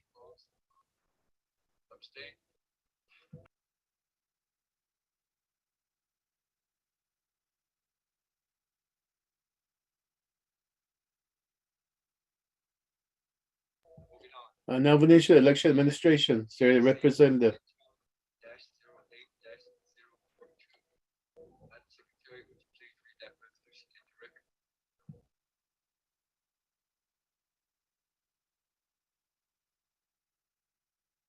Mr. Chair, Mr. Speaker Damon, Ms. Kelly, can you press star 6? I know she's on the line. Mr. Chair.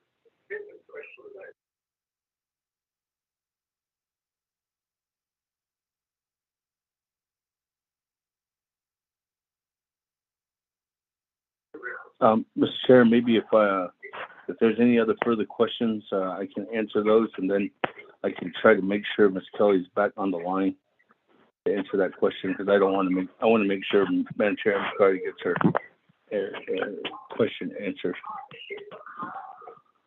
Okay, thank you, Speaker Damon. So with this, completing the response back to the committee, I did. I was at election administration last week, turning in my campaign expense report, and I asked the staff there if they received their money. She goes, no. So we're still waiting. It's still at Office of Management and Budget, waiting for a business unit number, and that's where the hang up is at. So hopefully they'll get their money pretty soon. Hopefully that adds some clarity to the question about the election administration, but I'll defer back to the Budget and Finance Committee. Any further questions, the Budget and Finance Committee?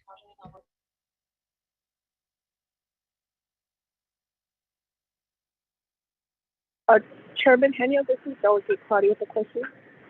Shananda, you have the floor. Yes, thank you. Apologize. So thank you, Speaker Demon. In terms of, well, I'm not sure who from this committee reviews the budget, and I could look through my emails.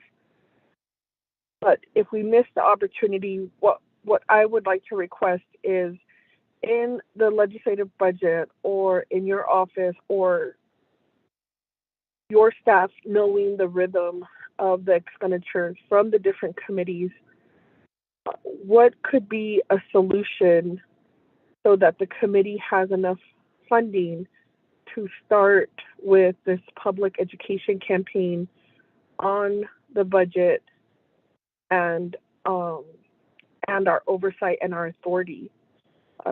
I've received multiple questions regarding the budget. Some people have felt like maybe there should be a podcast, maybe there should be a daily educational segment, so that they can understand what is going on with their budget, what type of reports we receive, and how there could be like complete transparency. Could that then be an opportunity or a capacity that you could assist the committee or myself with, just to provide that information to the public? What I don't want to do is, and it doesn't look like we've had to, is move funding around at this point. So I'm just seeing if there's a possibility or a commitment. There was also a need for a consultant or an individual who has a strong financial background to assist in some of the nuance that we're seeing, especially as when some of the tax issues come up, like for tribal consultation. I know DOJ, they have an attorney on, they have one of their attorneys, Holland and Knight, that has provided a lot of information about U.S. Treasury, and now they're helping with the ARPA situation.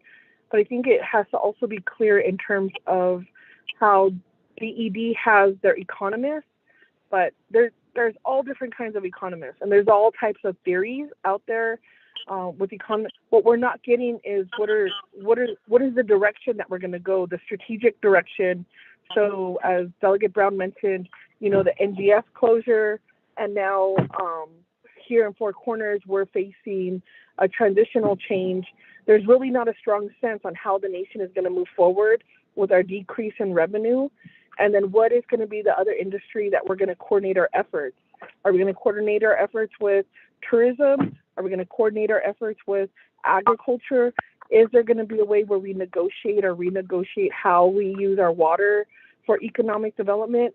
So these are strategies that, and listening to this budget, we're still not at the point that we need to at least change policy to make way for the new economy.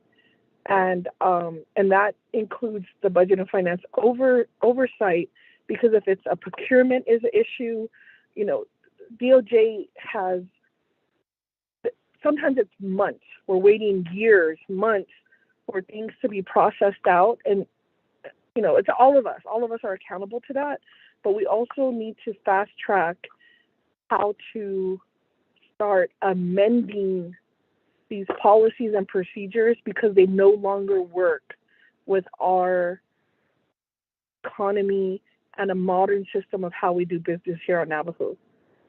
So I hope that makes sense. And I don't know if it has to just be at the committee level, or if it could be through your office and you get an individual on there who can help us.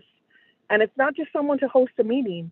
This is someone who can do research and pull in the industry and start having strategic sessions, so that we can identify what policies are hindering us and what policies we need to amend in a timely way, so that we could be a very active and engaged council to create the opportunity. And that has been the challenge so far. So Speaker, if you could give me some insight in terms of, or if you think we just need to transfer money out, if you have any recommendations. But I think that's where we need to go when it comes to how we transition our economy and revenue projections in the future, what the market looks like, what's going to be the next direct investment that we use, because the last investment was gaming, and that's been nearly 15 years now. And there's really never been a legal consideration for the next direct investment by Navajo Nation. Okay, thank you, Chair, committee members.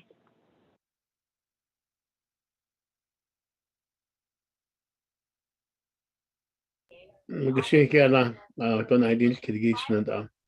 defer back to Sitsile Speaker Damon, Shanantai, you have the floor.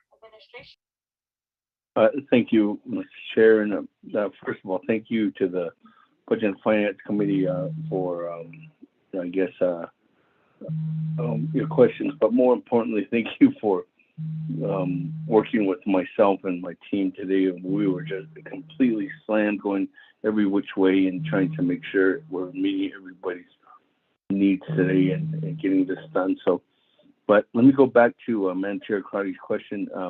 Again, Madam Chair, if there's an amendment that needs to be done, and if we need to have a revisit, and if you want to sit down with us, or just get a Zoom call with moving some dollars additionally, either into the Budget Finance Committee or even moving additional dollars into the Navajo Committee, but for any kind of public hearing, public setting presentation, we can do that. But as indicated, if that is going to be coming forward or to fruition, there's always additional resources we can get and gather at any notice in order for us to go ahead and make sure that that happens. And that's a commitment that you can hear, at least from definitely from myself.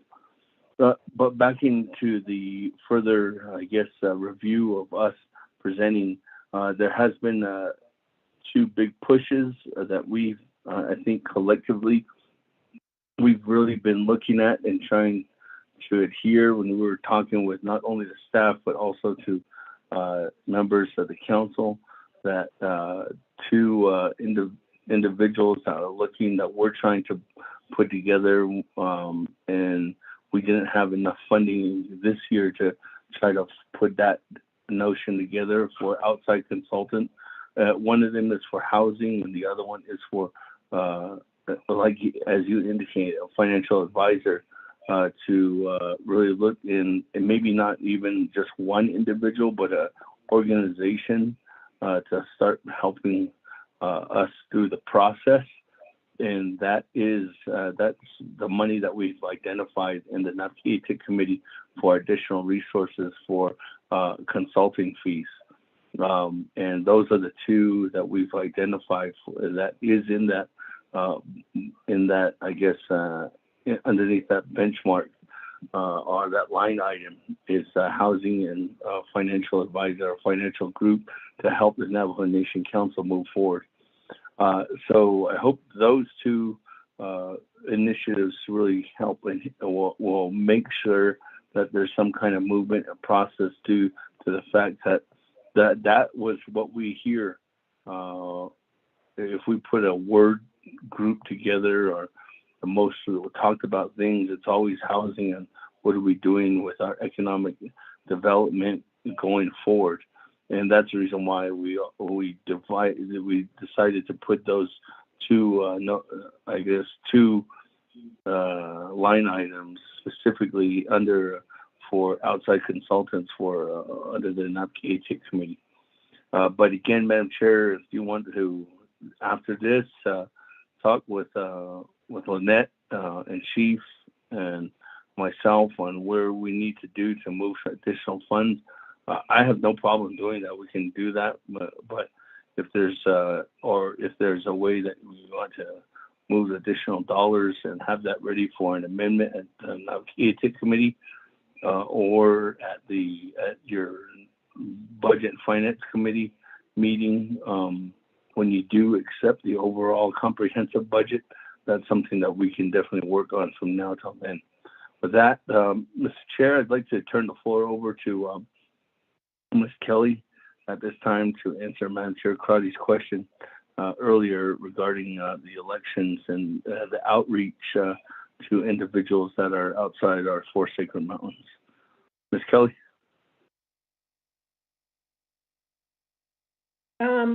Good afternoon, members of the BNF committee and the chair and speaker and the council. If Madam Chair Crowdy can repeat her question to NEA, I would appreciate it. I could answer your question better that way. Thank you.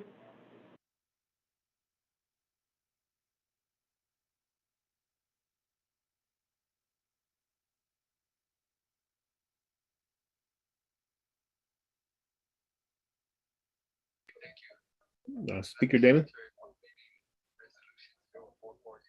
Yes, Mr. Chair. I guess with that request, we could go back to Madam Chair.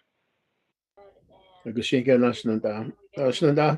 Amber Kanasakari. This is a request to repeat for Navajo election administration. Sure. Thank you, Chair Henio and committee members. Chada, the question was, in this budget, how is the election office using this budget to modernize your system? And is there enough funding to support travel to Phoenix and Albuquerque and other large urban areas? Thank you. In this budget, I don't believe we included VRS or VR voter registration training or registrar training for the urban areas, but it is included in the additional appropriations that was signed by the president. So we will be conducting voter registration training and just the voter registration drive, and then train more registrars, because we're getting requests from other areas like Denver, Salt Lake. So we'll be able to reach out to them again and train some voter registrars there so they can do the voter registration drive. We are planning to, I think, in conjunction with the New Mexico State Fair, we will conduct a voter registration drive there for a couple of days, and the same with Phoenix. So we are planning those. Now, as far as modernizing maybe registration online, I think that would need council action, and the board is aware of some preliminary planning that we want to do is to have people register online so they don't have to travel like all that way because of the fuel prices, the food prices, everything is increasing. So that's one of the things that we're going to work on as a proposal to them is see if we can do online registration. 31st, that district is going to be Cove and Cove to do the demonstration. Are you available Thursday? So those are some of the things that we're working on, and if we can get some registrars that, you know, in the outlying areas, that would be wonderful. So we're working on those right now, and we're just planning, and, you know, we have to work with the board and get their support as well. So those are in the works. I hope I answered your question, Madam Chair Crowdy.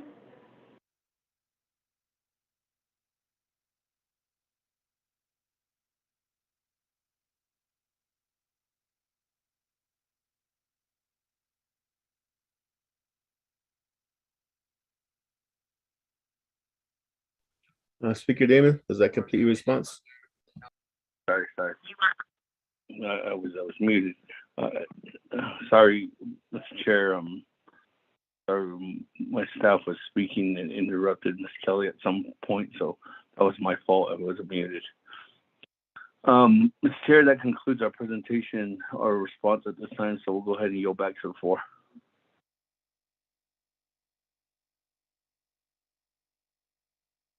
Budget and Finance Committee, any further questions, comments? Chairman, this is Delegate Yellowhair to the Chairman. Delegate Elmer P. Begay.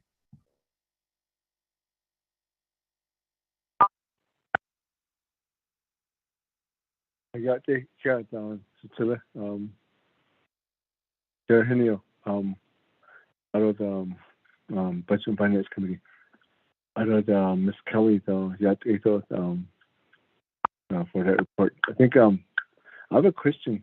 I know that this is regarding some registers that need to be hired and how to the plans they have. But I have a issue that we have. I think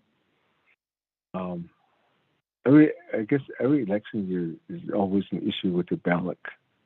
Ballot that out box machines it's always a problem. I don't know. All these years we've been giving election office so much amount of money to prepare for it. One example, during the election on August 2nd for the primary, I was the first one that went in. It was 7 o'clock in the morning, and just like you said, the registers. There's only one person or two persons that was there, and they said that they were not ready, and they don't know what was really going on. And I know those people that were there, they just got hired, and they said that they need somebody, and they just asked me if I know somebody that's out there that's willing to work. But I did get a person that was right there. They brought her in, and she started working there. But today, she filled out some paperwork, and the next following week, and she was called back, and she said that it was the wrong paper that they filled it out. So she has to come back out of that to make a leave from work to go back and to meet one of these from the election office. And then here they said that it was just they just said that to look over all their see if it was the right address and all those questions that she did. So so they told me that was the wrong form that I did, but it wasn't like that. No. So that's one problem is that we're not getting how many people to hire for register, and make sure they have the right person there, for the right form. It takes about almost a week to correct that again. If I have to come back and do that again, these are people willing to help, and the election office not even ready. That's what I would say. So they want to know when they're going to get paid, or how long does it take? I know that. That's one question I have. That's one issue. The second issue is when I went in, and like I said, it was the first one. The number was 001, the ballot number, and when they gave it to me, when I put it in that machine, it won't take it. Said, what's wrong with this? They said, no. So what the so. And how long's in here? Like this, I would say, yeah, they just brought like that. So just open it, and then it'll be that you need that. No, that's what I did. So this is really terrible. I mean, there's no improvement on it. All this time wasn't even calibrated or the maintenance anything on this box. Which is really bad. And next on the other side, we had a county that was. You can tell where it's going and everything, and even I did an earlier ballot over there. I went over there and said, yeah, yours is already in there. It's already counted. This where is that? And I know it's bad. The husband, this Navajo Nation was really bad to look at it. They didn't even have enough workers on this side. There's some workers. There's about 6 people over there, and it's like desolate. You're trying to come up with a register and to register some of these people that could be registering to have people to get registered to vote. I don't think what's the main problem? I think we need to have a good plan. And like I said, they're bringing a machine that's already that's not working, which is really bad. This is really bad. and that's all. So that's why I want to have an issue, and I want to make sure why it happened like that, and make sure it doesn't happen again. And out of these people, like I said, I got them a person to help them. And here, the next following week, the week which is shown that she was contacted and said that the form that she signed it wasn't the right form. So they made a leave to go over there and to meet the people. Here they said it wasn't. They just told me that it was they look over this form and no, to submit the later. What's wrong? No. So that it's really bad. Miss Kelly, I don't know how you can fix it. I know that everybody had the excuses saying that the Shan is on the business hot athlete. So it should be already these are a problem for so many years, and I don't know when it's going to be fixed. Friday, but happy soon. So just Chair Henry, thank you.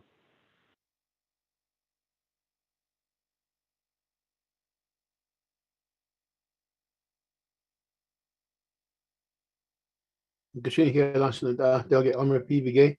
Delegate Jim Gill here.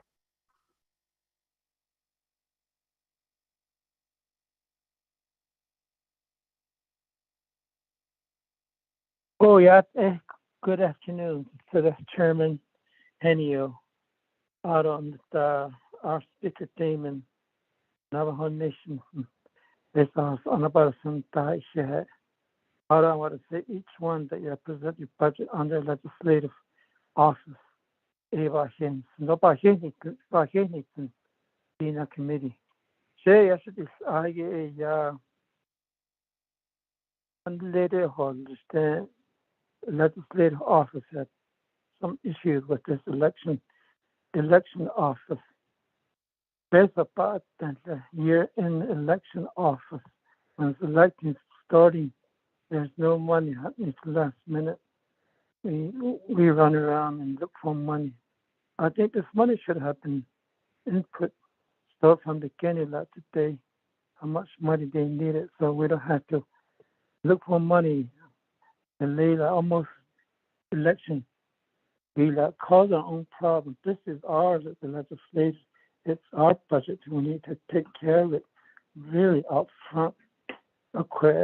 So we need to improve to be a good leadership, being a legislative leaders and also staff too.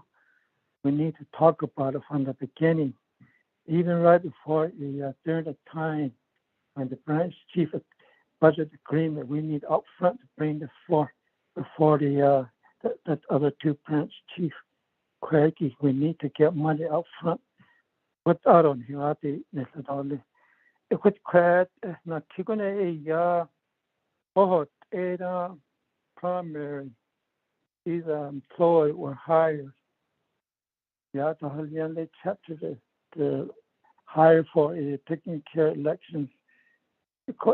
These staff were hired, but they don't get paid. And almost 2 months is now, they finally get paid. Other general election, in late December, that's another issue we have under election administration. Acquired not to go. At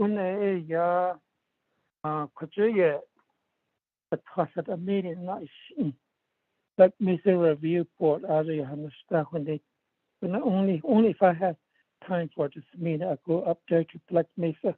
Sometimes not. Sometimes they get upset when I don't go to their meeting, but I justify it. Anyway, this budget and personal expense, and I wanted to ask if I'm in the right orders to the chairman or the speaker. The equilibrium in the Haliat auto bars navigates to stipend or commissions for call. How much do they get paid per meeting? Yes, not the kid. To the chairman. Once all the thanks for the shutting on the chat. Turn the floor back to you, for the chairman. Chat.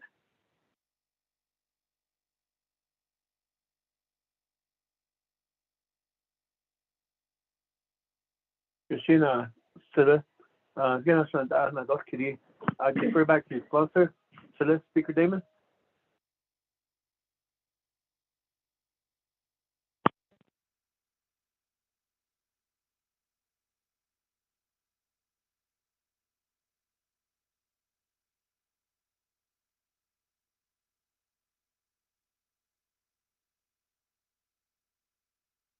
With that, Chair, let me just go ahead and turn the floor back over to Ms. Kelly. Kelly, is that the game, Mr. Chair? Okay, thank you again, Chair, and then the other council delegates and your questions. Thank you. Mr. Begay, Mr. Elmer Begay, thank you for your question. Poll officials, we don't hire them. They're selected and recommended by the chapter. The chapters, the 110 chapters, they were sent notifications from the beginning of June. They were sent notifications to identify a chief poll judge and 2 poll workers. Forward so they can get trained before the primary election. So, but not all chapters do that. So when they do forward the names of the people that they identify, their community,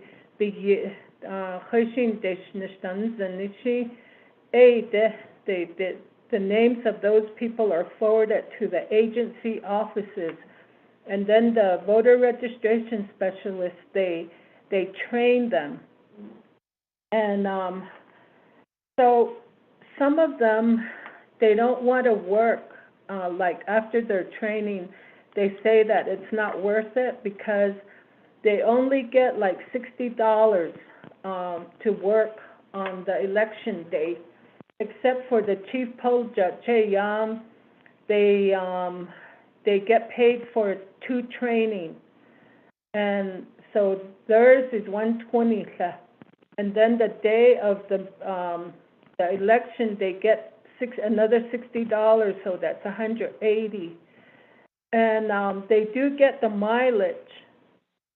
Chief poll judges, they get mileage, but that's it. And so a lot of them, they just kind of back out at the last minute. Some of them don't even call us. So that's when we have to run around and try to get poll workers to work. We did encounter that this election, and we're going to work on recruiting standbys for the general election to alleviate that problem. So I'll respond in that manner. Nana forms, stipend forms, claim forms, that's often yes, in the past, a lot of them didn't get paid. But this time around, we met with the OOC, Gerald Shirley, and his staff, and DPM, that we've been in contact with them and us. And we streamlined how the stipends, how we're going to submit the stipends and what is needed. Navajo Nation employees, they have to have an approval from their supervisor and DPM saying that it's okay for them to work as a poll official. So it's considered a second job is what we were told by DPM. So they have to get all those letters in place before they can get paid. But the other ones, the ones that are not Navajo Nation employees, it's faster. And I think they got paid, we got a list from payroll saying how many people already got paid. So we're keeping track of that. And the other ones, the employees, Navajo Nation employees, again, were excuse me, we're straightening out the process for them. A lot has to do with the employees themselves. They need to initiate requesting to their supervisors to see if it's okay to work as a poll official. And if they need to take leave, they have to submit their leave and all that. So we are working with that. We did get some kickbacks from payroll, but we've managed to get those straightened out. So, but I will keep track of the Delcon one. If you can email me, I can check into that person's name. Nana, yes, we did have problems with some machines, but we had standby, so they were sent out.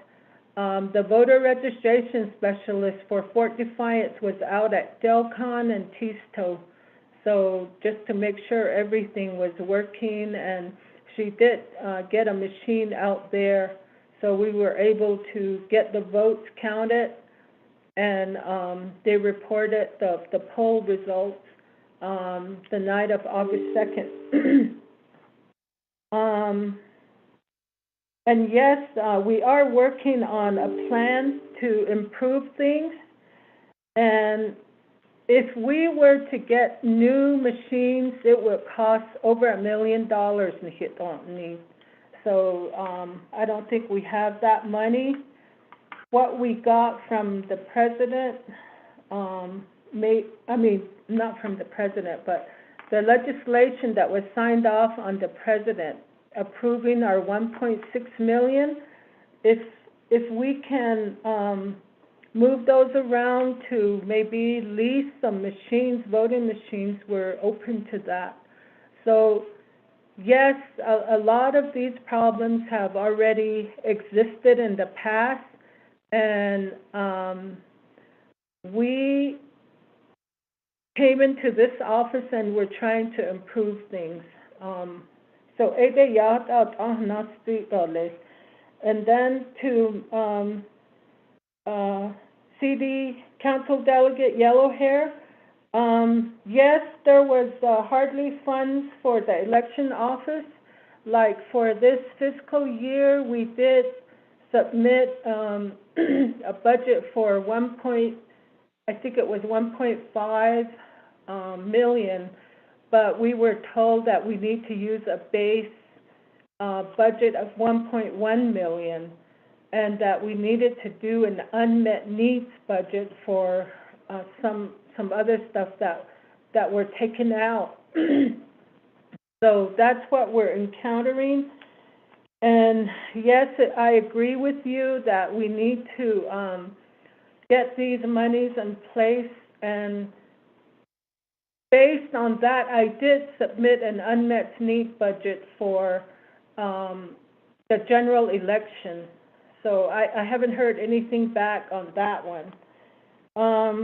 Stipend, I thought we're working on that, and we hope to keep improving and keep meeting with the other departments so that the payments will go smoother. So that's what we're working on. Thank you.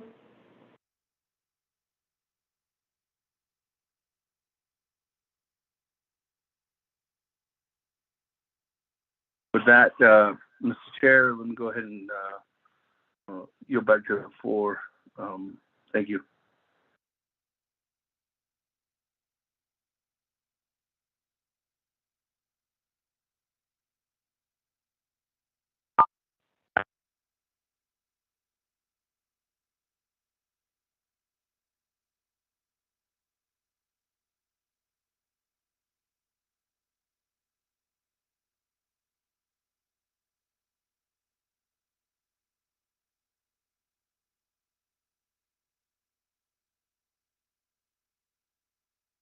Hello, Chairman. This is Delegate Yale here still.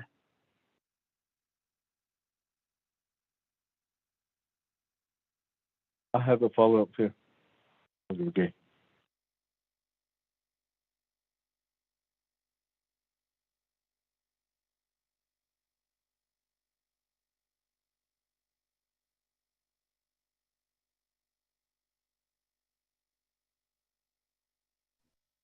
Chair Hinio or Vice Chair Smith? I think Chair Hinio's call may have dropped.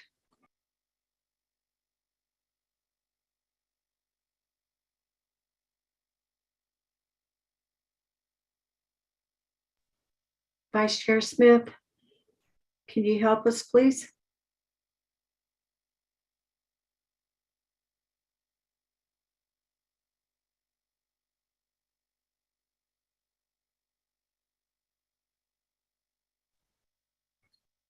Vice Chair Smith or Jamie Hinio, are you still on the call?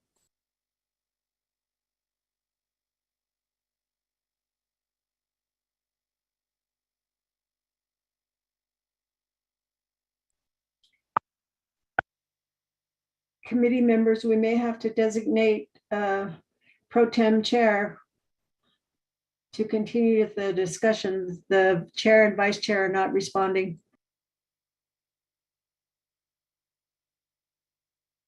Tell them put it on star 6. This is Delegate Yale here. Should I have a follow-up, Stasia?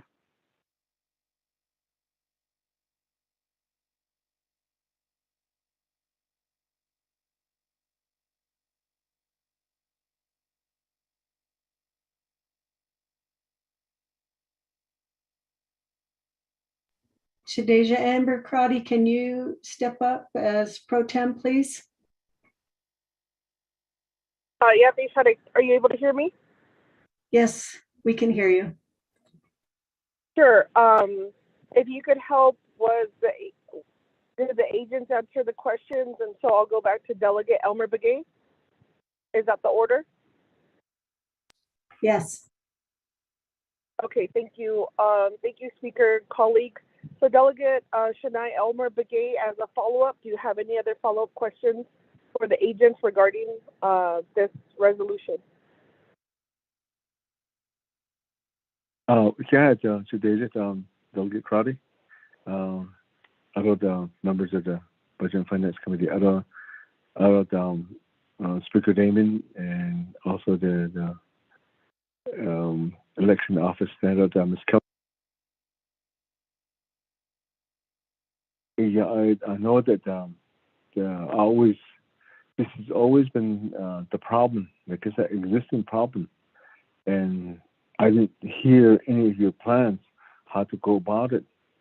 It's always been like that too. Looking into it, and then we're working on it to correct it. No, you know this, especially with the that the chapter. Yeah, we went through that. There's the procedures. It's been going on like this for so many years. Chapter select some of these poll workers, and the poll chief judge poll they've been selected like that. But at the end, it's always like that. I don't know why we keep it like that. That's the problem. Is there any other way you have it right now? That's what I was saying. That was my question. That's it happening now. At the last minute, we just get some people to go in there without a training. Yeah, I don't. And then the people want to get paid, and people want to get paid, but that's where the problem is. That's what we do. Haven't changed anything yet. You guys haven't any address or any plans to how it can be adjusted. But all we hear from there each year is that we're working on it. We're going to try to resolve it and try to improve it. We're working on improvement, but we don't actually see a plan how, why, that the resolution why we had to go by the same procedures. That's the first one question that I had. The second one is that I know that the ballot, the ballot where the machine, it was given to them when it wasn't working. Why do you have to drop it out when it's not working? I was the first one to do it, like I said. Those check that either you don't know how to do it as a supervisor, as a director. How can this be done before you could maintain that, make sure they're working and take it out there? Or say that we have a standby. Oh no, is that why? Can you fix the first one so you won't have to rely on the standby? It's been like this for so many years. You can't address it, but you guys want more money. What's going on? What's all the problem? Where's all the plans you have? It's been an existing problem for so many years with this election. You want more money to hire more registered people. Okay, but we have voters, we have registered people to do it. But the main thing is when the time comes around to during the election, that's where the problem is.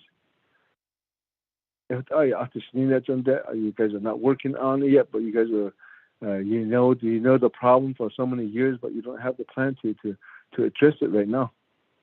It is, yeah. I'm very kind of disappointed about that. It's not like that this ain't the first time, But in this case, I think we need to actually see with this funding that we get every year, we give him money. I think it's the time to start let the workers and let these people, the workers out there, to start addressing some of these issues. Then we need some resolutions.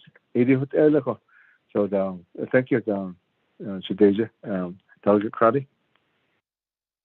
Oh, yeah, thank you, Shania. And I wanted to follow up with Delegate Yellowhair. Did you need a follow-up, Siaj, for the agent, or were your questions answered? Yeah, Pro Temp Chair Shania, thank you very much. Yeah, I just want to follow up on my two of my question was not answered. One is a very small pay as a stipend for a poll judge, and like $200 a day is only like $18 an hour. That's it. So very small, and I think that's the reason that a lot of them are just backing up. Today, everything's cost of living is high. When they drive up to that, for example, one official go to Pinion as a poll official. He don't have money to drive. Sometimes we have to borrow money to give him money to go to Pinion, being a poll official. There's a cost. It says the pay is very small. A lot of them, they're just backing up. I actually taught him about it. He said a lot of them just back up. They don't want it. It's very small pay. And then the next one is they don't see pay on time. Sometimes a month, takes a month and a half, something like that, like primary. The same way for general election. That's where we need improve so they can get paid and right away immediately. And that is my follow-up. My thank you very much. So I remember others. I'll bring it out again. Oh, yeah, thank you, Delegate Yellowhair. Committee members, are there any other questions? This is Delegate Brown. Delegate Brown, as you have the floor. Please ask your question. Oh, Ayat Nana, Shamasana for helping with this pro temp Navajo Nation Elections Office. I have a few questions and comments. My first one is there any work on having what I'm getting from a lot of our Navajo people that work, that are in school, military, people, our people who live off the nation are trying to register to vote. And is there a process where they can go online and register to vote. And as elections office, you're very well aware how important, why it's important for our people to register, and not just to register, but to be active voters also.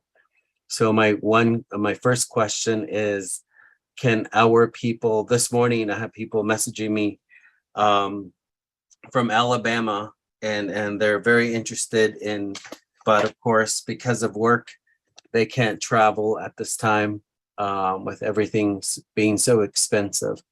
So I could imagine there are a lot of people who live far away.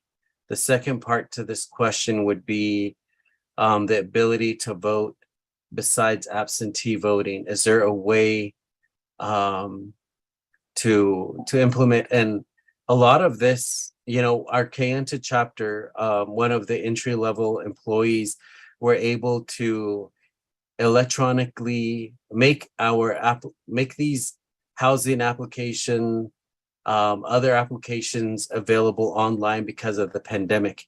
Right now, we tell our people not to travel too much or to be careful. And when I was at the Tuba City elections office, no one is allowed inside the building.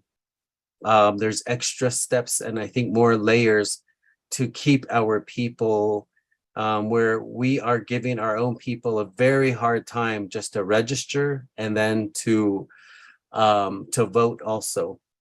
When I was at the Tuba City office, I mean, customer service just needs to improve everywhere else. When I went in there, I was, the young lady there is like, "What are you doing in here? Get out, Shadoni." I was just there to turn in my paperwork. But, and I think I know we can do a better job.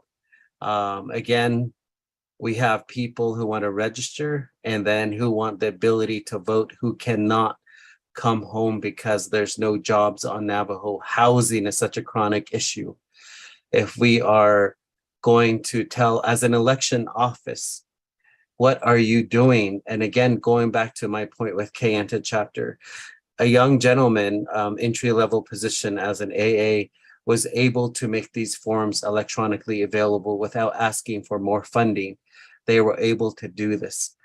Maybe work with University of New Mexico, Arizona, Utah, Colorado, Dana College, Policy Institute, NTU to help you to make these available electronically. And of course, if there's additional funding, I think those would be where you would request, if it's not too late, for unmet needs. Koho, how are you working with the Board of Elections making this available? I know trainings were made available to Navajo Nation Elections Office from the Secretary from the state of Arizona. I know there was an individual, Donovan Carr, who reached out to the board as well as others. I'm not sure if he's still employed there, but he mentioned to me there's funding available and training available to Navajo Nation Elections Office. No, we did not take advantage of that. So I'm really interested in how you're working with the 3 states, Arizona, New Mexico, and Utah. Right now, I am the Utah Indian Walk-in Center, the Urban Center, and others with the Utah Department of Indian Affairs reached out and they want to become registrars also. So if you can make that easily accessible and available to, some of these Department of Indian Affairs. Also, the other one would be, I know Phoenix Indian Center, whatever, their title, they have been doing such a good job. And I know there are Indian walk-in centers with different titles all over the United States, all the way in Chicago, in New York City. If we can make it available to them to register people and making sure that we do register our people to vote. So again, streamlining. My second question would be a lot of people have been trying to vote this past primary, and what they've been bringing to my attention is they were told that their name is not on the list. I'm not sure if they were purged, but I think that's something. Let's work on changing the Navajo Nation election code on purging. May instead of only missing, if you miss voting twice, I understand that then your name is taken off. Then you are purged off from election, so they're unable to vote. Can we change that or increase the number of times until they are purged? I think that is another chronic issue on why. My third question would be if you can email us on your moving forward, how you're addressing this, how your board is going to address some of these in writing. If you can give us kind of a roadmap of where you are, your big dreams for Navajo Nation election.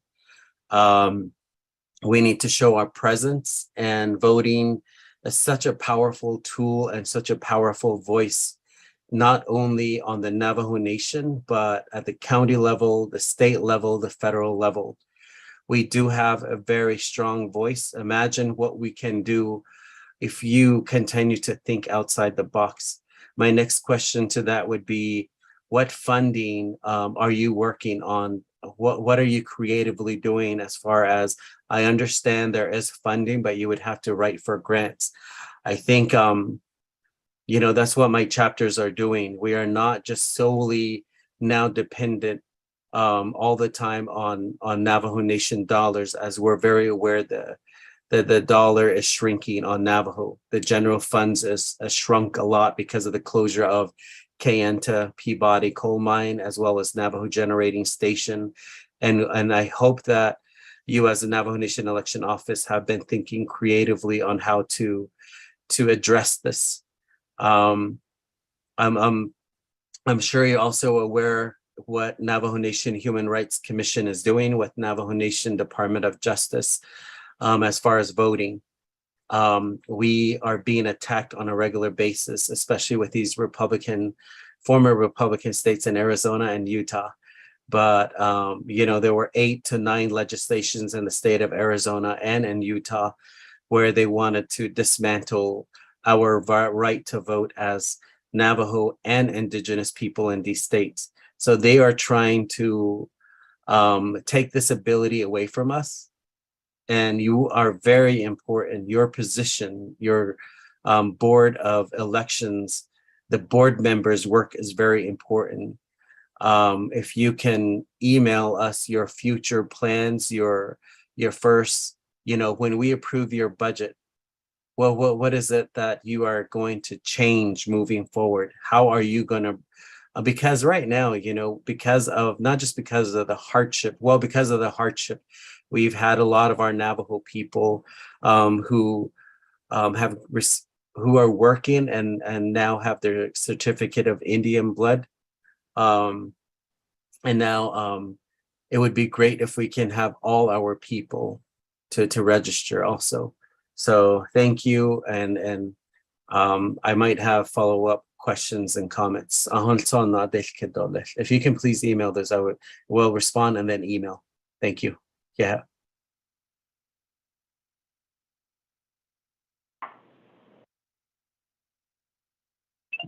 Yeah, thank you, Siaj.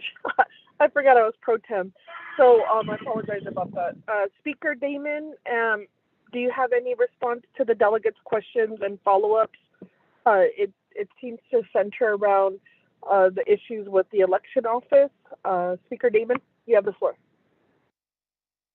Yes, I know there was a comment there and 2 questions back to Ms. Kelly. So, Pro Tem Chair, let me go ahead and turn the floor over to Ms. Kelly, and then when she gets back, and then we'll go ahead and continue on from there. Ms. Kelly?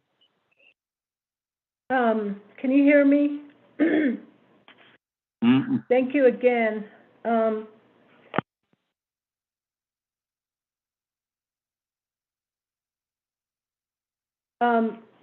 Back to Mr. Begay. Council Delegate Begay's question regarding how we're addressing the poll officials issue. I think I stated that we're going to train standby officials so that we don't run into the problems that we ran into with poll officials not showing up. Some of them have tested positive, so that's why they didn't show up. Positive for COVID, that is. So we're, like I said, we're addressing that, and we're going to start training the poll officials maybe 2 months prior to the general election, so they'll be ready. And then as far as the machines, they have been tested.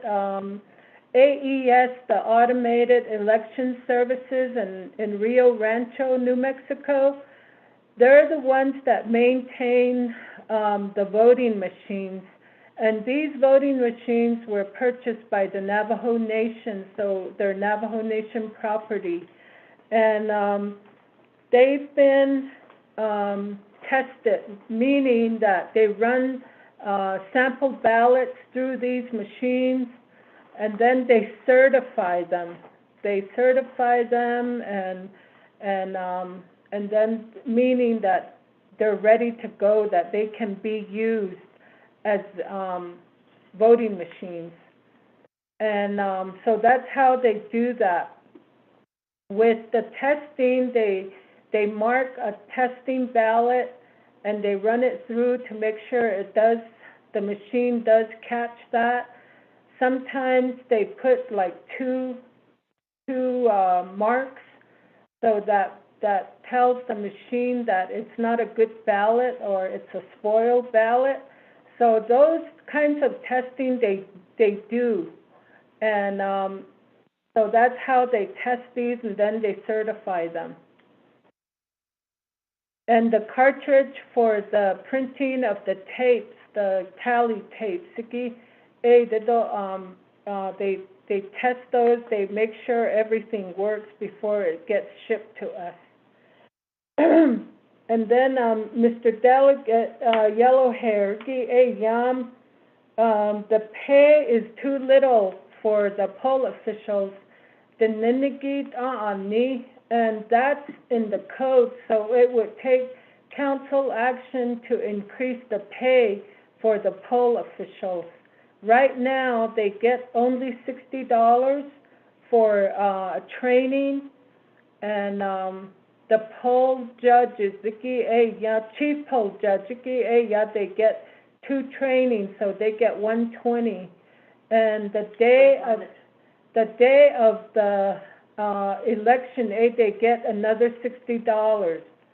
So the poll workers, not the chief poll judge, but the poll workers, the poll clerk and the poll judge, they get $120 each. Although the chief poll judge, they get $180, and they get mileage. Only the chief poll judge gets mileage. In the code. So like I said, we want to increase their stipend pays, but it's going to take council action to do that. The stipends, the ones that are submitting their claim forms, submit this indiki, they get paid right away. How many? What was the list? 180. There's 180 people that already got paid.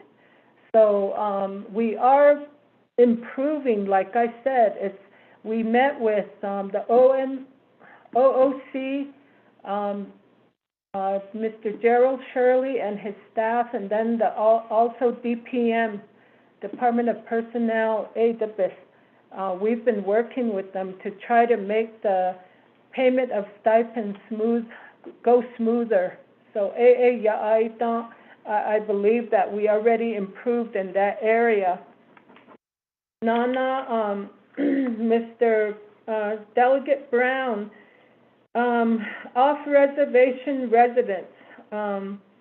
Right now, unfortunately, we don't do online voting. That's only available for military on the federal level. They can vote by online ballots. None of the states and none of the tribes do online voting. So I did mention that when I first started working here, and I was told that because of privacy issues and then people stealing information, those hackers that hack into your systems, even though online voting, that they need. The same with voter registration, but that's something that we want to change, is to start with maybe online voter registration, and we're exploring that option. Non-ability to vote other than absentee ballot, that one I explained. So right now we only do absentee ballot. We do have our absentee voting application on our website, and then if the voters want an absentee ballot, they can call us or email us. And all those are, the information, our contact information is on our website, and I believe they can call any agency office, and we can get them an absentee ballot mailed out as soon as they can. I mean, we've been having problems with the mailing system. The absentee ballots, some of them were mailed out, but we were told the voters called us and they said they never got it. So that's another issue, but that one is beyond our control because we don't know how the mail system works.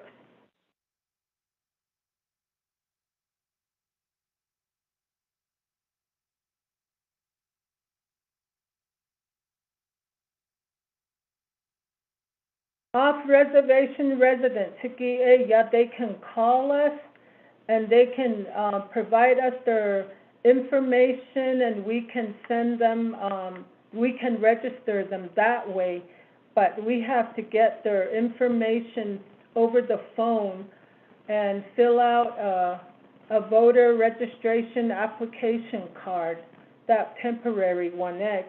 We can do that for them. Again, it's a privacy issue.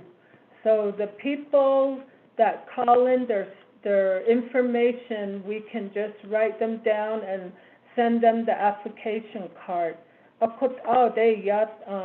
That's also the way the rules and regulations are listed in the Board of Election Supervisors rules and regulations policy. As far as the Indian centers and the metropolitan areas, we are working with them in getting registrars trained. And so right now we have Phoenix, Las Vegas. They have voter registrars there. And we send them the cards and they have those filled out and they send it back to us. And so that's how we're registering people, encoding them, and we send out the blue voter registration cards, the ID cards to them. Yes, some of the voters, they don't have their names on the poll books. Auto purge, I think the last time they were purged was back in 2016 or 17. But from then on, we have not purged anyone. Again, that's in the election code, and it's going to have to take council action to maybe not do purging. So, and the board has been discussing that also. So they're working on it. And then our future plan, Nikki, we can email that to you. Grant writer, yes, we would love a grant writer, but I would need to propose that position because I can't just do things on my own. The board kind of wants to make a decision on that as well. So additional positions, Siki, I have to let them know, but we can certainly try and get an additional position for a grant writer. And yes, we do. I do work with Mr. Leonard Gorman from the Human Rights Commission. And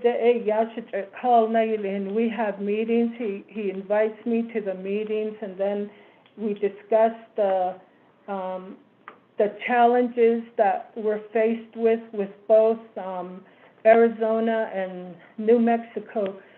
Utah, I haven't really heard anything from Utah. I know that one time the Utah Commission, when we met, I did get in contact with someone from Utah, but that was the only time.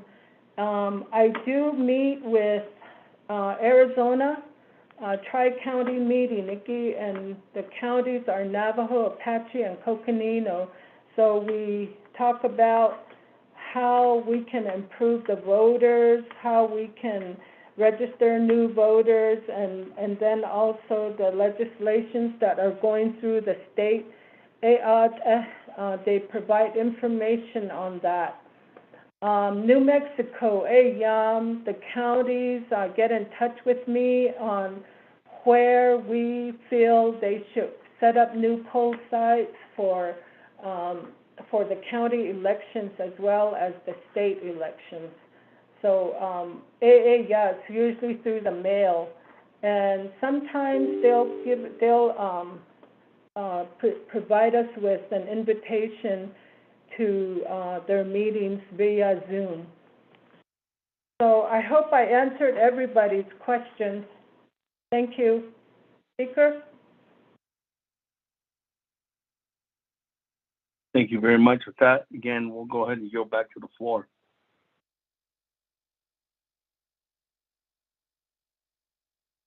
Thank you, Speaker. Colleagues, I just wanted to check, is Chairman Henia back on the line? Vice Chair Smith, are you on the line with us?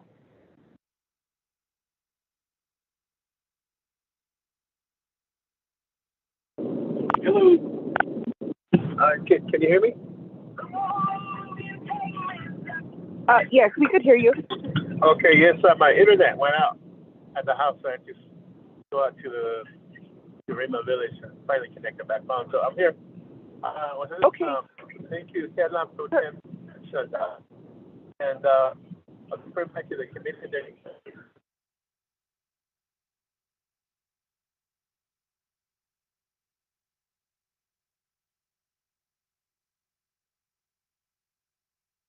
Chairman Henia, we did not hear your last minute. I'm sorry. I've been listening in, and it's back to the committee, right, Nadal? Yes, Chairman, you have please, you have the floor again. Thank you. I appreciate it. So, Nadal Budget and Finance Committee. Any further questions, comments? Chairman, this is Delegate Yeller. Nadal, you have the floor. Yeah, they don't know. This was my questions earlier was never answered. Go ahead and repeat. The Black Mesa Review Board Uliego. Ajika Yana Kafaga Shinfied Committee. Ajana Kaki Crab Budget Machine there or not skit environment orders to starting board commissions done linear the Krila budget in Tahliela and some open with the budget form machine budget form 4 biggie. It open national this is tele. But this I think this goes to Shirley, Mr. Damon tele. RJ budget fee la la. Poko is was up at decision. Tele it also not the kid Craigie. So Shirley Yard to the chief of staff. It's not kid. I'm doing good for everything fine with me. Tele. Go back on mute now.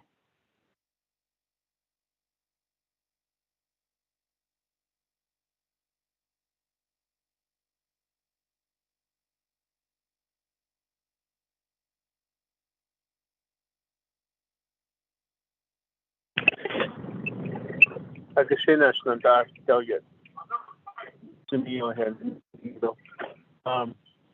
Refer back to Speaker David. Maybe I think this question has been asked. And I might not think there's already been an answer, but Speaker David said. Thank you, Mr. Chair. Let me go ahead and go to Ms. Yazzie or Ms. Lee for that response at this time, since I don't believe we have anybody on from the review board.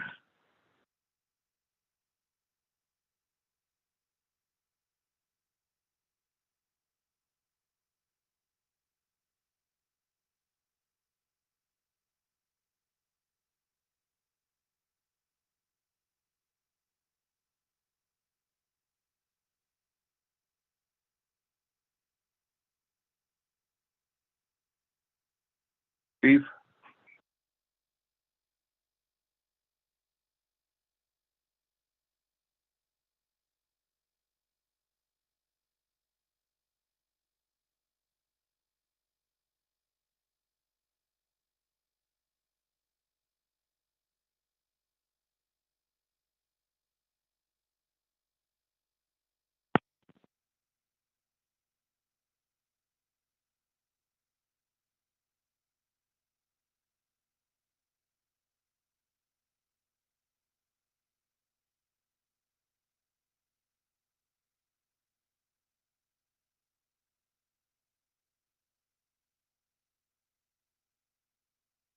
Mr. Chair, I'm trying to get staff back. Ms. Yazzie, are you on the line?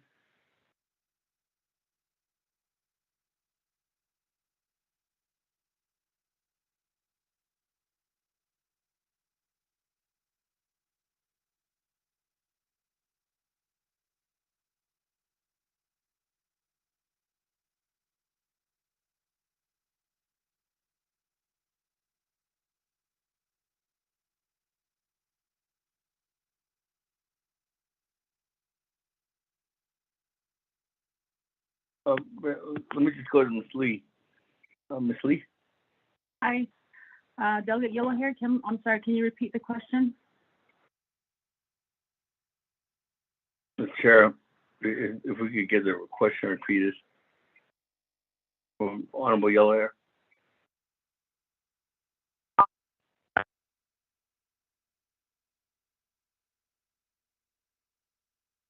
Okay, yeah. Chairman Tele, I guess you're still there, Tele. Yeah, speakers Tele, that's Tele, Speaker of Navajo Nation.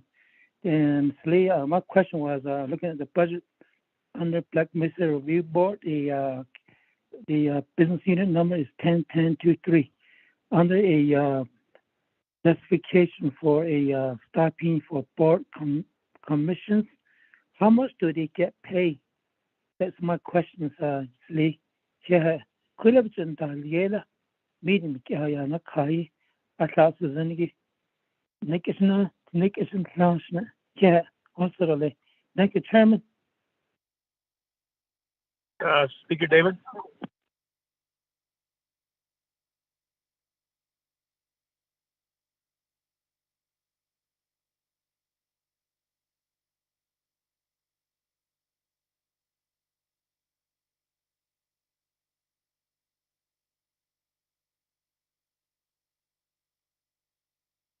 Thank you very much. I am having staff research that information right now. again, as we continuously try to work with Black Mesa Review Board, I don't know if it's hard to get some answers from them, but I'm pulling that information off FMIS system as we speak, Mr. Chair. I can get back Speaker? to you maybe if there's another question or. Speaker, this is Manny.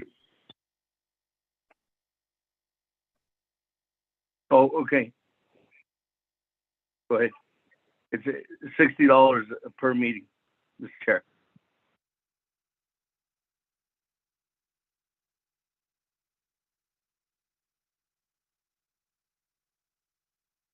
We'll go yield back.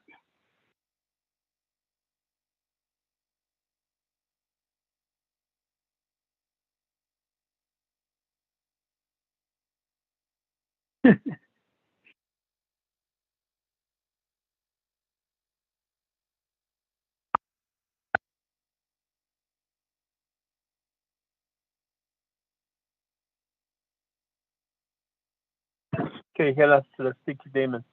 Back to your Budget and Finance Committee. Any further questions, comments?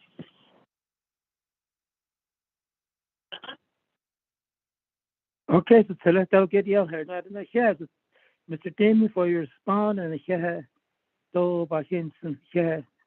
Thank you, Chair. I got the I received the answer. Thank you.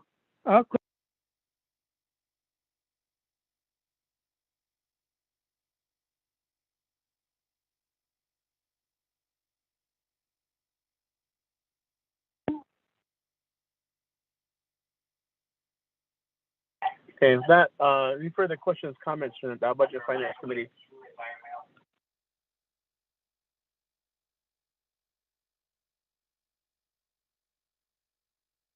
Tenoya, I'll call for the question for roll call vote. Any further questions, comments?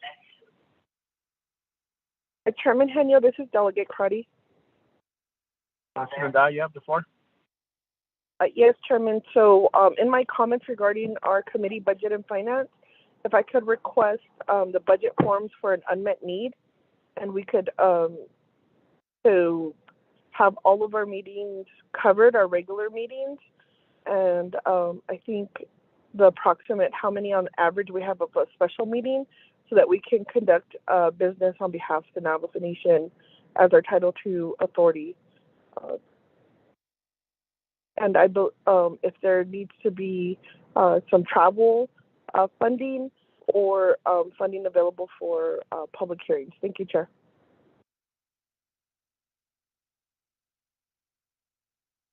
Thank you for the question. And Speaker Davis?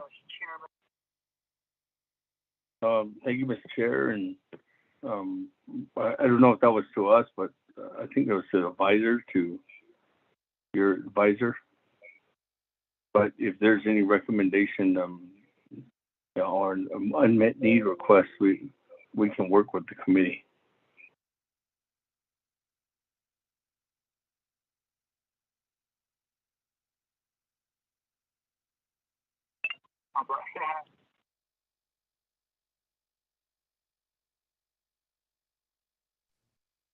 Thank you for the response. I guess we'll have to make that available for tomorrow. The unmet need, that's what we're discussing tomorrow on our agenda. From the Budget and Finance Committee, any further questions, comments?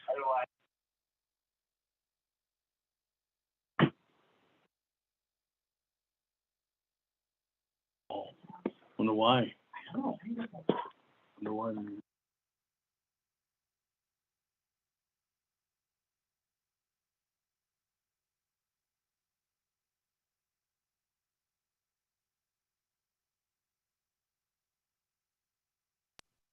Chair Henio, are we ready to move forward?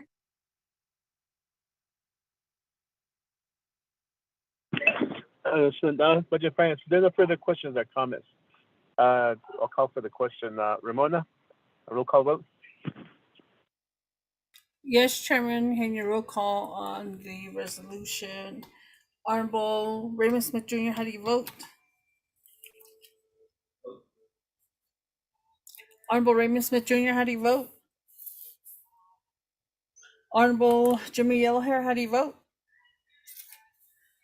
How about green, Zeta? Thank you, Shazada. Honorable Jimmy Yellowhair votes green. Honorable Amber Kenneth Crotty, how do you vote?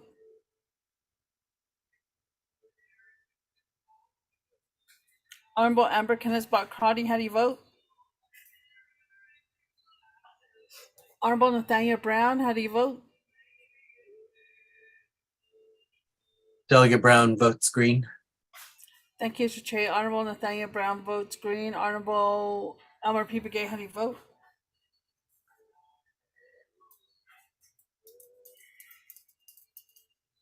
Honorable Elmer P. Begay, how do you vote? How about green? Thank you. So now Honorable Elmer P. Begay votes green. Honorable Raymond Smith Jr., how do you vote? Vice Chair Smith votes green via text, please. Thank you, Peggy. Honorable Raymond Smith Jr. votes green via text. Honorable Amber Kenneth Crotty, how do you vote? Delegate Crotty votes green via text also. Thank you. Thank you. Honorable Amber Kenneth Crotty votes green via text. Chairman, we have 5 members voting in the affirmative, 0 opposing. Chairman not voting. Chairman? Okay, 5 in favor and 0 opposed. Chair not voting. Motion passes. So with that, I should have lunch to Speaker Damon and your staff or legislative branch for providing a presentation here. So with this, let's move forward to the next legislation. Peggy, what's the next legislation? I don't have my computer and I'm sitting here on the side of the road trying to catch signal. Okay, it is Hess. Chair Hayner, did you get to my vote? Vice Chair Smith? Vote yes, I vote red. Red chili, so the green chili.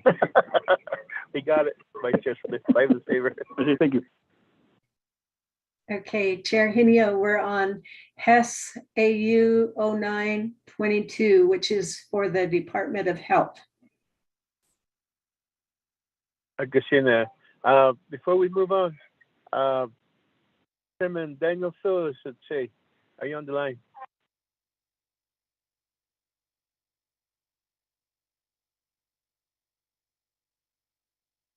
Or Vice Chair Slater?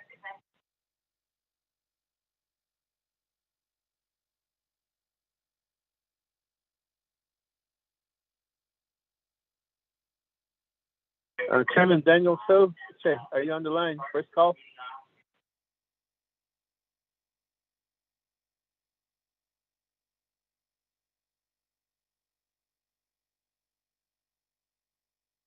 Chairman Daniel So, second call.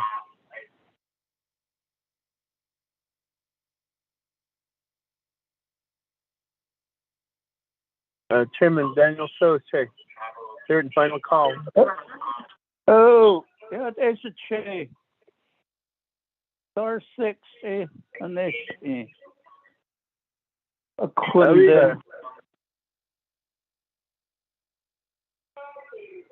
I'm present and accounted for. Be on Che. Let's move forward. With the Department of Health, who will be presenting for the Department of Health?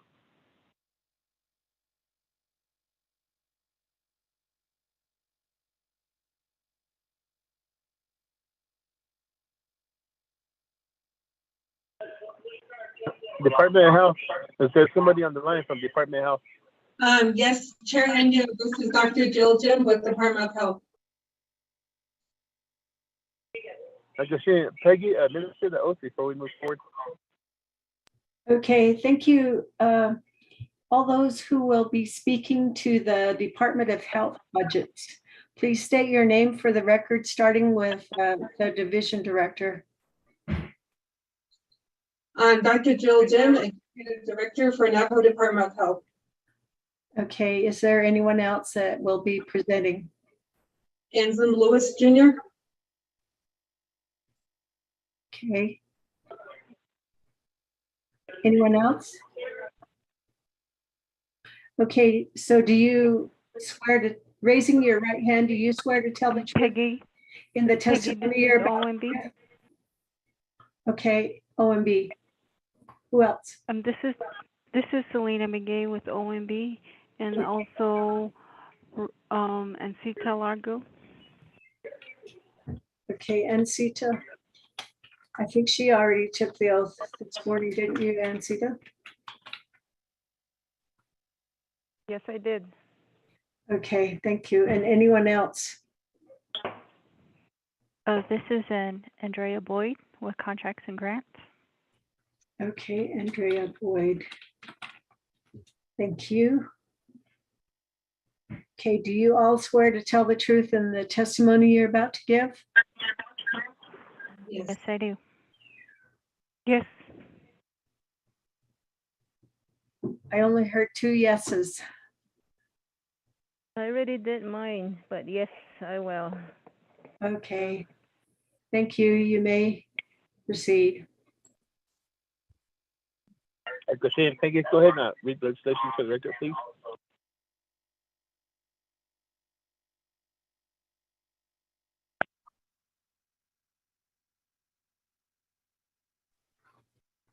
Okay, this is a reading of HEHSCAU-09-22, resolution of the Health, Education, and Human Services Committee of the 24th Navajo Nation Council, 4th year 2022, an action relating to the Health, Education, and Human Services Committee approving and recommending to the Budget and Finance Committee the fiscal year 2023 budget for the Navajo Department of Health and related matters to be included in the Navajo Nation's FY 2023 comprehensive budget.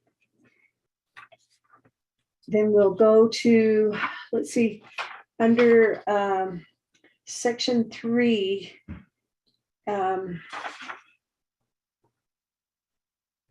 there are, okay, this was approved on the 10th of April. The vote was 4 in favor, 0 opposed. I believe that should say August 2022. Exhibit A, FY 2022 general fund budget, $12,128,209. The proposed for FY 2023 general fund is $13,391,608. Indirect cost is $127,744. General fund wage or general wage adjustment, GWA, is $329,367. The matching funds is $1,574,690. Special revenue external is $311,298,209 for a total of $326,721,618. Exhibit B is the branch chief's general fund budget is $13,391,608. The oversight's recommendation is 200. I don't know if that's an error, $243,995. Then exhibit C,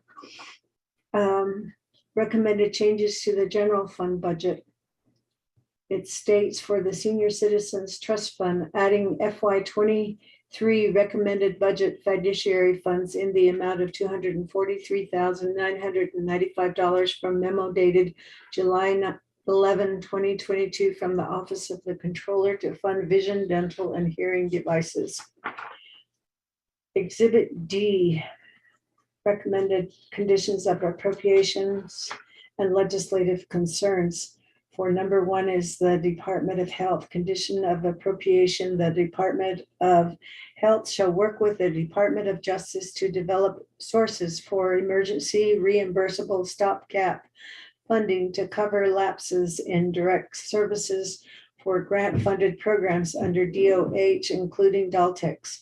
The Department of Health Director shall report to HEHSC by the end of second quarter FY 2023.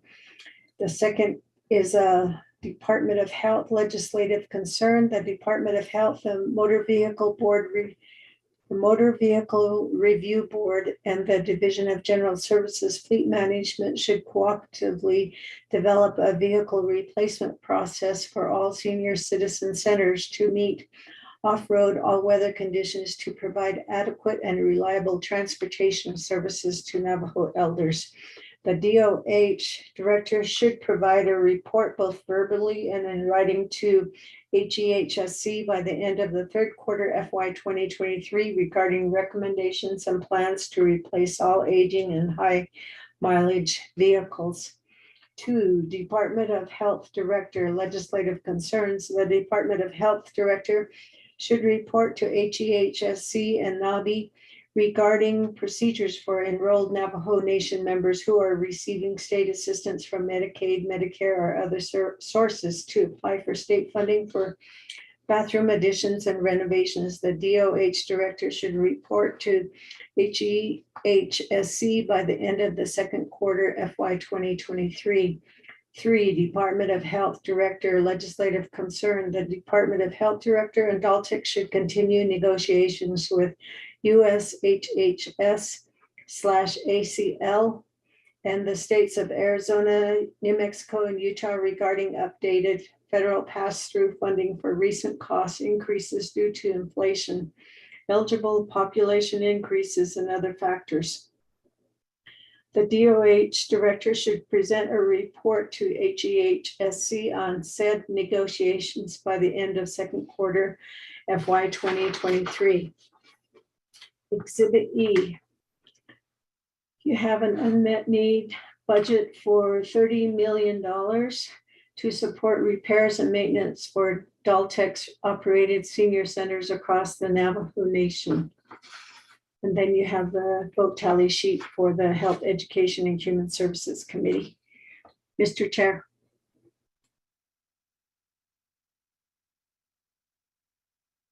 Thank you for the reading of the legislation. Is there a motion?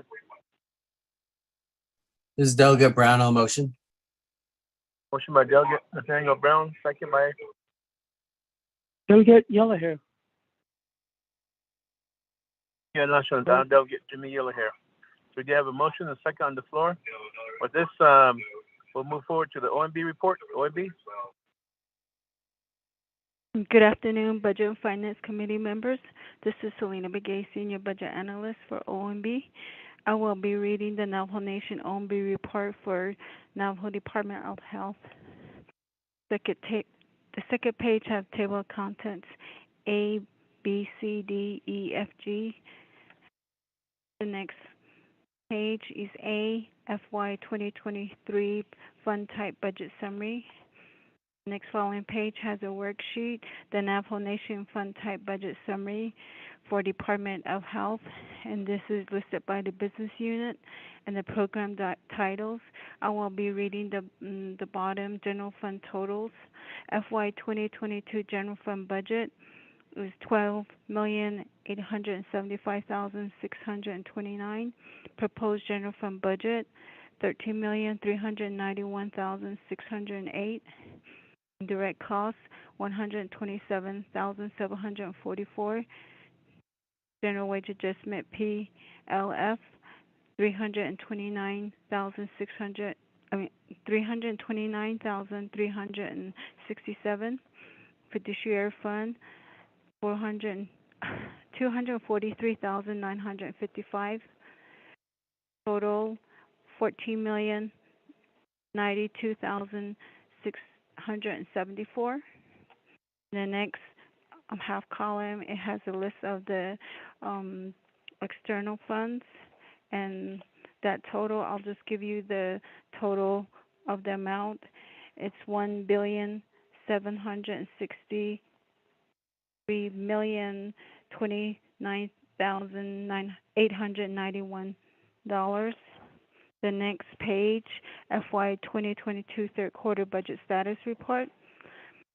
The budget status report as of June 30, 2022 for the Department of Health. General fund grand total original budget is $13,023,591. Revised budget $13,758,600 $6,246.77.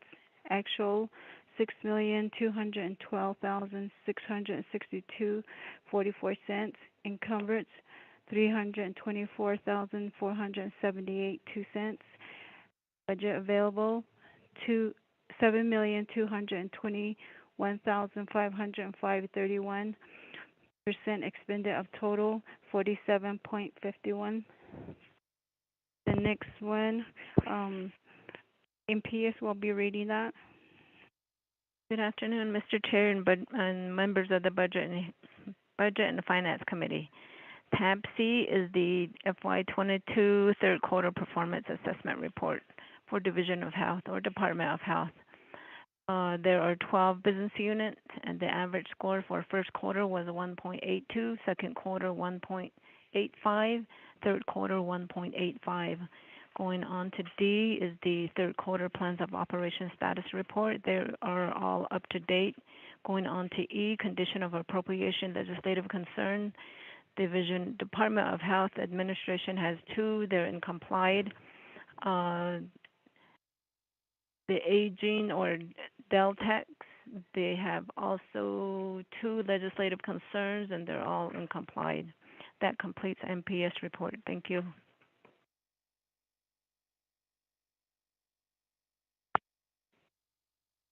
For tab F, for FY22 external funds expenditure report, I'll be reading off page 15 of the report.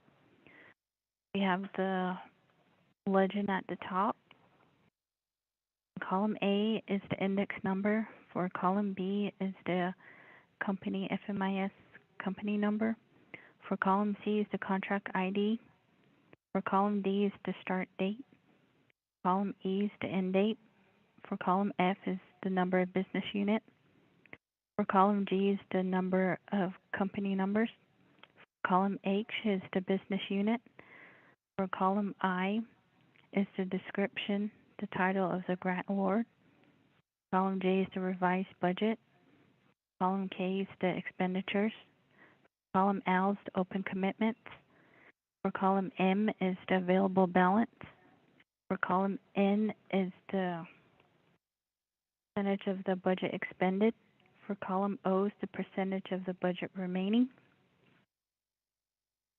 And on page 21 of the report, down at the bottom, column F, there is 21 business units.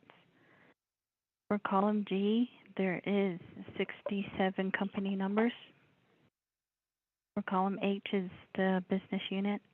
For column I is for Division of Health, of Department of Health. For column J, the revised budget amount is $491,746,296.66. For column K, the amount of expenditures is $1,099,138,378.80. For column L, the total amount of open commitments is $11,620,187.74. For column M, the available balance is $280,187,730.12. For column N, the total amount of expenditures, the percentage is 43,000. For column O, the remaining balance, the percentage is 57%. For column G, FY20 single audit report, there are 2 findings. On the last page of the report, FY20 audit findings for NDOH. In column A, there's 2 findings. The finding number for the first one is 2020-003. Federal agency is Department of Health and Human Service, Indians Diabetes Prevention and Treatment Programs. In column D, the program is Special Diabetes Program under NDOH. In column F, the compliance requirement is eligibility. In column G, the description on finding. 25 of 8,500 participant files was reviewed. 15 files did not contain all documentation required to determine eligibility.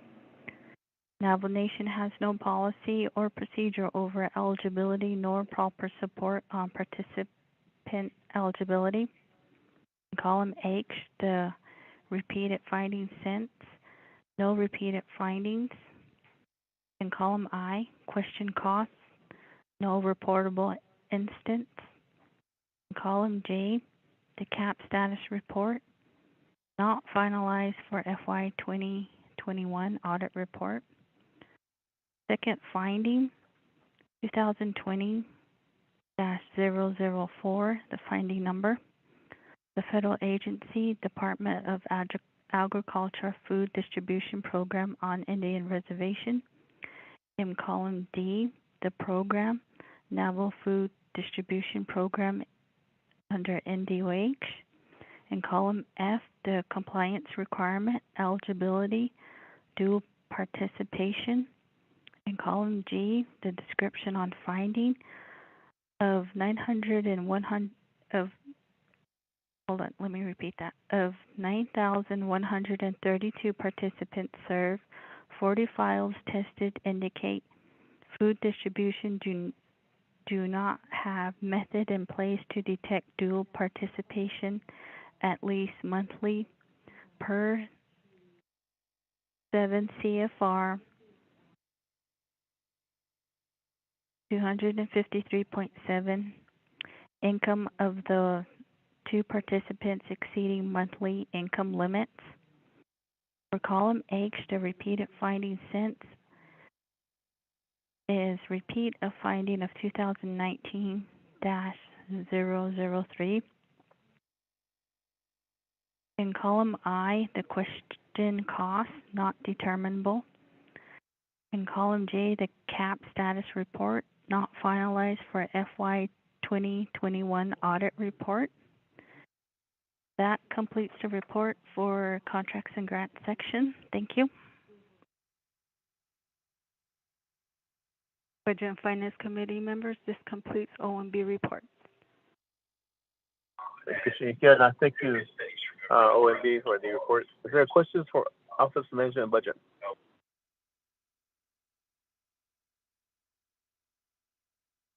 Then we'll move forward to the resolution itself. Chairman Daniel Sills, introduction, and then from there, you can defer to your agent for the presentation.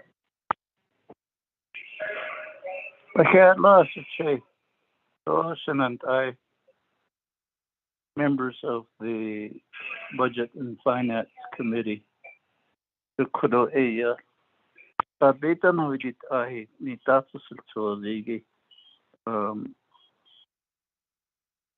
colleagues of the Health, Education, Human Services Committee reviewed the budget and basically revisited, and we did issue legislative concerns, and so we present to you what the committee has deliberated on and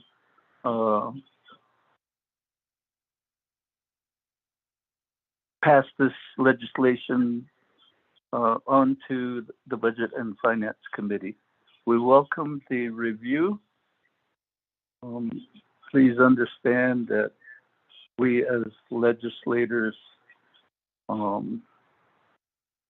as acting as the Oversight Committee, we may favor certain items, and we welcome the review, and the Budget and Finance Committee is welcome to question what we present. Understand that we may have not looked at parts of the budget as presented, as well as what are regarded as the goals and objectives for this coming year. But we did do our due diligence and just understand that the humanness, the near perfect, is not attainable. And we understand, and we do not, we will not be hurt if you do take portions of the budget and the presenters to task. We understand it's the work of the BNF to really look at this budget, and we understand that there is certain policy, expertise, and there will be questions on how these governmental services are delivered at the chapter level. We understand you will question that, and we appreciate those questions, and those questions and the answers provided will really improve the services at the local level. And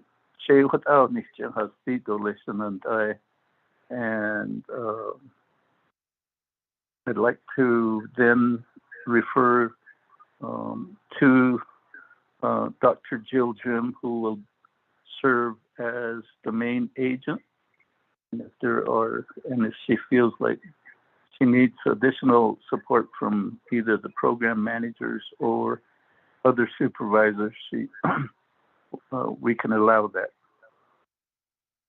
And then I, chair of the BNF committee, we present you the Department of Health budget. Oh, ini has to listen and I.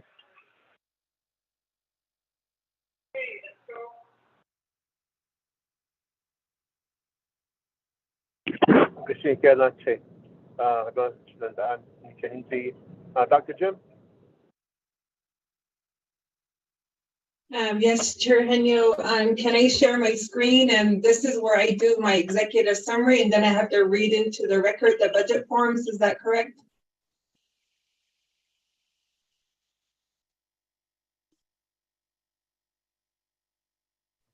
Yes, that is correct.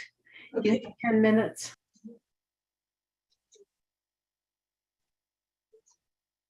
Okay, I would like to share my screen. Good afternoon to Budget and Finance Committee. I'm Dr. Jill Jim. I'm the Executive Director for Navajo Department of Health. I have here an executive summary of the Navajo Department of Health, or Division of Health summary.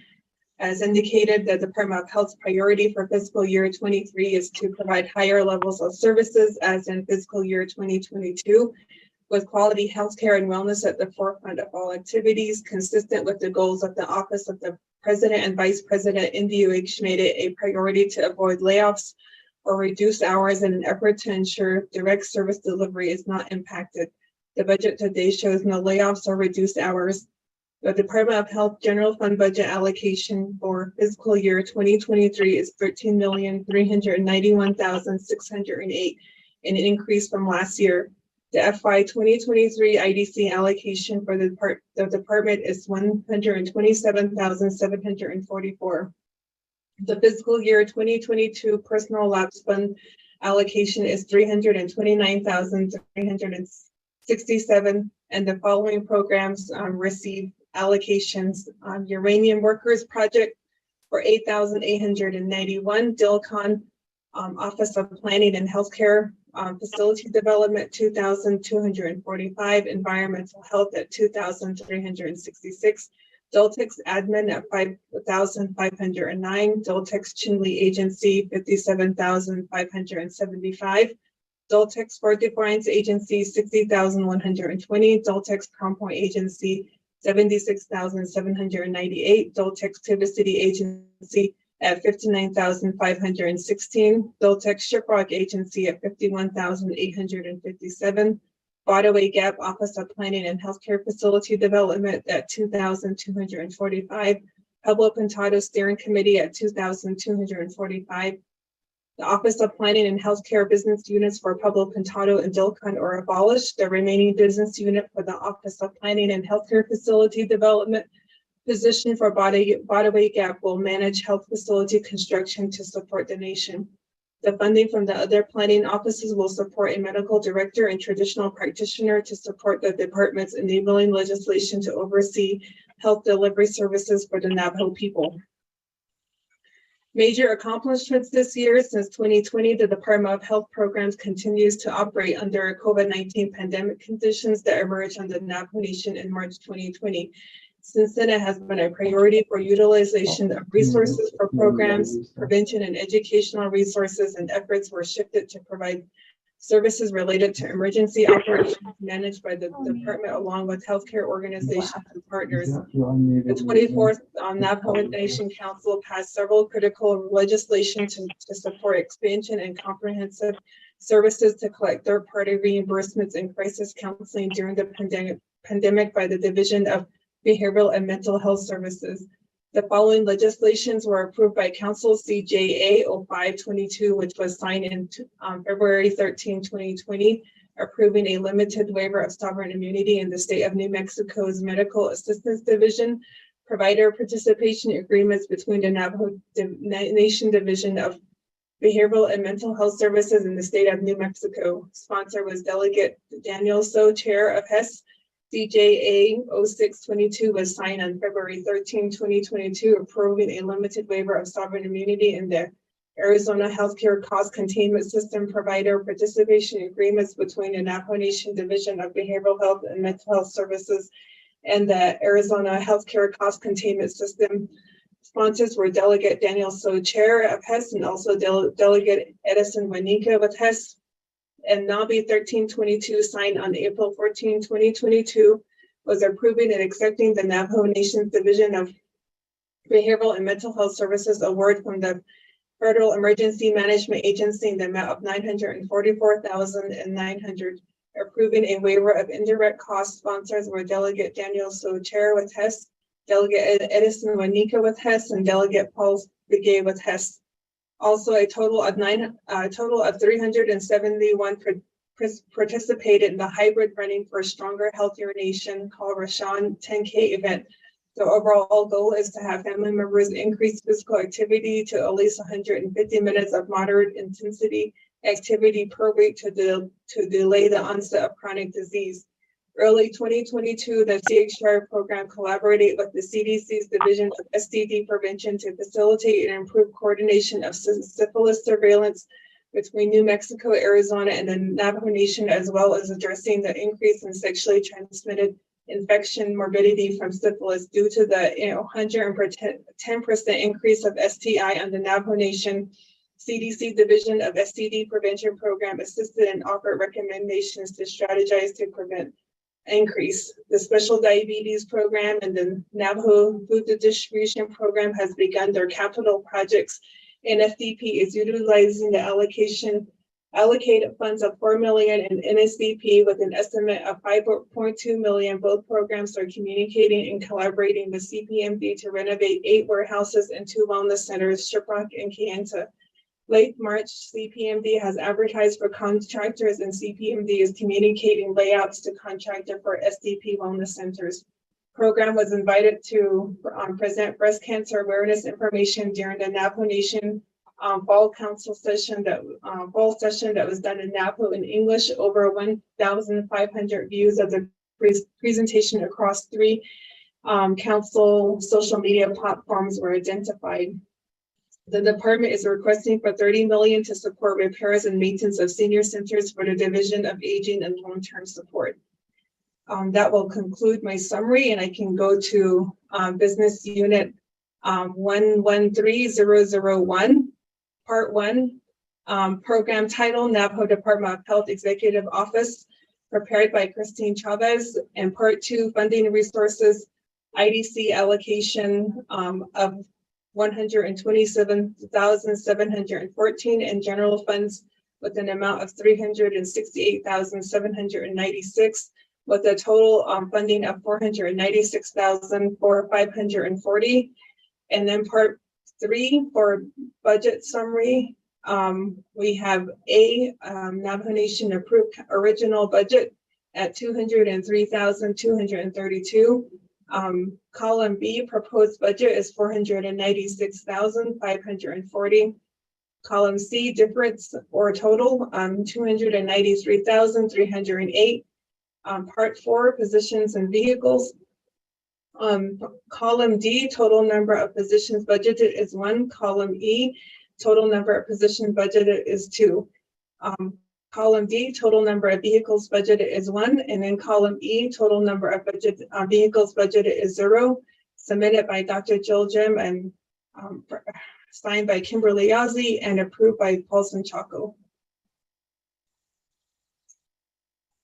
Business unit number 113003, program title Navajo Uranium Workers Program. Part 2, funding resources, general fund 376,490, GWA 8,891, with a total of 385,381. Part 3, budget summary. Total for column A, NNC approved original budget at 376,490. Column B, proposed budget 385,381, and column C, the difference or total of 8,891. Part 4, positions and vehicles, total number of positions budgeted for 6 for column D, 6 for column E. Total number of vehicles budgeted, column D 0, column E 0. Submitted by Dwayne Johnson, program manager, and approved by my Dr. Jill Jim. Budget Form 1 for Business Unit 113004, program title, Office of Planning and Healthcare Facility for DILCON. Part 2, general funds, funding source, Navajo Nation general funds 0. Part 3, budget summary, column A, Navajo NNC approved original budget at 84,682. B, proposed budget 0. Column C, difference or total 0. Part 4, position and vehicles, total number of positions budgeted on column D was 1. Column E is 0. Total number of vehicles budgeted is 0, and column E is 0. Submitted by Kimberly Yazzie, Health Services Administrator, and approved by Dr. Jill Jim. Budget Form 1 for Business Unit for Part 1, 113005, program title Navajo Environmental Health and Protection Program, prepared by Christine Chavez. Part 2, funding sources, Navajo Nation general funds 46,401, GWA 2,366, total 48,767. Part 3, budget summary, column A, total 46,401. Column B, proposed budget 48,767. Column C, difference or total 2,366. Part 4, position and vehicles, total number of positions budgeted, column D 1, column E 1, total number of vehicles budgeted 0, and column D 0, column E 0. Submitted by Geraldine Thompson, delegated program supervisor, and approved by Dr. Jill Jim.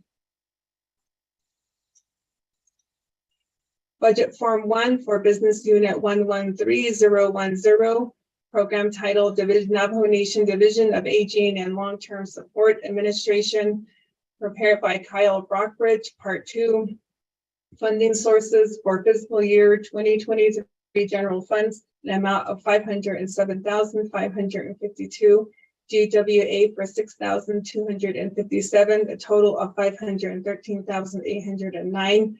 Part 3, budget summary, column A, NNC approved original budget, total of 568,755.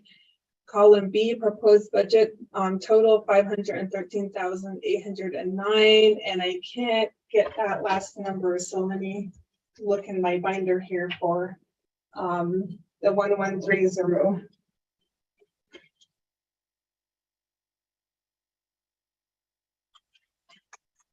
That would be 54,946 would be the difference. Part 4, positions and vehicles, total number of positions budgeted in column D is 2 and column E is 6. Total number of vehicles budgeted in column D is 1 and column E is 1. And submitted by Anselm Lewis Jr., delegated HSA and approved by Dr. Jill Jim. Budget Form 1 for Business Unit 113011 for program title Doltex Chinle Agency, prepared by Anselm Lewis Jr. Part 2, funding resources, Navajo Nation General Funds, in the amount of $2,317,960, GWA for $58,323, and total of $2,376,283. Part 3, budget summary, column A, in approve original budget, a total of $2,085,278. Column B, proposed budget, a total of $2,376,283. Column C, difference or total, in the total amount of $291,005. And part 4, positions and vehicles, total number of positions budgeted on column D is 47 and column E is 47. Total number of vehicles budgeted in column D is 16 and column E is 16, submitted by delegated Anselm Lewis Jr. and approved by Dr. Jill Jim. Budget Form 1 for Business Unit number 113012 and program title Navajo Nation Division of Aging and Long-Term Support for Fort Defiance, prepared by Kyle Rockbridge. Part 2, funding sources for fiscal year 2023 general funds is $2,339,861. GWA is 60,868. And then all total is $2,400,729. Budget 3, budget summary, part 3, budget summary, excuse me. Column A, NNC, approve original budget, a total of $2,224,514. Column B, proposed budget for a total of $2,400,729. Column C, difference or total of $176,214. Part 4, positions and vehicles. Total number of positions budgeted on column D is 51. Column E is 51. Total of vehicles budgeted in column D is 23 and column E is 23. And submitted by Anselm Lewis Jr., delegated HSA and approved by Dr. Jill Jim. Next budget is for budget form 1 for business unit number 113013. This is Navajo Nation Division of Aging and Long-Term Care Support for Crown Point, prepared by Kyle Rockbridge. Part 2, funding sources, a fiscal year 2023 general funds in the amount of $2,866,502. GWA for $77,547, with a total of $2,944,049. For budget, for part 3, budget summary, column A, NNC approved original budget is $2,747,151 in total. Column B, proposed budget total is $2,944,049. Column C, difference or total is $196,898. Part 4, positions and vehicles, total number of positions budgeted in column D is 64. Column E is 64.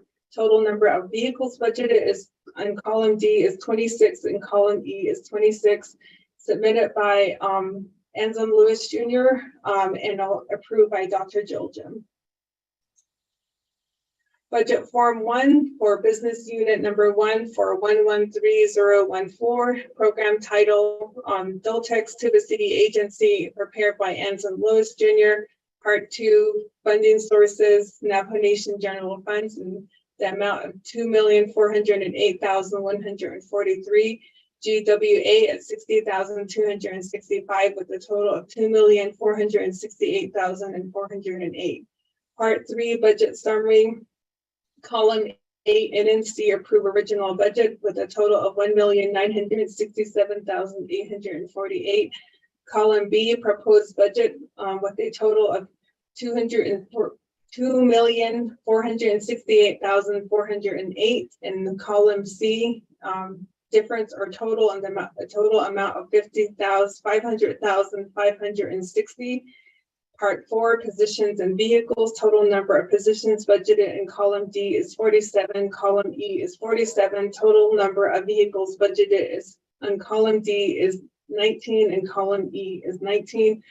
Submitted by Anson Lewis Jr., delegated HSA, and approved by Dr. Jill Jim.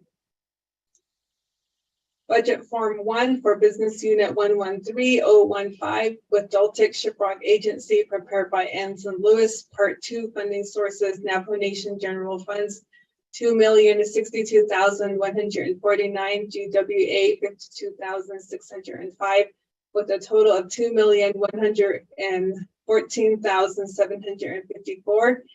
Part 3, budget summary, column A, NNC approve original budget with a total of $1,926,327. Column B, proposed budget, total of $2,114,754. C, difference or total of $190,527. Part 4, positions and vehicles, total number of positions budgeted, column D 43, column E 43. Total of vehicles budgeted, column D 19 and column E 19. Submitted by Anson Lewis Jr. and delegated HSA and approved by Dr. Jill Jim.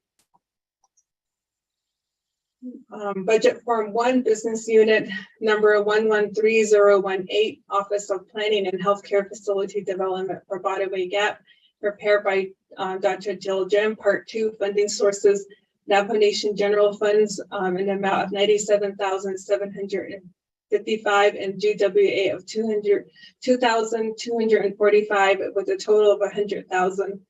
Part 3, budget summary, column A, NNC approve original budget of $89,538. Column B, proposed budget of $100,000.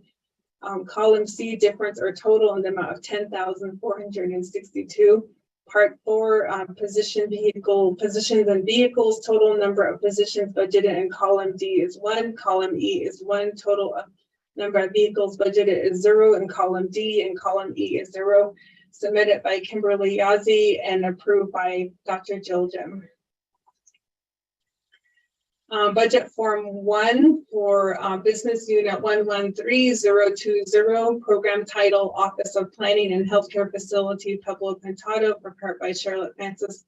Number Navajo Nation General Funds is 0 and total is 0. Part 3, budget summary, column A, NNC approve original budget is $100,961 total, and column B, proposed budget is 0 and difference is 0. Positions and Part 4, positions and vehicles, total number of positions budgeted in column D is 1, column E is 0, total number of vehicles budget in D is 0 and E is 0. Submitted by Kimberly Yazzie and approved by Dr. Jill Jim.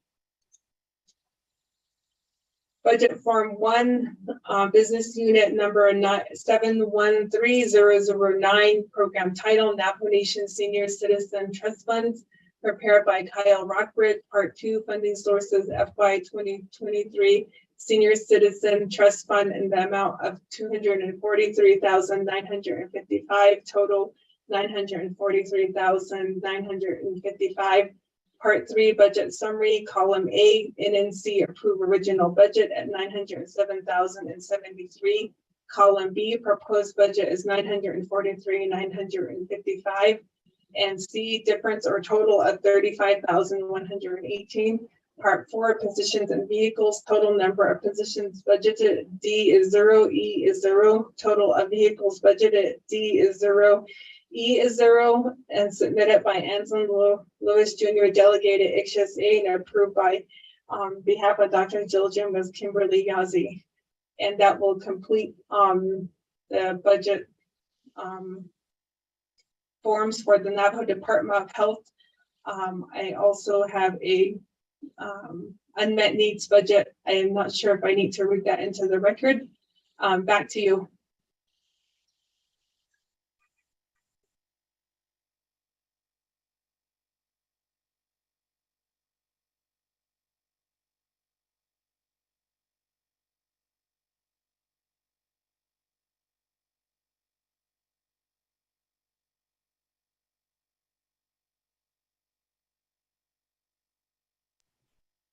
Vice Chair Smith, I think we may have lost Chair Henio's call again. There you are, Chair Henio. I'm muted. I keep getting muted. Chairman Daniel, so does that complete your presentation?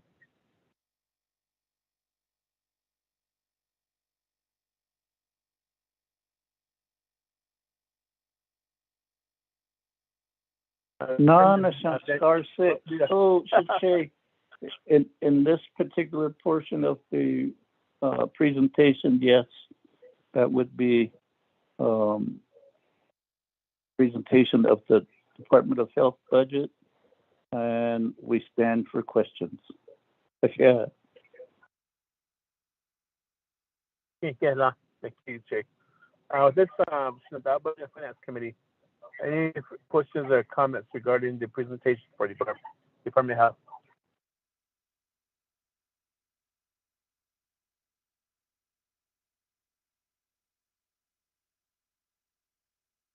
If there are no questions or comments for the Department of Health, I'll call for the question.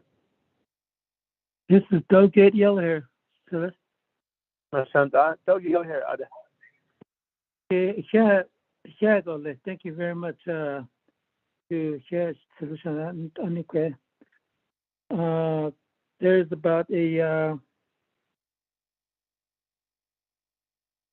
14 business unit number you have on the Dr. Jill Jim. I just want to answer it. There's a lot. You have a lot of staff under your health departments. So how many positions or vacancy altogether with under this 14 business unit number? Do you have any numbers in your report vacancy? Out of there's a concern from your office, Dr. Jill Jim.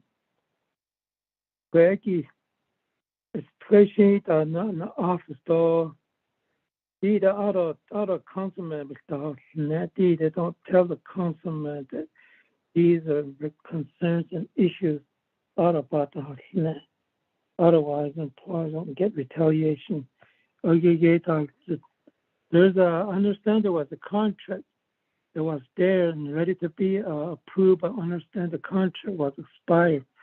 Maybe just call some of your employees that didn't get paid on time and no pay, and I don't know how long was it. It's not been paid under your operations, Dr. Jill Jim. A question I think I don't hear it. Thank you to the Chairman, and thank you very much, my favorite grandson, to Mr. Honorable. So, yeah.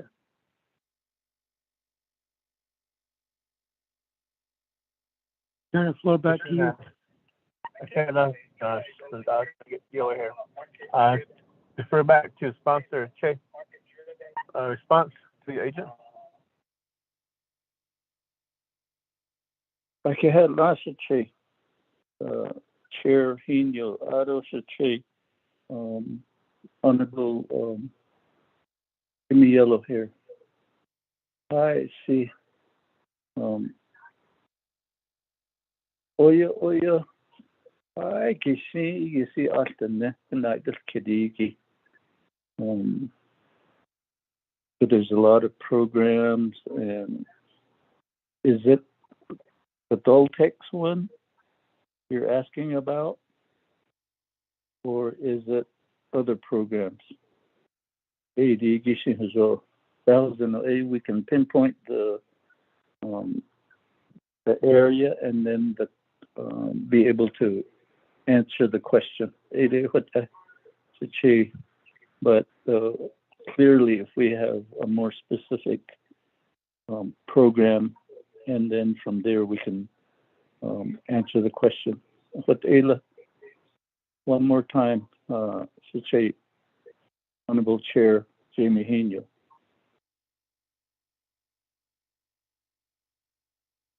Speak here, Chairman Daniel So for response. Defer back to the Budget and Finance Committee. Any further questions, comments?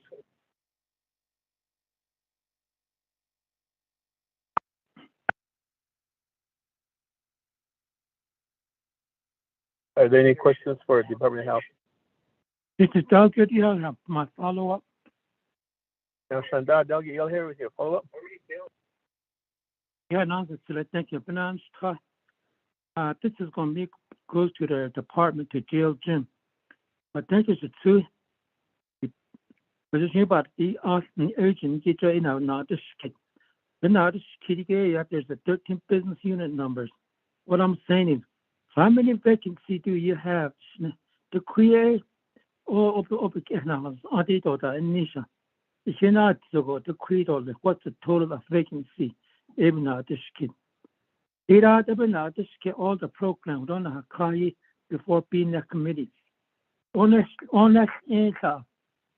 Are you tend that it's making the car even now this kid even in the business unit number she the queer with their vacancy so that don't in the subject and is not the kid.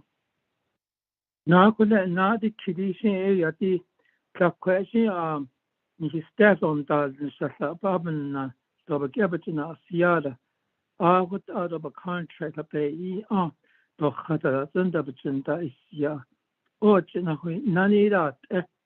So, Kabanso, any chairman, I don't know, or the so the very humans, the staff have rights to come, Kodoin, could ego. Ako, this I gave ya Arabahas, natural to Hatna, Kashe, and zero on letter, the chairman, Lord, it is not the kid. Out of the house, but the staff are the concern. What that even now, should say, Chairman Daniel So, and give the floor back to you, to the Chairman. You'll hear for your follow-up. With this, back to say Chairman Daniel So. Yeah, let's see. Other to say Quaggy. Good night, this kitty kissing. Oh, Quaggy. Dr. Jill Jim, Bahudish after like the Tony Gate, not outside. Gizo, he had also. But Dr. Jill Jim, you have the floor to respond. Okay, thank you, Chair. So also Delegate Yellow here for your question regarding vacancies. There are 65 vacancies for Adultex. Admin is 6. Chinley, well, there's 65 total, I should say, out of 258 positions. So that's 20%, 26% vacancy rate for Adultex overall. The other business units for executive, there's 0, 1, 1, 3. Uranium has 2 vacancies. As I mentioned, for the 3 planning offices, 1 position is vacant, 2 are retired and abolished. And then the OH position is 1 vacancy because that's a cost shared program, but hopefully we fill that position. So in total, I think with the general fund, but business units, we add 65 plus the 2, 67 and the 1. So you're looking at 68 vacancies for the general fund program. So as I mentioned, for Adultex, it's a 26% vacancy rate out of their total budgeted positions. In regards to your question about concerns regarding late payments and contracts, I don't know the specific details that you're talking about in regards to addressing employee concerns, and I am not sure what program that's being referenced to, but for employee issues and concerns, I always advise them to follow DPM policies and procedures in regarding programmatic issues. I think they usually, some programs tend to still share that with others in that way. So I just encourage all employees to follow that and notify me. I would want all employees to advise them to do the best that they can in order to address their concerns. I think when it comes to related to personnel, I'm not sure what the situation is regarding payouts for contracts or whatnot. I think we're continuing to see delays as much as we can at times, and we're continuing to address that the best that we can. I did present to the HES committee during this fiscal year about unpaid bills, and I believe we're addressing most of those items in the current budget as best as we can regarding late payments or whatnot. And so that would be sort of the extent of my response back to Chair and Chair So and also Chair Henyo and Delegate Yellowhair for my response. Thank you.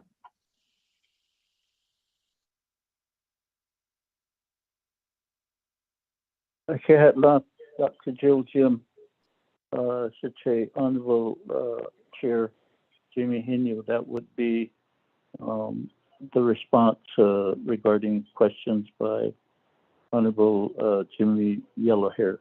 If there are follow-ups, the sponsor and the agent stand ready to answer any further concerns or questions that you have.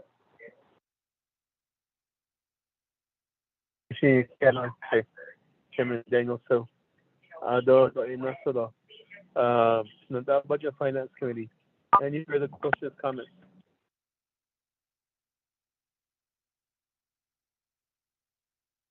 Delegate Yellowhair, nodded, Mr. Chairman. Delegate Jimmy Yellowhair, you have the floor.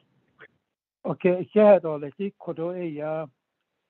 Delta, they always issued on the chapters officials on it, and that always on there.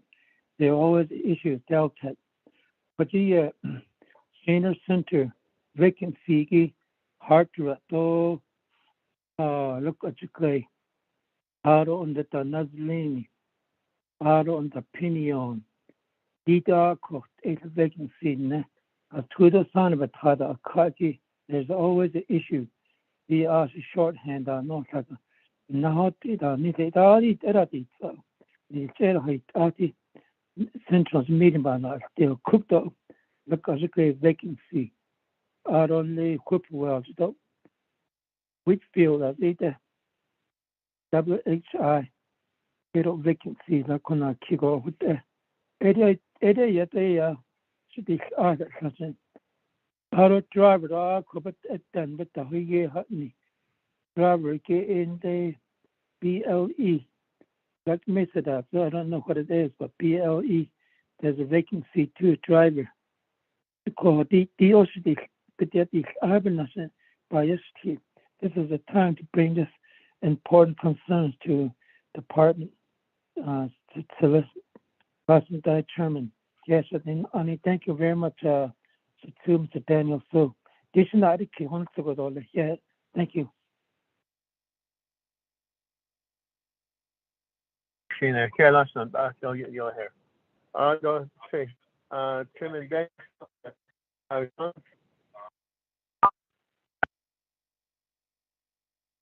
Okay, at last, Chair, Ado Quaggy, Chair Quaggy, Sadby, Hanani Ziki, 2000 ago. Nle Washington, don't Title 3 funds, Ziki, AA Kuja Yotoja, in Kone, Basil Kuja, Navajo Nation, which I'm not a New Mexico, fiscal year, July 1 to June 30. Do Quaggy Sato, could a basil. New Jemhodol, Nestle. Yet the Title 3 funds, the Navajo Nation, with us Ashjan Elia, Kodan A peso. Ado Kwaki A Nalsos. 164 review to A Hulia. Kwaki Nalsi, so A just senior centers. Sato Ian Fasti, no. That you what Nijet in the Halme. Of course, the whole she I see. The whole I Anna had one that in given, yeah. A hush. Niki as an on the Hoshin to I see that eager. To no and the Koi Quaggy to the contract will not the he given a Quaggy up a kind of the Kenhalon a day. And the Hoshin on it that thing. Very Quaggy Dr. Jill Jim. Baby had to see I guess the general funds on us nil. He saw the a Quaggy. I out and they took the day me. And a Quaggy Dr. Jill Jim a blanket purchase order. Pedila. Don't a when on it 164 review of Quaggy. The idea. I think it was last Thursday. Deja Dr. Jim sent Texila purchase order A belongs to a Navajo agency offices go with the mentally a coach beyond that. Not the deal. So with that. The Craigie. Michel Spahozano a accidentally dull texture object. Yet the Satan to a Nachahayado a Craigie. None of and so it's a hotel scene. A could you know but I deal with the Craigie Road, not necessarily. Shouldn't a lay the sea or you to go with that either. I cannot dig it on the national Craigie hotel me. But they start no. I don't see a Saho a to that a gish a told much perhaps or a Craigie Sato a advertising that now. A bit don't know under the to I see yeah that is nista. So I seem not take it sees the whole no. Because of Ojo Katnegi Eastern Agency with the agency supervisor, a retiree. At Dr. Jill Jim up the Saturday days in Celine, the call. Oh, Nanka. The Kuja personnel, department personnel management, so it's the Quaggy Hashim so. Just the policies, though, Quaggy. So, Nessiki Nanka. She even 80 or what up between the Haljish. Just how chapters up the PEP, the it's not the book helper, the what Sato a condon work. Street on his on the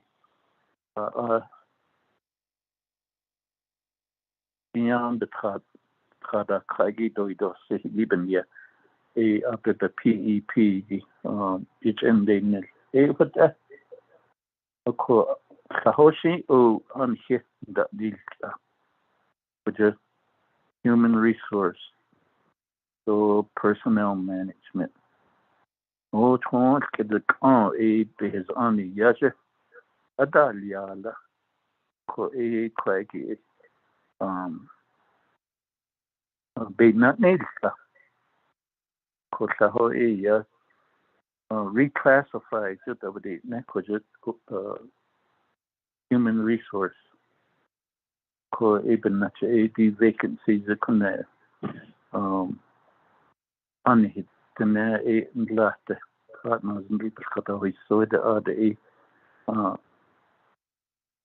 janto see ya da ikatan de kunde kodo na nesi boho hege kato bebe hot etole so hot to chadail ka hot se chain at nasty dole ado Dr. Jill Jim, that's a total vacancy. Thank you. Shanad, Daniel, so I don't have any additional comments yet. Kushila, Chair Kino, back to you. Kashina, Chairman Daniel, so for the response. Does this back to you, Lena, Budget and Finance Committee? Any questions, comments?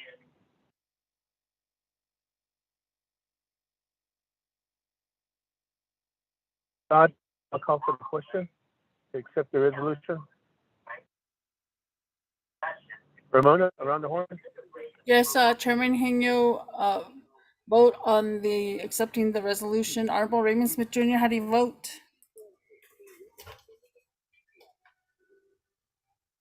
Green. Thank you. Honorable Raymond Smith Jr. votes green. Honorable Jimmy Yellowhair, how do you vote? I vote green. Thank you. Thank you. Honorable Jimmy Yellowhair votes green. Honorable Amber Kenneth-Mark Carty, how do you vote? Ms. Crowdy is excused this afternoon up to 4 o'clock. Oh, okay. Thank you. Honorable Amber Kenneth-Mark Carty is excused. Honorable Nathaniel Brown, how do you vote? Honorable Nathaniel Brown. Honorable Elmer P. Begay, how do you vote? Honorable Elmer P. Begay, how do you vote? Honorable Nathaniel Brown, how do you vote? Uh-oh. We're going to have quorum problem. Honorable Elmer P. Begay, how do you vote? Chairman, we have 2 members voting in the affirmative, 0 opposing, 1 member. Delegate Brown votes green. Okay, thank you. Honorable Nathaniel Brown votes green. Honorable Elmer P. Begay, how do you vote? Chairman, we have 3 members voting in the affirmative, chairman not voting, and 1 member not voting. Chairman? Yeah, no, thank you for the roll call vote. 3 in favor, 0 opposed. Chair not voting. This resolution receives a due pass for the Department of Health. Thank you. Moving on down to the next legislation or resolution. Peggy, who would that be? That is the Veterans Administration Chair. It's HEHSCAU-06-22. Kushina, we'll move with 06-22. Mr. Zgorline, are you on the line?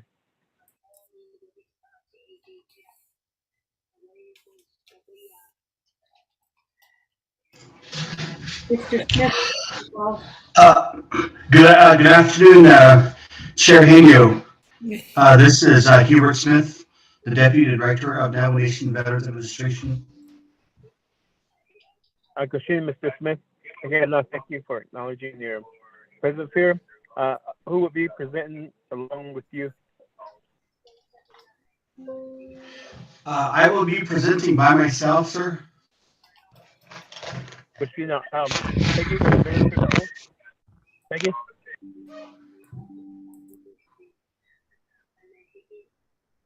Okay, Mr. Smith, are you the only person that will be presenting this budget, speaking to this budget? Yes, ma'am. Okay, could you raise your right hand? Do you swear to tell the truth in the testimony you're about to give? Yes, ma'am. Okay, thank you. Peggy, go ahead and read the legislation to the record.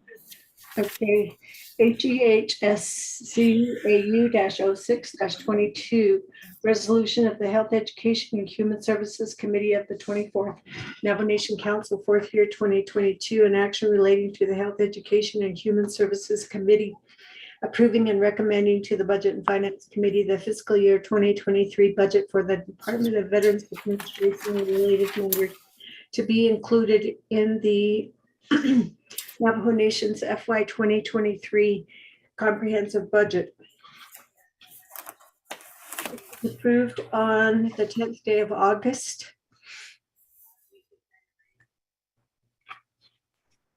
Exhibit A shows that for the proposed general fund budget for FY 22 is $9,590,189. Proposed for FY 2023 is $1,798,000. Personnel lapse fund is $34,481. Proprietary funds $15,000. Fiduciary funds $6,372,977 for a total budget of $8,220,458. Exhibit B is just the branch chief's recommendation is $1,832,481. And then the exhibit C has no changes. Exhibit D, no conditions of appropriations or legislative concerns. Exhibit E is blank, unmet needs. Then the vote tally sheet for Health, Education, and Human Services Committee. Chair.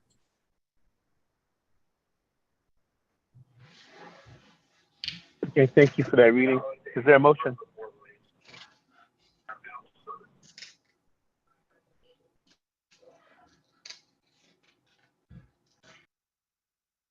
Budget Finance Committee members. Yellow hair. Motion by Senator Delegate Jimmy Yellowhair. Is there a second? Delegate Brown will second. Okay, Senator Delegate Nathaniel Brown. Okay. For this, we already administered the oath, so let's move to Office of Management Budget.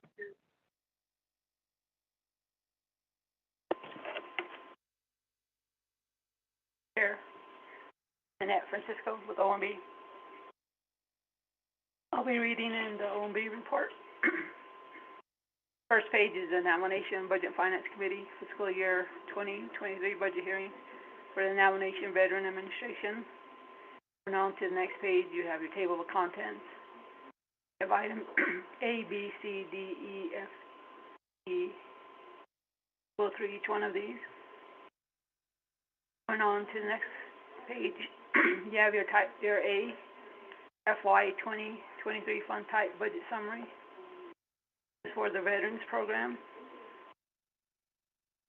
You have 4 categories. You have the General Fund total, Fiduciary Fund total, the Veterans Loan total, and then you have your Veterans Housing total. I'll be reading the bottom line total. First column is your business unit. Second column is your program title, and then the third is your FY 2022 budget.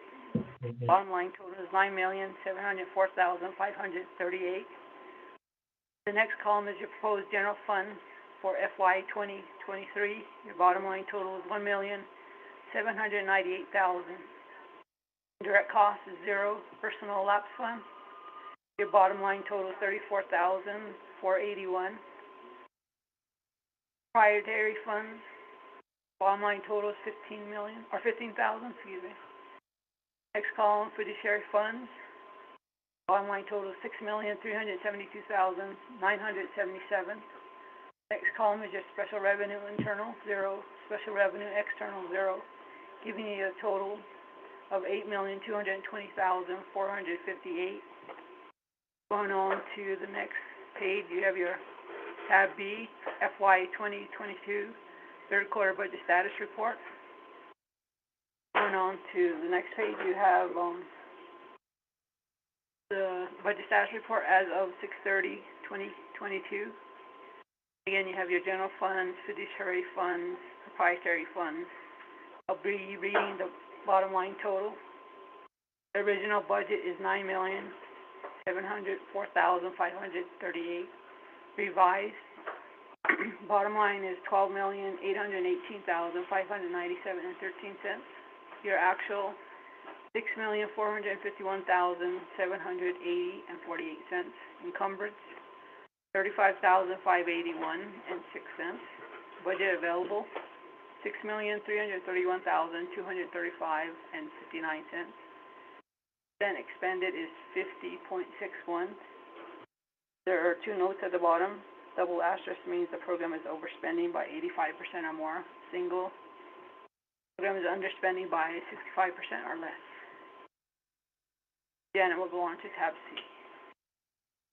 The FY 22 third quarter performance assessment report for the Navajo Nation Veterans Administration. There are 7 business units, and I will read the quarterly average scores.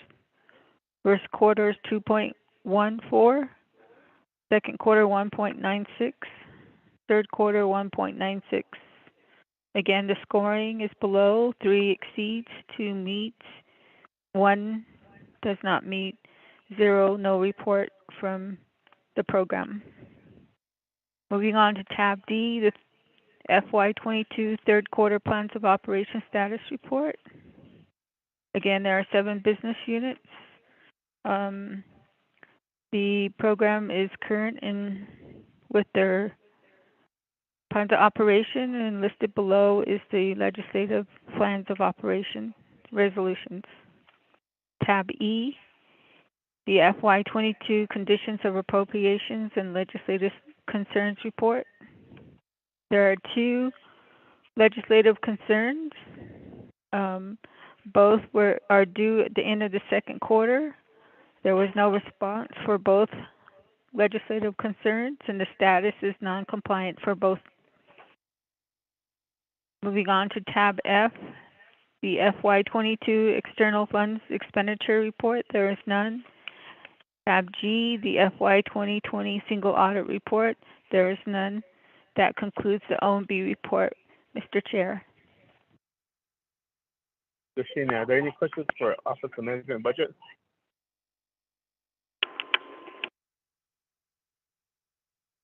Should I move forward to the presentation? Chairman Danielson, you have the floor.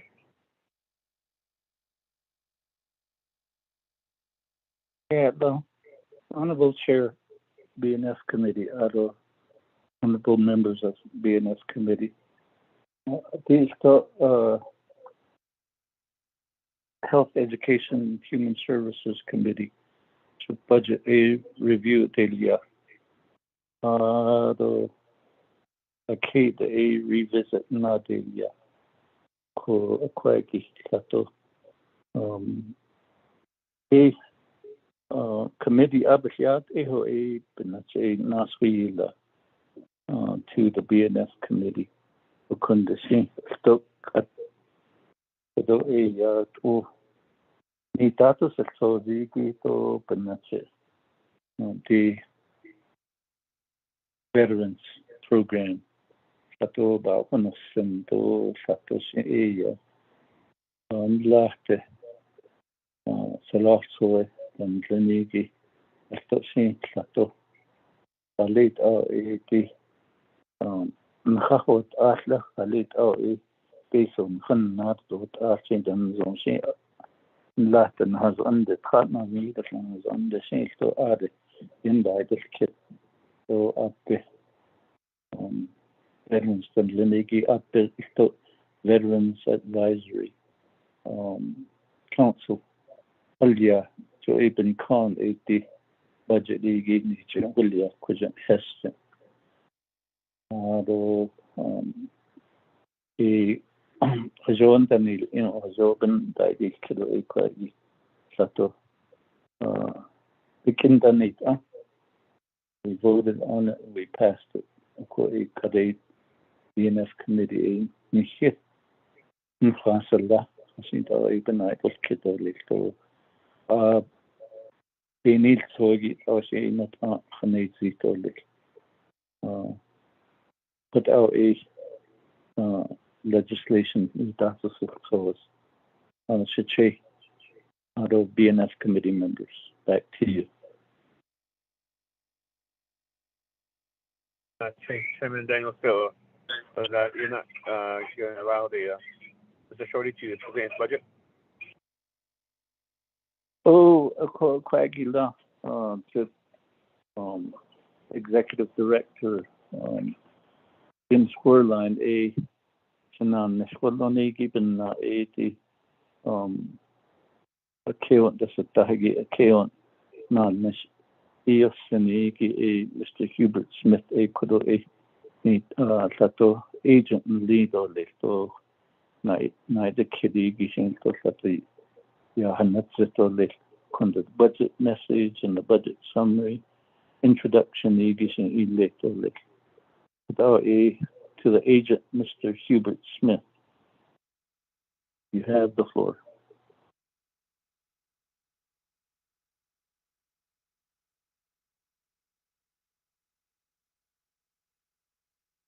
Mr. Smith, are you there? Sorry. Thank you, Chair Daniel. So, she's so good on Shedam Desi. In Sheni, Hubert Smith in Shia. Aro Sena Bekin Snoki Ani Bashin. Nashandro Yakin Hosundra Isi Nasha. Aro Bishito Jingi Deputy Director, but no shit Ochikwagi. So also Baz Animanhood, Anigi Kwagi National. So I'm gonna go ahead and start with the budget summary. Budget summary, part number 1, business unit number 100315, Navajo Nation Veterans Administration, Division Branch, Office of the President, Vice President. Part number 2, general funds. The amount that we have is $1,798,000, and that is 98% of our funds. Number 2, we have the personal lapse allocation fund. In that amount, we have $34,481, and that's 2% of the budgeting that we have, giving us a total of $1,832,481. Part 3, budget summary, personnel expense, fund type code 1. Last year's budget, we budgeted $1,307,142. The proposed budget is $1,392,471. A difference of $85,329. Travel expenses, fund type 1. Last year's budget request was $92,374. This year's proposed budget, we have $181,846. Difference of $89,472. Number 4, supplies. We have fund type 4. Original budget, $146,487. The proposed budget is $103,928. A difference of negative difference of $42,559. I did miss one section. The $3,500. That's the meeting expenses, fund type 1. Last year's budget, we had requested $20,000. This year's proposed budget is $10,000, a difference of $10,000. The 500 series lease and rental, fund type 1, allocation is $10,000. proposed budget is $12,084, a difference of $2,084. Communications and utilities, fund type 1. Budget last year was $55,797. This year's proposed budget. Point of order, Chairman. This is Doug Yell here. Yes, sir. Chairman, to the Honorable Henio, point of order. Councilman Doug Yell here. What's your point of order? My point of order is there's no budget in the computer laptop. Also, on the former support.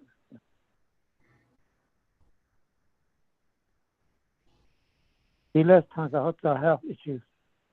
They come and record away. Then there's a problem.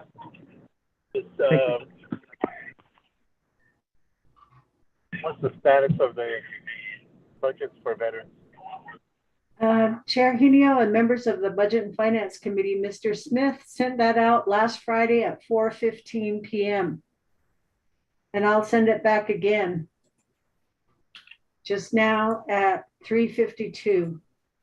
But you should have got it last Friday, all those budgets. Dr. Shana, thank you. They'll get yelling here. Peggy will send it back out again to the committee members. At 3:52.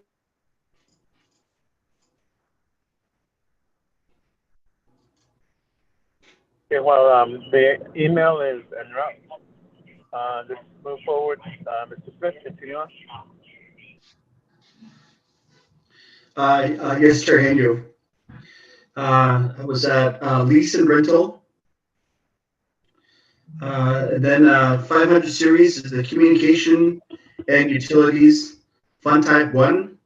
Proposed budget last year was $55,797,000. This year's budget, the proposed, is $67,600, difference of $11,803. Repairs and maintenance, fund type 1. Last year's budget, we had $16,100. This year's budget, we are asking for $14,485, a negative difference of $1,615. Special transactions, fund type 1, $14,449. Proposed budget this year is $11,494, a negative difference of $2,955. Nothing for public assistance. Capital outlay, we have 1, and that is $38,573, with the difference of $38,573, giving us a total.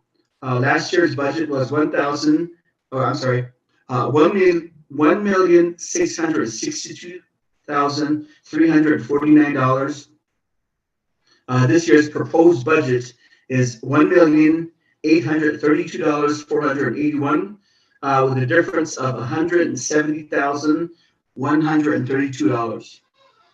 Part 5, total positions budgeted for. We have 28 positions, and then on E, also 28 positions. Total number of vehicles budgeted for. We have 8 vehicles that we have budgeted for, and 8 budget on line item E. The budget was submitted by Executive Director Jen Zorline and concurred by Paulson Chaco, OPVP Chief of Staff. I'm going to be going on to the loan program, Part 1, Business Unit 903002, Navajo Nation Veterans Administration Loan Program. OPVP is a division, and this was prepared by Ms. Barbara Johnson, our collection officer. Part 2, we have $15,000, and that is what we're requesting this year, giving us a total at the bottom of $15,000. Part 3, budget summary. Personnel expense, we don't have any because they're in our 10/30/15 budget. Travel expense, fund code 9. Last year's budget, we didn't request any. This year, we're requesting 2017, giving us a difference of $2,017. Meeting expense, we have none. Supplies, we have fund type code 9. And last year's budget, we request for $8,308. This year's proposed budget is $4,770, giving us a negative difference of $3,538. Lease and rental, we have none. Communications and utilities, we have none. Repairs and maintenance, we fund code 9. Last year we requested $6,692. This year we are requesting for $3,713, giving us a negative difference of $2,979. Contractual services, fund type code 9. Last year we didn't request any. This year we are requesting $4,500, giving us a difference of $4,500. So total at the bottom, last year's budget we requested for $15,000, and this year's proposed budget is also $15,000. Part 5, there are no positions budgeted for because that money is coming out of our 10/13/15 account. Total number of vehicles budgeted for, we don't have any for the loan department. This was submitted by myself, Deputy Executive Director Hubert Smith, and it was approved by the Executive Director, Mr. James Zwerlein. Now I'm going to go on to our housing budget. Part 1, budget number N01504, program title, Veterans Trust Fund, Housing. OPVP department. It was prepared by the program supervisor, Ms. Einan Johns. Part 2, Veterans Trust Fund Housing. The amount that we are requesting is $4,331,607, and that gives us an imbalance percentage of 100%. And the total at the bottom is $4,331,607. Part 3, personnel expense. We have currently the fund type code is number 7. Nomination approved original budget last year was $446,408. This year's proposed budget is $487,618, giving us a difference of $41,213. Travel expense, fund code 7. Last year we didn't have a budget for that.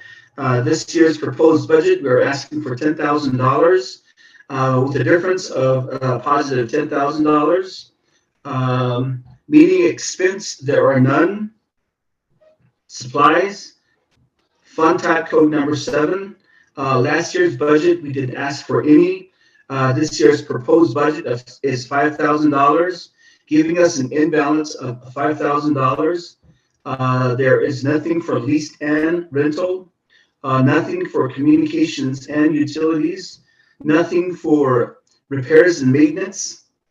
And under contractual services, fund type 7, we are requesting $3,296,697. This year's budget, we're asking for $3,825,915, giving us an ending balance of $529,218. Special transactions, fund type 7.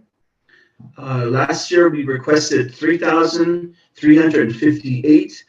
This year we're requesting $374 with an ending balance of a negative $284.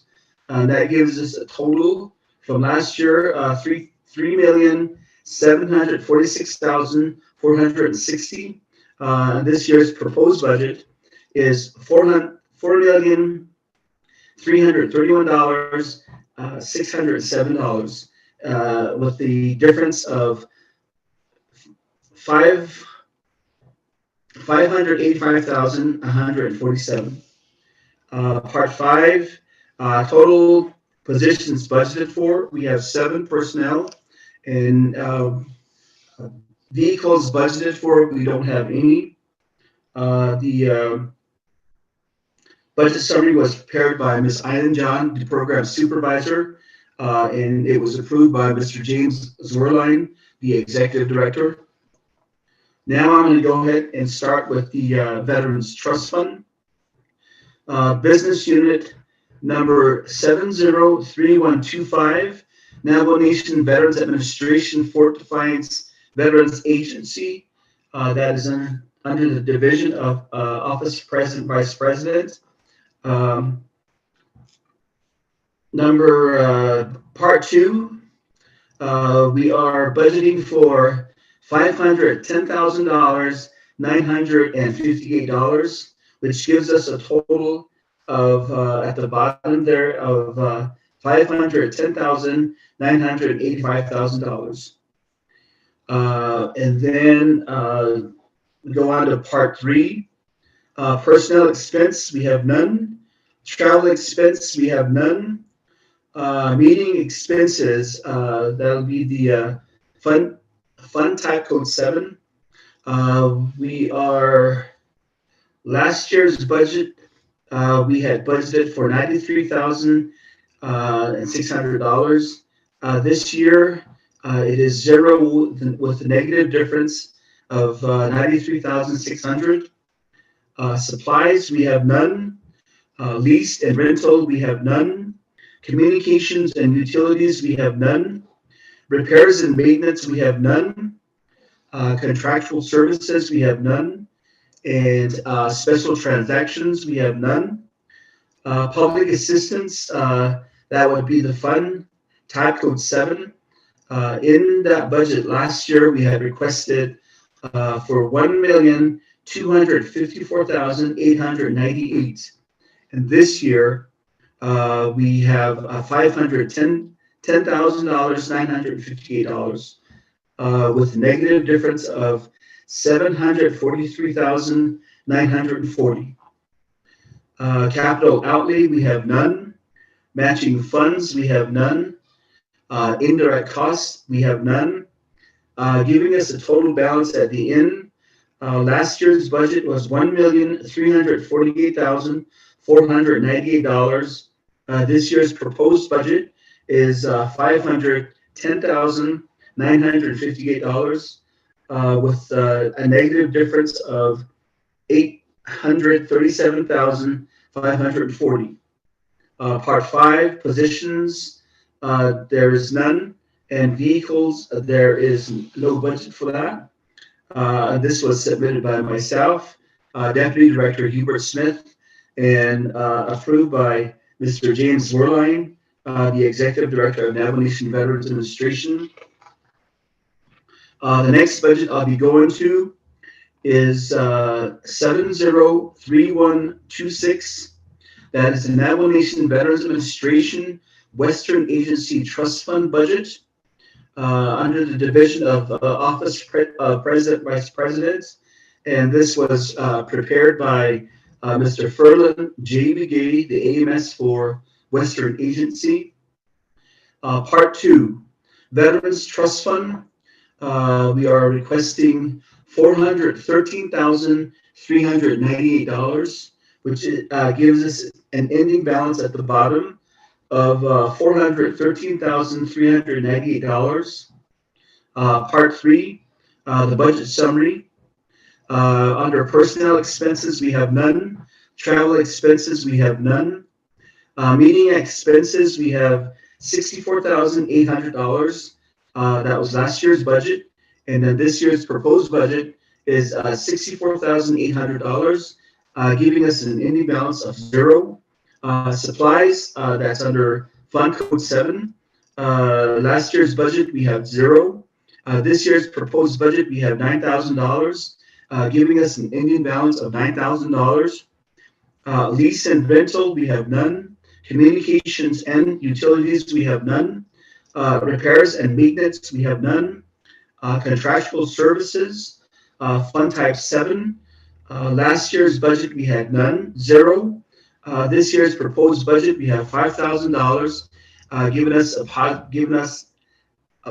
positive imbalance of $5,000. Under special transactions, Fund Codes Type 7. Last year, we didn't budget anything. This year, we are asking for $27,000 under that unit number, giving us an imbalance of $27,000.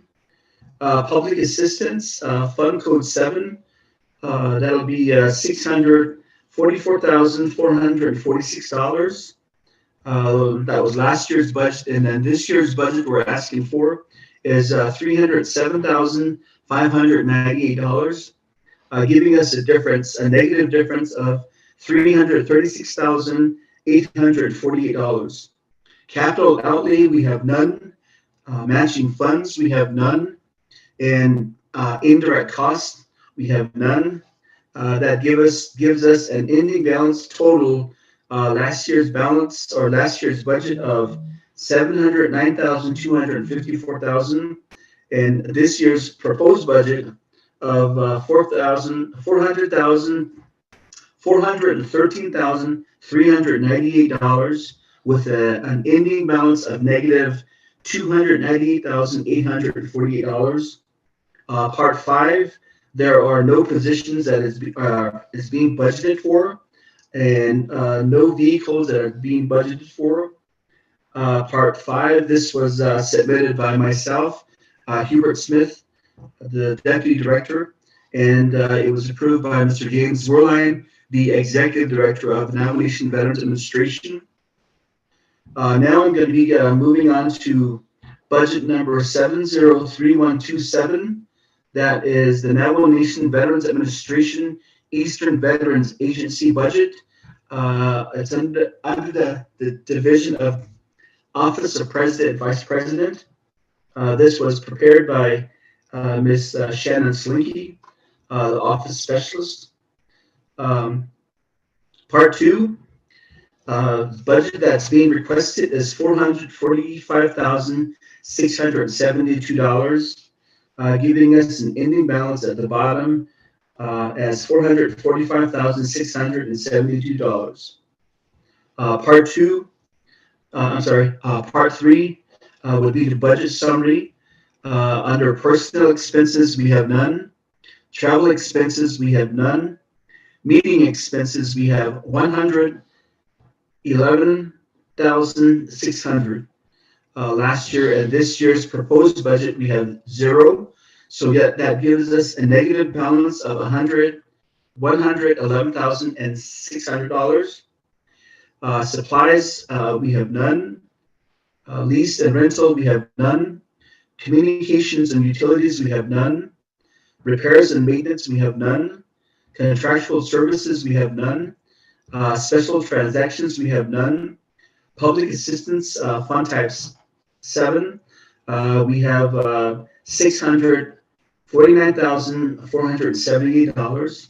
That was last year's, and then this year's budget is $445,672, with a difference of $203,806. Capital outlay, we have none. Matching balances, we have none. Indirect costs, we have none. Moving on down to Part 5, budget positions budgeted for, we have none. And vehicles budgeted for, we have none. This was submitted by myself, Hubert Smith, Deputy Executive Director, and this was approved by Mr. James Werlein, Executive Director of Navajo Nation Veterans Administration. So next I'll be going to budget number 703128. That is the Navajo Nation Veterans Administration Shiprock Veterans Agency Office. That is under the Office of President and Vice President. This was prepared by Ms. Shannon Slinky, the Office Specialist. Part 2, the amount that they are requesting is $335,548, which gives us an ending balance of $335,548. Part 3, budget summary. Under personnel expenses, we have none. Travel expenses, we have none. Meeting expenses, the fund type 7. Last year's budget was $68,400.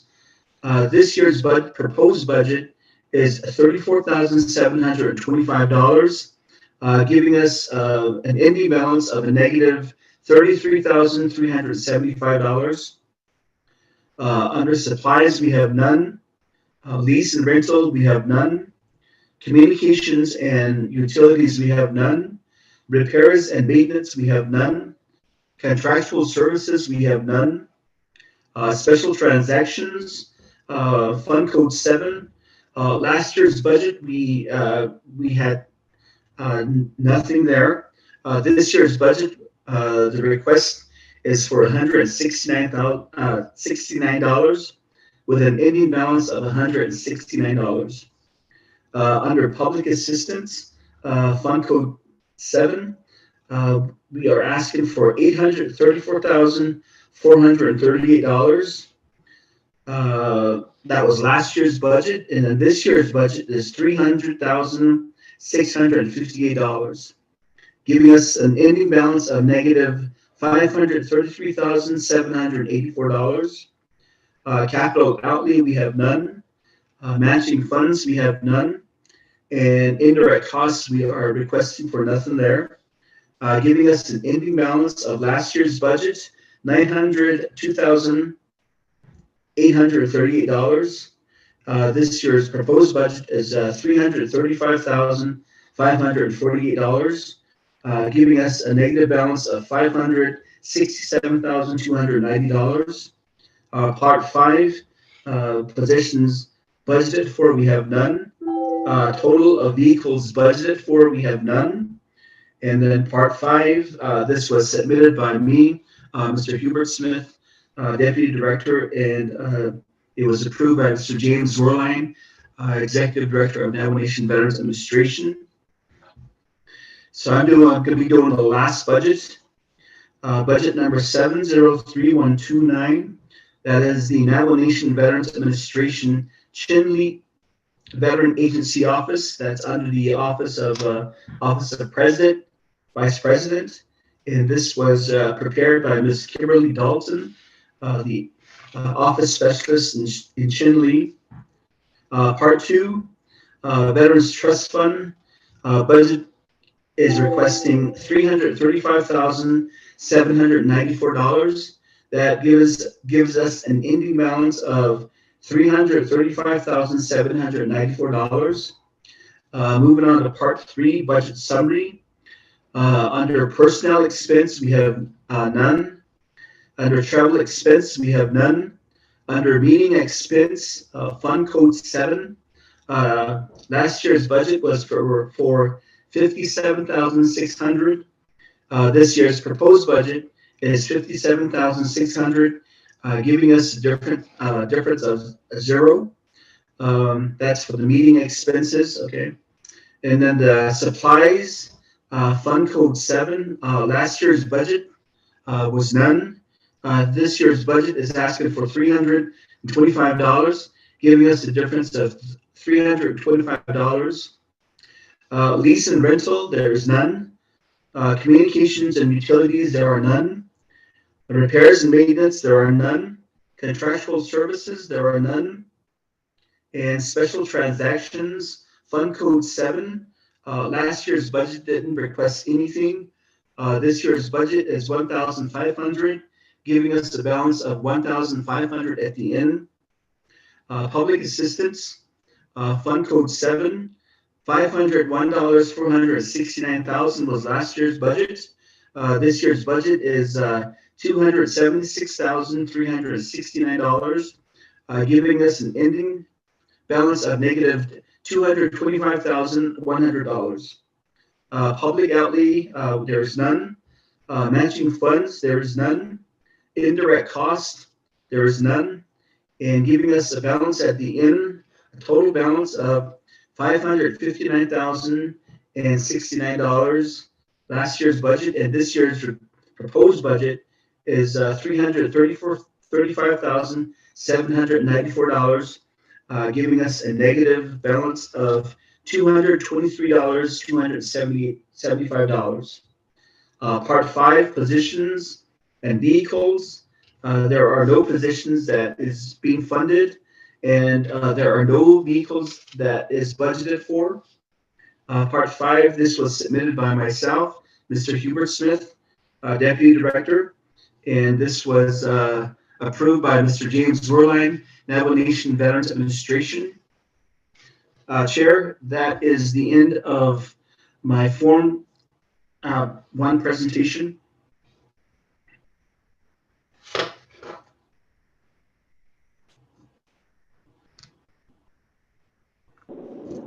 Chairman, Daniel Phillips, back to your presentation.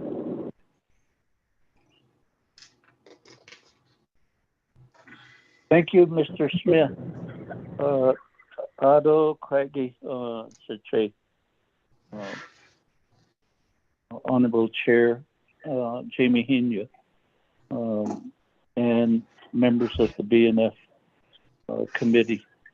That would be the presentation of the budget, and we stand for questions. Dr. Sheikh Chairman Daniel. So with this Budget and Finance Committee, are there any questions, comments regarding the presentation?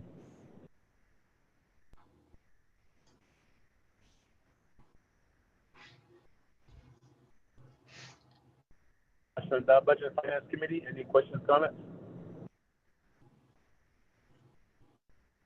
There are no questions or comments, so I'll call for the question. Chairman Henio, this is Delegate Crotty with the question. Dr. Sheikh, proceed with your question. Thank you, Chairman. I appreciate Chairman Daniel So for being on the call to present the HES resolution, and Mr. Smith in your capacity as Deputy Director. My question would be regarding the budget forms and the request from Northern Agency veterans that their business units are restored.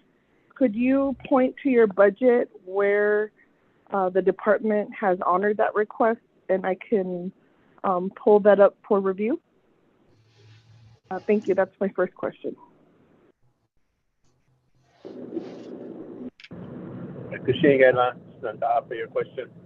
Chairman Daniel So, your response through your agent. Thank you. Okay. Others, Shumaya Seha, Craigie, Nathan Kadigi. With that, would refer that question to Deputy Director Smith.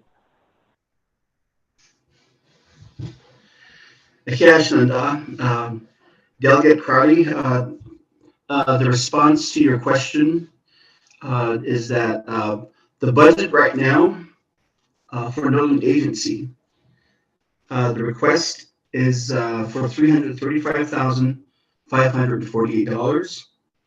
And I believe this year's shortfall that was incurred is going to be presented later on by the Executive Director.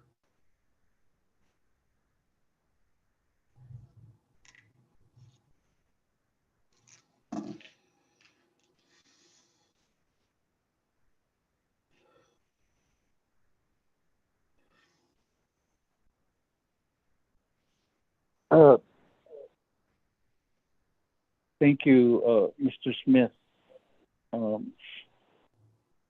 You didn't failed to answer Honorable Amber Crotty's question. And so I leave that question with you to answer.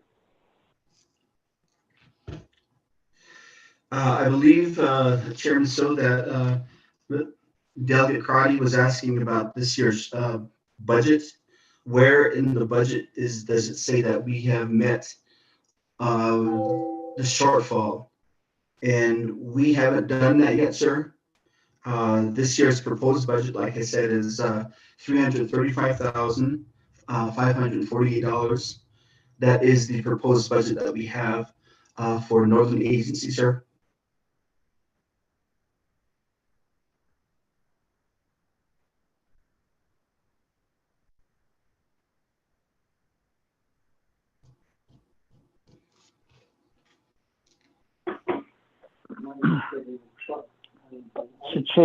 Honorable Chair Jamie Henle, I realize the answer is inadequate, but that's what we have. Members of the BNF committee.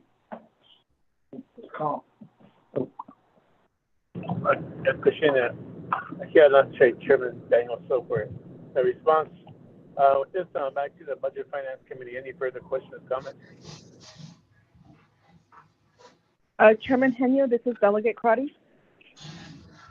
Commissioner Shinada, you have the floor. Yes, thank you, Chair. Deputy Director Smith, if you could please hear the question that I'm asking and not project what you believe I'm asking. I didn't ask about the shortfall. And Chairman So is correct, you did not answer my question. My question was, in your budget, the Northern Agency veterans have requested that their budget units be restored.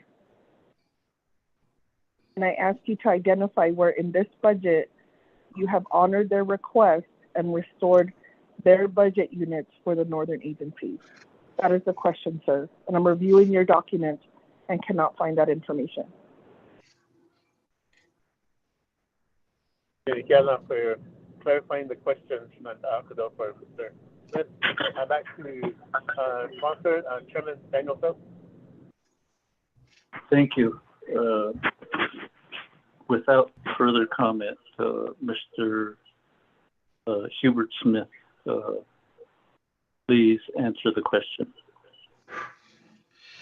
Yes, Chairman. So, Delegate Crotty, as of right now, Northern Agency had a resolution that the members requested to stay with one business unit, and that is business unit 703128.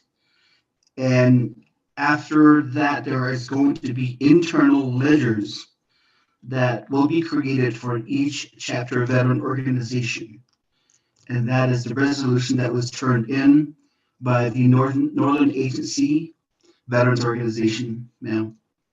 I hope that answers your question.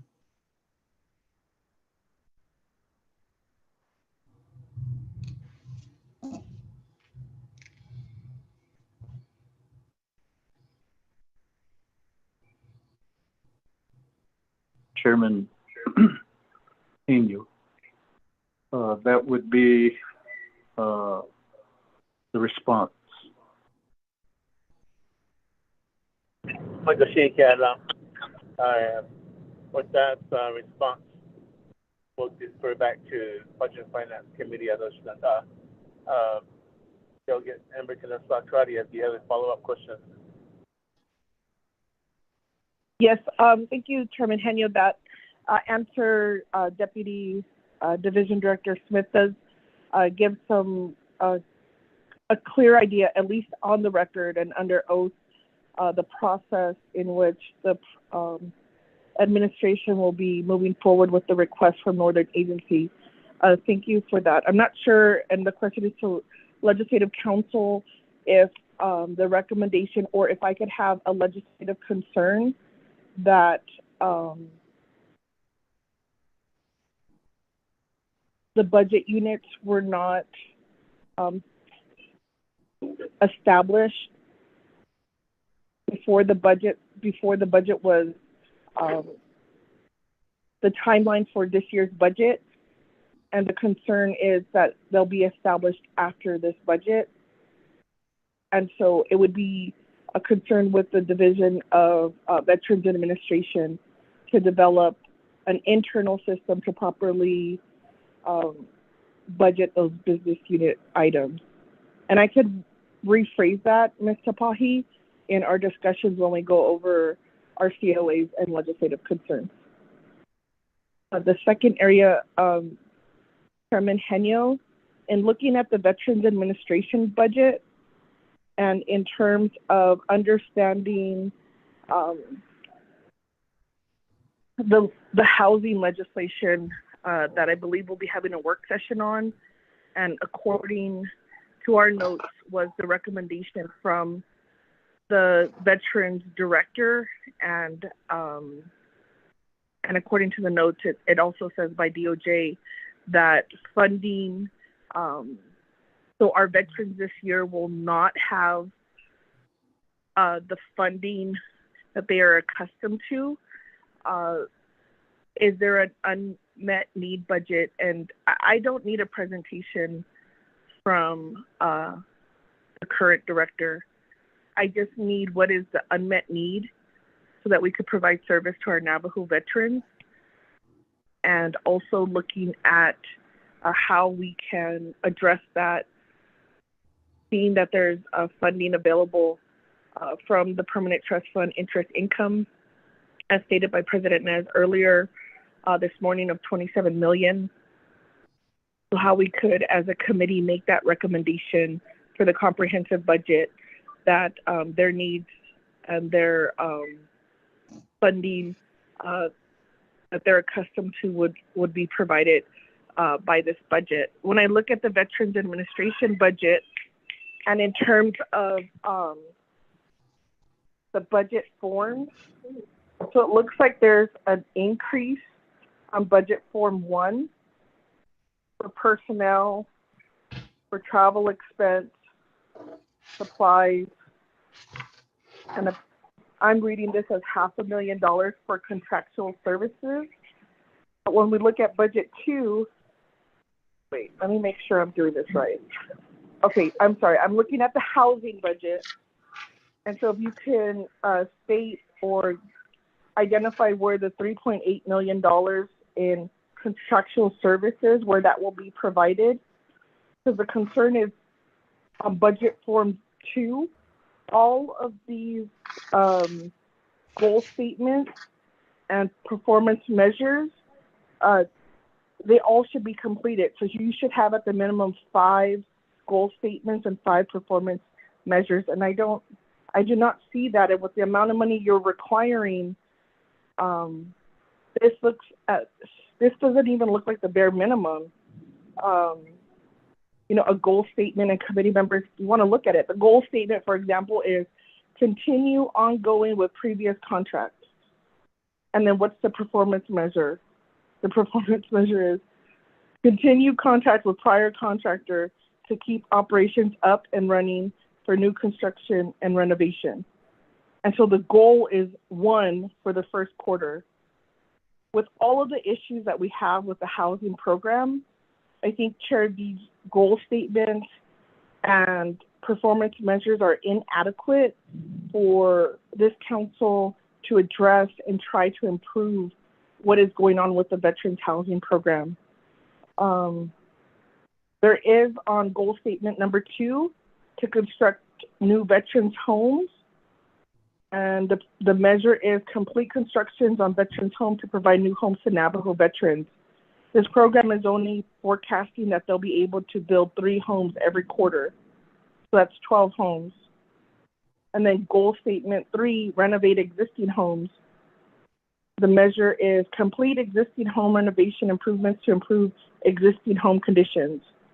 And that's 5 per quarter. So that's 20 homes. But there's nothing in this performance measure that discusses the ongoing issue with lost applications, How are you going to improve communications to veterans in terms of where they're at with their housing application? How are you going to make sure that applications are not lost?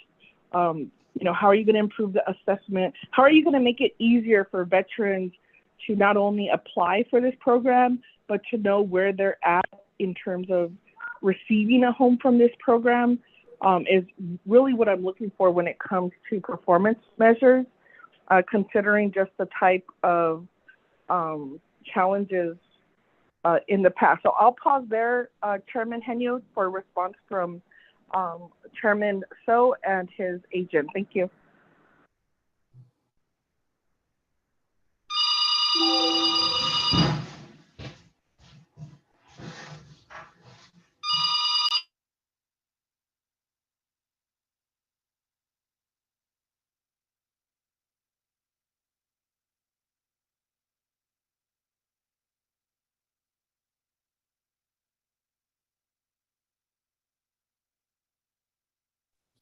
Chair Henio, are you still there? I think we may have lost Chair Henio again in this call.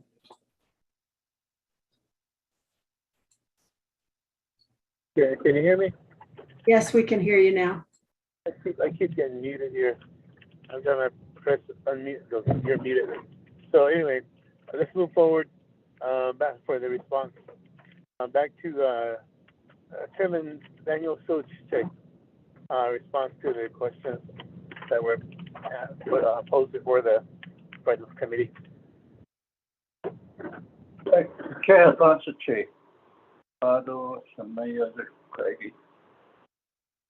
Thank you for your very analytical review. Ko kaigi kato naide kirigi to kato mataka to tihigi kaigi. Deputy Director Hubert Smith, you have the floor to respond.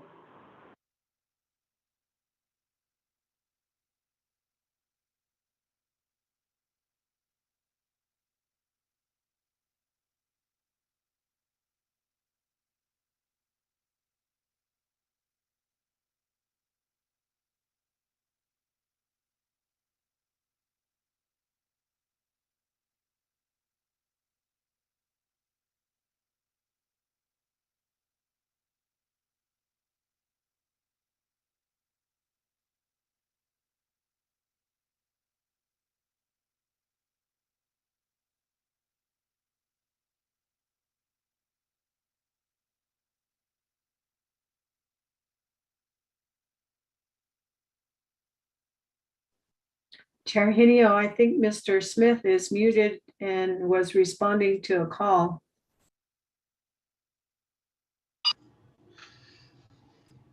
Hello? We can hear you. Okay. Chairman Daniel, so thank you for this opportunity. To the Budget and Finance Committee members, I was saying here just about a minute ago because I was muted there. So what I was saying was that last year there was a performance audit that was done to the Navajo Nation Veterans Administration. And in that audit, it identified a lot of discrepancies that we had. And so we did welcome the audit because any audit that is performed on organizations and companies and departments is a way of finding the deficiencies that you're doing as a department. And so in doing so, we've identified that there were many discrepancies that were there. So one of the things that we are improving on how to track a veteran's application is starting a database system that we have. So that database system will identify each application that comes in, each veteran that does come in with their application, so that a person from Tuba City will be able to view all the documents as well as a person from Eastern Agency. So the database system that we are getting right now is the SharePoint database system. So hopefully that will identify and also let us track all the applications that do come in, as well as the other documents that are turned in by our veterans for housing, as well as the assistance portion of the Veterans Trust Fund. So that is my response to the committee. Thank you.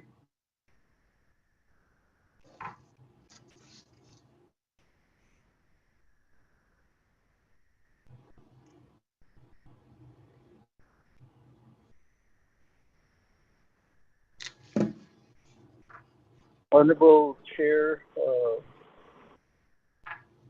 PNF, Amy Junio, that would be the response from the agent. And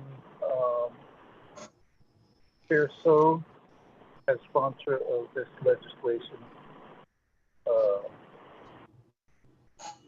stands before you for more questions if necessary.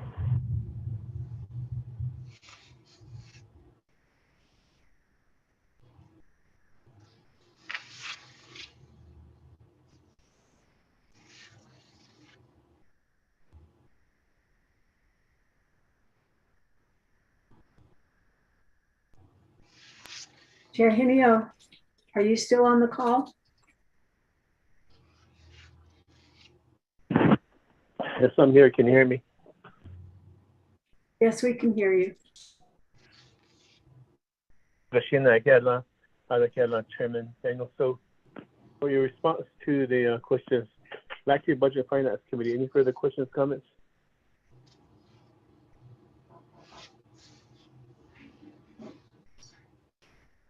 Chairman Henio, this is Delegate Crotty. President, you have the floor. Yes, thank you, Chairman. If I could ask for this budget to have a revisit so that the program can insert the additional goal statements and measures, which will include some of the veterans who have marched. They have identified other areas that they want to see improvement, but I don't see that when I'm reading the budget form 2 on any of the programs, whether it's the administration, at the agency level, the home loan, or the housing program. Where, I guess the question would be to Deputy Director Smith, where are those improvements that have been asked by veterans who continue to march and pass resolutions looking for additional support and services from the Veterans Administration? And can you add those on to your budget form 2 so we can start measuring and keeping the administration accountable for those areas? Thank you, Chairman. Thank you for your question. Okay, back to you. Chairman is for response from Mr. Herbert.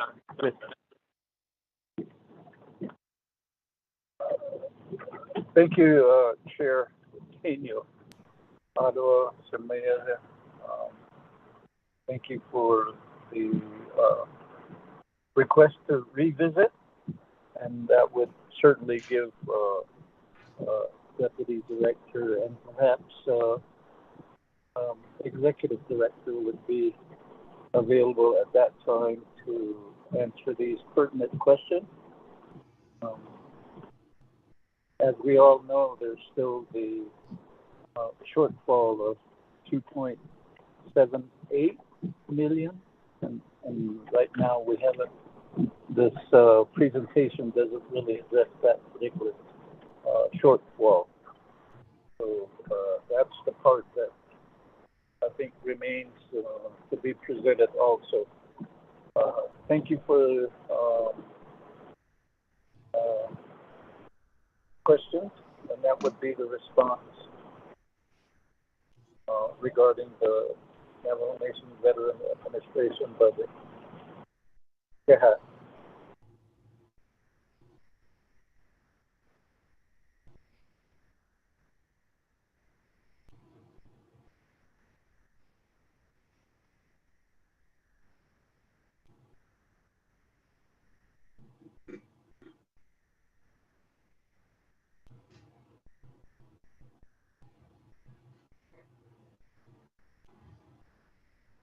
Mr. Smith.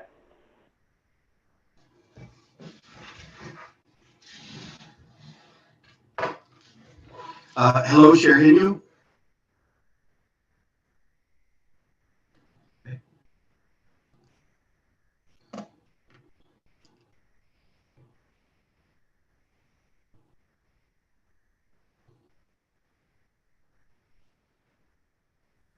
Chair Henio, are you still on the call?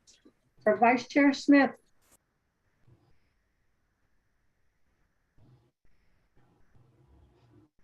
Vice Chair Smith here. Mr. Smith, there were questions posed as far as changes made to the Form 2 of your budget, especially when it comes to the housing program. Do you have a response for that? Chairman Henio, yes. Just this past month, we did an outreach. And what the outreach did was we brought in a lot of different organizations. So the idea was to have veterans, the Navajo Nation veterans, come into Navajo Technical University to apply for veterans benefits and housing. So that's the first point that we are starting to get out there and do outreaches. And so in response to Delegate Karate's question, yes, that would be no problem. I think that would identify and also give us more things to do as a department. So I don't have a problem with more outreach because our veterans do need that, especially in the realm of benefits and claims.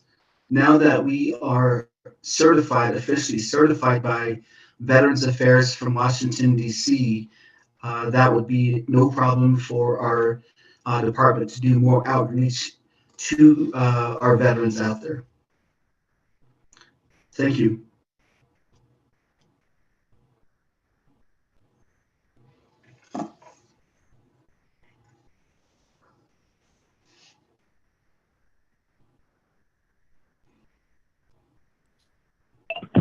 Thank you, Mr. Smith, for that response. Chairman Nez Azikuda.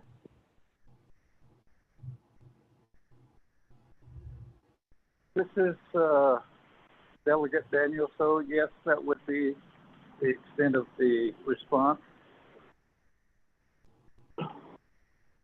I'm sorry. Sorry, Chairman Nez. I think I'm asking for the walking to the parking lot, but thank you. With this, back to Budget and Finance Committee. Are there any further questions, comments? Chairman Tanya, this is Delegate Claudia. You have the floor. Yes, Chairman. So at this time, do I motion to table so those budget Form 2 can include the veterans' concerns and how the program is going to address those issues?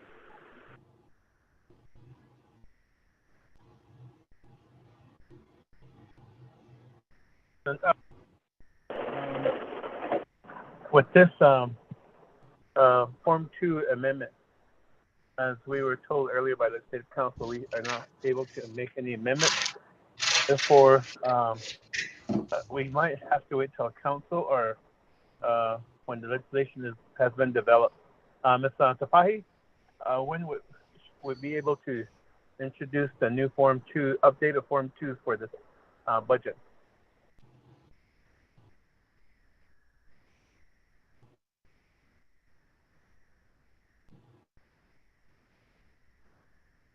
Or Ms. Barba, are you there?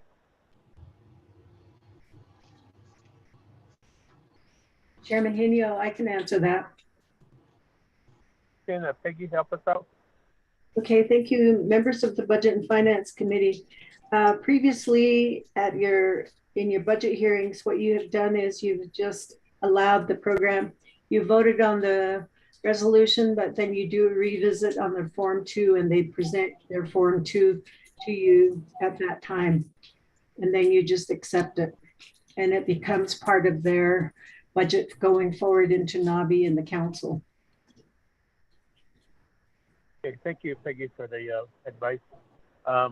So the way I'm looking at it, and Delegate Amber Knaus County, is that you can table, I'll recognize that tabling motion for revisit to the end of this agenda. And by that time, the program is dismissed. Would have been able to revise the Form 2 for the topic that we're discussing.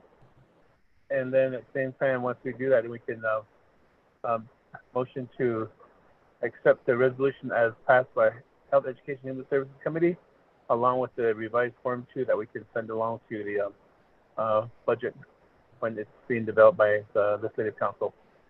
Shananta, are you still wishing to motion to table this? Yes, Chairman, if I could make that motion to table to the end of this agenda. Thank you. Kushina, Shananta, I recognize your tabling motion. There is a motion to table this resolution till the end of this agenda for revisit. Is there a second? Delegate Yellowhair. And Delegate Jimmy Yellowhair, second. We do have a motion and a second to table this legislation with the instructions to the Department of Veterans Affairs that they revise their Form 2 on their performance criteria. So this move into roll call vote. Ramona? Yes, Chairman Henyo, roll call vote on the motioning table. Tabling motion, Honorable Raymond Smith Jr., how do you vote? Thank you. Honorable Raymond Smith Jr. votes green. Honorable Jimmy Yellowhair, how do you vote? Delegate Yellowhair votes green. Thank you. Honorable Jimmy Yellowhair votes green. Honorable Amber Knaus-Crotty, how do you vote? Delegate Amber Knaus-Crotty, I vote green. Thank you. Thank you, Shadeja. Honorable Amber Knaus-Crotty votes green. Honorable Nathaniel Brown, how do you vote? I vote green. Thank you. Honorable Nathaniel Brown votes green. Honorable Elmer P. Begay, how do you vote?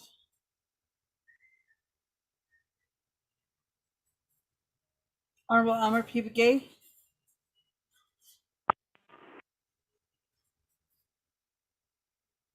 Chairman, we have 4 members voting in the affirmative. I'll vote green.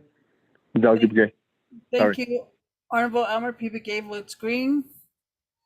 Chairman, we have 5 members voting in the affirmative, 0 opposing. Chairman not voting. Chairman? Yeah, 5 in favor, 0 opposed, Chair not voting. This resolution is hereby tabled. So this will move forward to the next resolution for Health, Education, and Human Services Committee. Which one is that, Peggy? The next resolution is HEHSCAU-04-22. And it's on the human resources. So Nomination Department of Human Resources, who will be presenting on this resolution?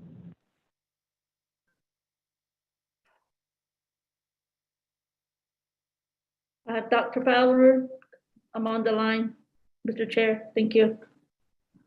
Dr. Fowler, who will be presenting with you on this, on the budget?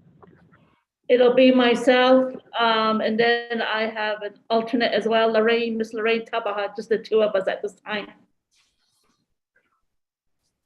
Christina, Peggy, the oath.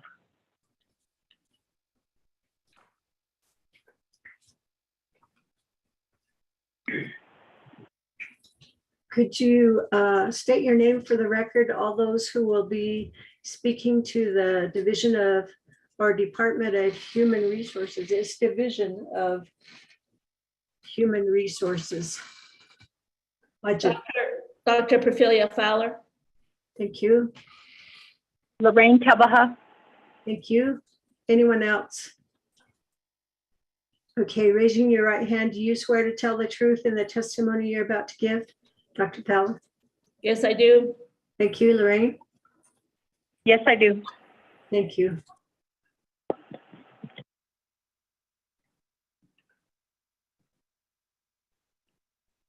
Peggy. Thank you for the oath. Please proceed to read the resolution into the record.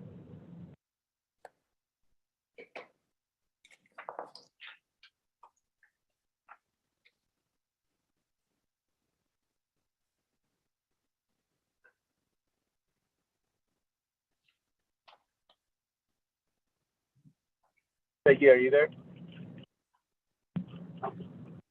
Yes, I am. I was really reading HEHSC AU-04-22, resolution of the Health, Education, and Human Services Committee of the 24th Navajo Nation Council, 4th year 2022. An action relating to the Health, Education, and Human Services Committee approving and recommending to the Budget and Finance Committee the fiscal year 2023 budget for Division of Human Resources and related matters to be included in the Navajo Nation's FY 2023 comprehensive budget. This was approved on the 10th day of August with a vote of 4 in favor, 0 opposed. Exhibit A shows FY 2022 general fund budget of $2,669,100. Proposed general fund budget for FY 2023 is $2,669,100. Indirect cost is $1,768,401. Personnel lapse fund is $105,430. External funds match is $900,000. Proprietary fund is $95,000. Fiduciary funds is $70,760,600. Special fund revenue, the external is $38,822,297 for a total of $115,120,828. Exhibit B, $2,269,100. Exhibit C, no changes. Exhibit D, recommended conditions of appropriations and legislative concerns. One is a legislative concern. The Division of Human Resources shall conduct a comprehensive survey of the current housing needs for Navajo Nation government employees. The comprehensive survey shall include commuting times, vacant positions, indication of housing need near workplace, and other necessary information to address housing needs survey. The Division of Human Resources shall coordinate with other divisions, departments, and programs to accomplish this legislative concern. The Division of Human Resources shall provide a report both verbally and in writing to the HEHSC by the end of the third quarter FY 2023. Second, to the, it says Department of Personnel Management for the first one. The second one, Department of Personnel Management. Legislative concern, the Division of Human Resources shall evaluate pay scales for tribal employees and compare similar federal government employee positions. The Division of Human Resources shall include its findings and recommendations in an oral and written report to the Health, Education, and Human Services Committee. The goal is to align tribal pay with the same position that exists within the federal government. The Division of the Human Resources shall provide a report both verbally and in writing to the HEHSC by the end of the third quarter FY 2023. Third one is Department of Personnel Management, legislative concern. The Division of Human Resources shall evaluate how to achieve and accomplish creating an online centralized database system. The Division of Human Resources shall include its findings and recommendations in a written report to the Health, Education, Human Services Committee, including barriers. Excuse me.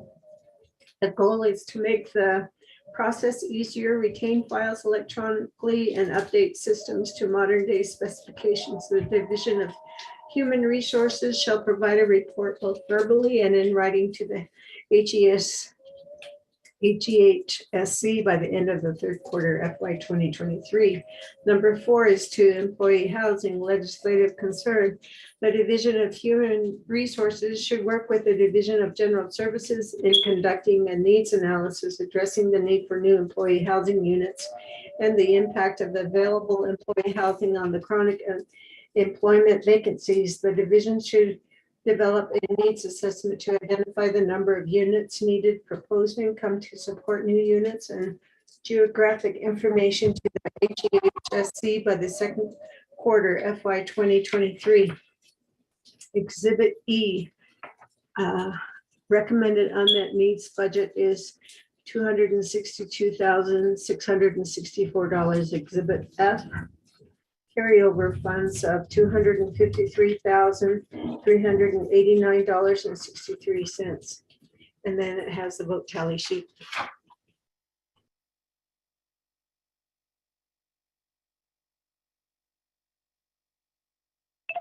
Chair Henyo, this is Delegate Crotty.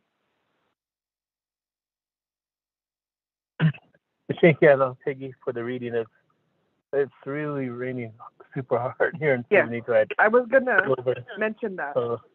It is okay. I couldn't see. I just pulled over at the gas station here. So Chairman Henyo, if I'm in order. Yes, Shananda. I was gonna ask if we can motion to recess. There is a heavy storm, and in hearing Ms. Nakai, you could hear the wind in the background. So for the safety of our staff, if we could recess and then reconvene. Yes, I recognize your motion to recess. With that, there's a motion to recess. Is there a second? This is Delegate Brown, I'll second. Delegate Nathaniel Brown, second. So we do have a motion and a second to recess until tomorrow morning at 8:30. This roll call vote, Marmona? Yes, Chairman Henry, a roll call vote on motion to recess. Honorable Raymond Smith Jr., how do you vote?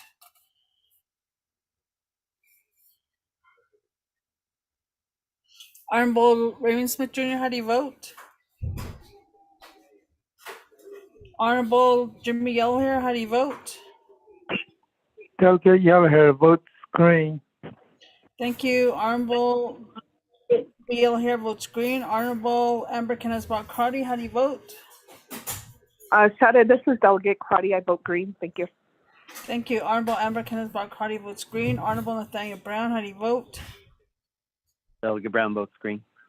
Thank you. Honorable Nathaniel Brown votes green. Honorable Elmer P. Begay, how do you vote? I'll vote green. Thank you. Honorable Elmer P. Begay votes green. Honorable Raymond Smith Jr., how do you vote? Chairman, we have 4 members voting in the affirmative, 0 opposing, chairman not voting, and 1 member not voting. Chairman? Yeah, thank you for the roll call vote. 4 in favor, 0 opposed, chair not voting. We are hereby recess till tomorrow morning at 8:30.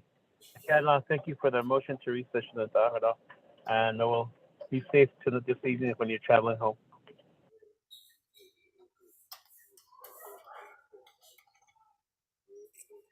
Corner.